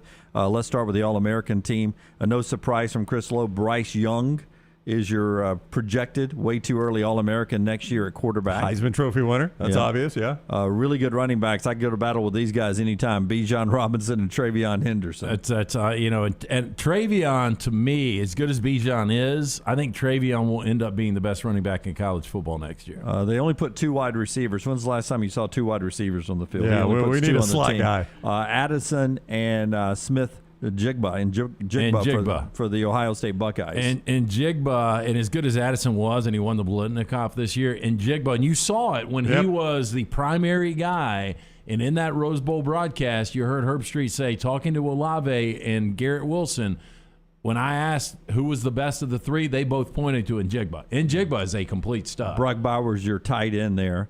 Should be. Yep, absolutely. He should be. And then on defense, where you usually just see a ton of Alabama players, right? Nobody on the defensive line. Will Anderson and Dallas Turner, both linebackers. Are you serious? Yep. And then Jordan Battle on the back end in the secondary. So 3 defensive players, 2 linebackers, but nobody on that defensive line. So we've talked a ton, obviously, about Anderson and Dallas Turner. And I'll say again, I felt Jordan Battle was terrific down the stretch for Alabama. Yep. That's getting him back next year is huge. I saw somebody that said that in the portal, the biggest win in the portal of keeping somebody was Jordan Battle, Alabama. That was the biggest keep of anybody in college football to get him to come back to school and not go to the NFL. Yeah, could have been a first-round guy. Absolutely. That's a huge win for Alabama. Yeah, that's what it says. All right, our Mortgage Right video of the day to wrap up with. A little cuteness here brought to you by the great folks at Mortgage Right. And look, if you're in need of some quick cash for your New Year's resolutions with the Cash Out Refinance, you can make the most expensive resolutions a reality by taking advantage of your home equity, whether it's building a home gym to lose a few extra pounds or backpacking across Europe. You can count on the experts at Mortgage Right to make getting cash in your pocket easy. Ring in the new year the right way. Visit mortgageright.com/TNR, NMLS 2239. Equal housing lender. Rockstar, do you have good balance? Are you good with balance? I absolutely do not. I do not either. Are you good with balance, LT? Not when it comes to something like that. I haven't really tested it that much. All right. Rylan is this young girl's name. I think she's 3.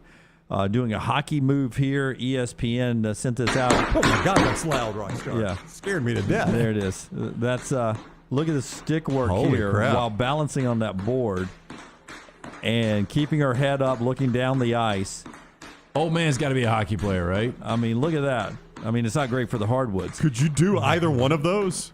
Could you keep that ball in front of you with a hockey stick? I think I could keep the ball in front I don't of the know hockey that I stick. could. There's no way I could do the other. And for those that are on audio, you can check it out on my Instagram story. It's there. But as she keeps going, look at the smile coming up at the end here. My gosh. How long has she been doing this? Like 30 seconds? Just look at that smile at the end. That is unbelievable stick really work is. there.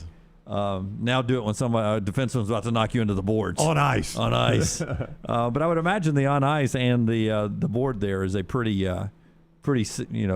like balance kind of thing, right? I mean, it's being on ice and being on that board, balancing yourself and not letting it touch. Well, just trying the paddle board, it's one thing. It's relatively easy in the lake. You get a paddle board out in the waves in the ocean. Oh gosh, it's over and with. Just a little bit of waves, having to ride that wave a little bit. I mean, even in the lake when a boat goes by. When old Mr. What's his guy from Caddyshack and his big boat on the lake. Oh, Al Cervix. Ted Knight. Ted Knight. He's just not in the wake zone. No, there. Ted Knight had the small boat. Al Cervix had the big Rodney one. Dangerfield had the big He took over driving. Let me drive this thing. Let's open it up. All right, that's our show today. We are back with you tomorrow live. at 9 a.m. Central Time on the app and also on TuneIn and all of our streaming platforms. Thank you for being part of the show. A Mystery Fifth Hour podcast drops in a few minutes. Until next time, God bless you and God bless America.